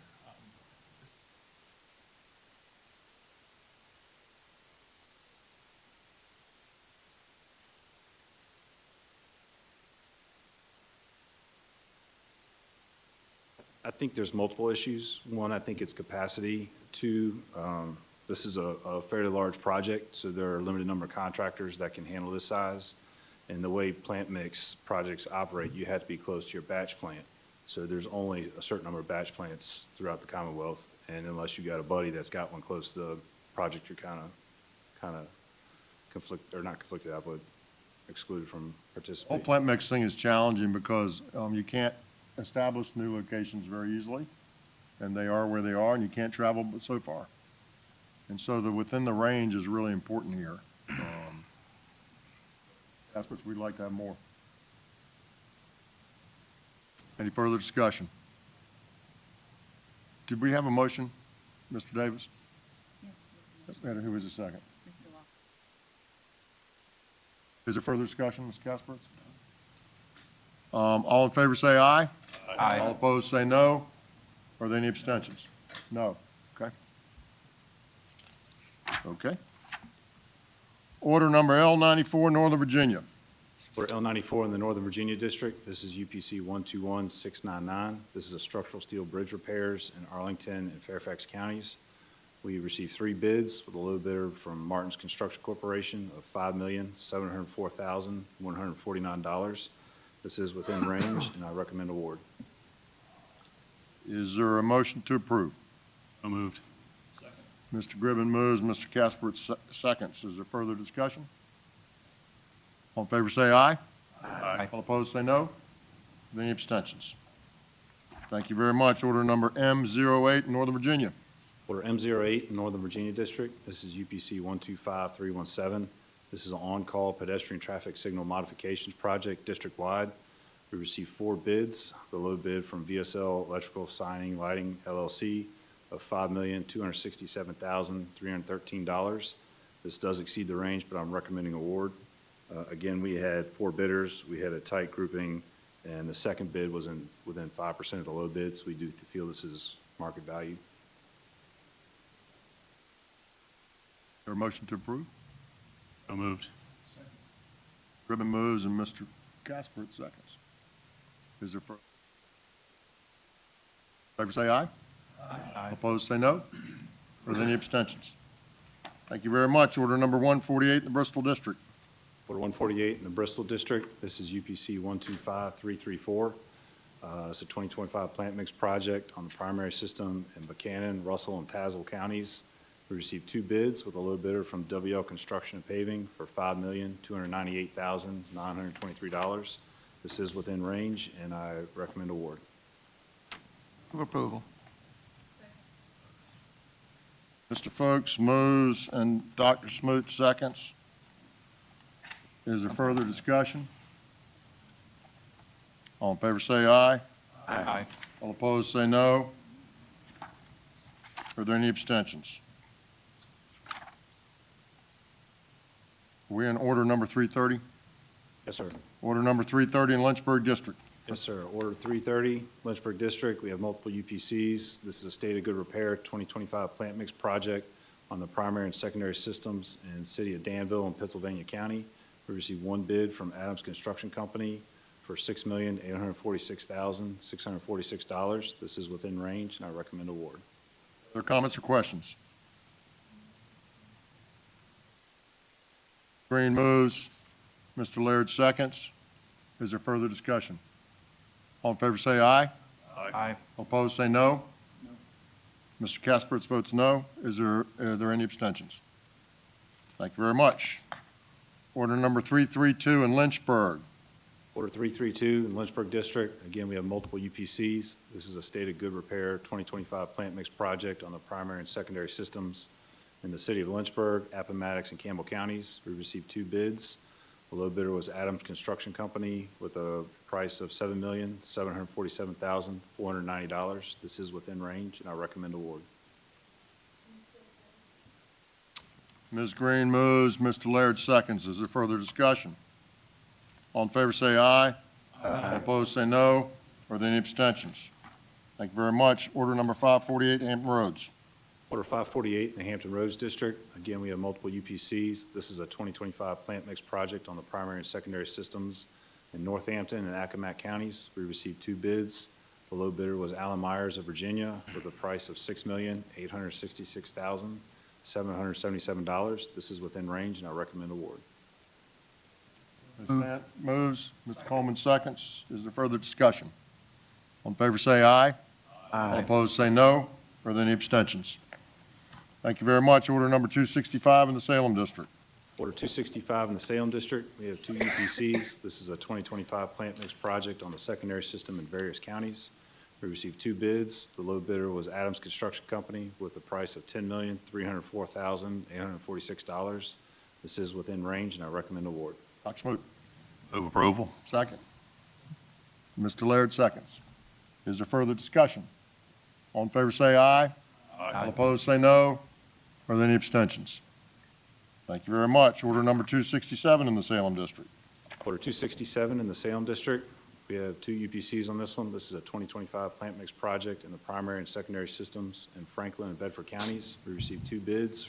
Low bidder was Adams Construction Company with a price of $6,295,219. This is within range, and I recommend award. Dr. Smoot. I move approval. Is there a second? Second. Ms. Green seconds. Is there further discussion? Mr. Secretary, Yes, sir, Mr. Laird. and a quick addition, and I could be off, but it seems that Adams has gotten approximately $40 million worth of contracts just today. And my question is, not that they don't deserve it, not that they're not capable of it, but I assume they have others also. Are they going to run into a capacity problem? Do we know, do we ask that question? What's their limit? Their limit is determined by the bonding company, and they're required to bond every contract that they're awarded. Chief Engineer wants to come talk. He's been feeling left out today. Glad I got him up. I'm glad. Trying to follow him, sir. Mr. Laird, sir, yeah, by the bonding is one area that they're limited by. Adams is a huge corporation. They do work all across the state. At this point in time, we don't have any concerns with their capacity to do the work. But they are one of the 3 top firms in the state and have been for several years. So we do monitor that closely, very closely. Thank you. Point, Mr. Laird. Further discussion? We have a motion and a second. All in favor, say aye. Aye. All opposed, say no. Are there any abstentions? Thank you very much. Order number 657 in the Fredericksburg District. Order 657 in the Fredericksburg District. We have multiple UPCs. This is a 2025 plant mix project on the primary and secondary system in various counties. We received 1 bid from Allen Myers for $5,834,777. This is within range, and we recommend award. Ms. Sellers. We have a motion. We have a second, Mr. Davis. Second. Thank you very much. Is there further discussion? All in favor, say aye. Aye. All opposed, say no. No. Mr. Casper's vote is no. Are there any abstentions? Thank you very much. Order number L39, Hampton Roads District. Order L39 in the Hampton Roads District. This is the Berkeley Bridge mechanical and electrical system replacement in the city of Norfolk. We received 2 bids. Low bid from PCL Construction for $78,219,287. This is within range, and we're recommending award. Ms. Stant. Second. Mr. Coleman seconds. Mr. Stant motions. Is there further discussion? All in favor say aye. Aye. All opposed say no. Are there any abstentions? Thank you very much. And finally, we have order number DB 133 in the Richmond District. This is a really cool thing here, folks. Mr. Coker. This is order DB 133 in the Richmond District. This is UPC 123831. This is the I-64 Gap B segment widening project in New Kent County. We received 2 bids. The best value bid from Shirley Contracting Company was $203,750,500. This is within range, and we recommend award. Secretary, I move approval. But just try to shut out Mr. Coleman. Mr. Davis moved. I'll let Mr. Coleman second. Let me say this. Are is there any further discussion? Yes, Mr. Casperitz? Just a question, the best value bid, does that mean that the one we selected is not the low bidder? They had the highest combined score, both their technical proposal and their bid combined. So let me say this. So when we score some of these projects, some of it has a technical score because they're designing it and they're putting things in, and it's not all down to the nth detail as to what we want. And so we judge that. There's two different factors that judge that. So somebody that brings creativity to the design, makes it better, replaces more or less. There may be an overpass going over and one person might repair it, somebody else replaces it. All those things can add into their technical score and to best value. So the bids have different scopes of work possibly? They're open scopes, right? So you say, go do this project and tell me what you're going to do and how much it'll cost. So we got a cost piece that may not be apples to apples with the other cost piece because it's not down to the nth detail. Is that fair enough, Mr. Chief Engineer? Yeah, You want to sir. clean me up a little bit here? I'll back clean up, sir. Okay. So the firms are provided the same scope. What they do come back with is different forms of how they're going to design the project and how they're going to construct the project. So that goes into part of the technical proposals. So what we're looking for is their adherence to our standards, their ability to take a risk off of us, their innovation, and that's part of the scoring process. And the scoring process is a very detailed process that we go through. And that is, so you have a technical score that comes out of that group, and then you have the price. On this particular job, the individual firm that received the project was not the low bid, but the bids were very close, very close. Mr. Secretary, could I ask, I'm just curious, when we do this, we got two, everybody loves an auction. Do you let the other group give a proposal based on that alternative design or other scope of work? And again, it's not a different scope. We get the same scope. We ask them to come up with how they're going to design it. Then use your words, that way they're going to design, so Shirley comes up with their version. Do you give that to contractor X to see if they can beat it? No. They got to come up with It's their own. proprietary. Okay. So, Mr. Secretary, these bids were within $1.5 million, if I recall, in my reading. Less than that. Less than that, $1 million on a $203 million bid. So it's very, very close. And I would tell you, as an aside, one of the things that I've asked for is, does it ever, because I lived in this world for a long time, and I really didn't like it as a contractor, but if I was a customer, I'd like it a lot. Which, when these things were really close like this, do we go back and say, okay, how about a best and final? Is there any provision for that? There's not in this case, but there may be in the future, and we're going to talk about that a little bit. Just to try to, and I hated that, by the way. I was in the lead and they wanted me to give more. And in most cases, guess what happened? I gave more, right? And so in the interest of the Commonwealth's taxpayers, we'll be looking at those sorts of things. But my earlier comments were going to be, we got this project really rolling and fast. The commissioner and his team did a tremendous job. We broke this whole 30-mile project into 3 segments, right? We did the west segment first, which CVTA helped us with. Then we bid the eastern segment second. And then we had 2 different contractors out there working within 10 miles of each other. They were big contractors working on the exact same road, just 10 miles apart. And we said, bid the middle now. We got really good numbers, right? We got really good numbers. And that's a beautiful thing, and it's not rocket science, Commissioner, but great work. Just to stage it that way and to do it that way, so you get rid of all these mobilization or a bunch of mobilization costs. You got people who are out there, they're working, their people are there, they're used to it, they understand what they're dealing with, and they're competing against one another. So we got a good result here, and we're excited to get this done. So with that, we have a motion, we have a second. Is there further discussion? All in favor say aye. Aye. All opposed, say no. Are there any abstentions? Thank you, Mr. Coker. Thank you, Chief Engineer. Appreciate it very much. Sir. Item number 10 on the agenda is action on Fredericksburg Bundle Interstate Maintenance Services, order number 2 STP-72170. Mr. Prezioso. So before you today is the bid for the Bundled Interstate Maintenance Services contract. This is just routine maintenance. It's a 5-year contract. This is not anything like the resurfacing or overlay contracts that you were talking about earlier. This is routine maintenance. There were 2 bids on this. The combined price for 2 lots is $31,714,750,000. Mr. Prezioso, what is routine maintenance? Glad you asked, sir.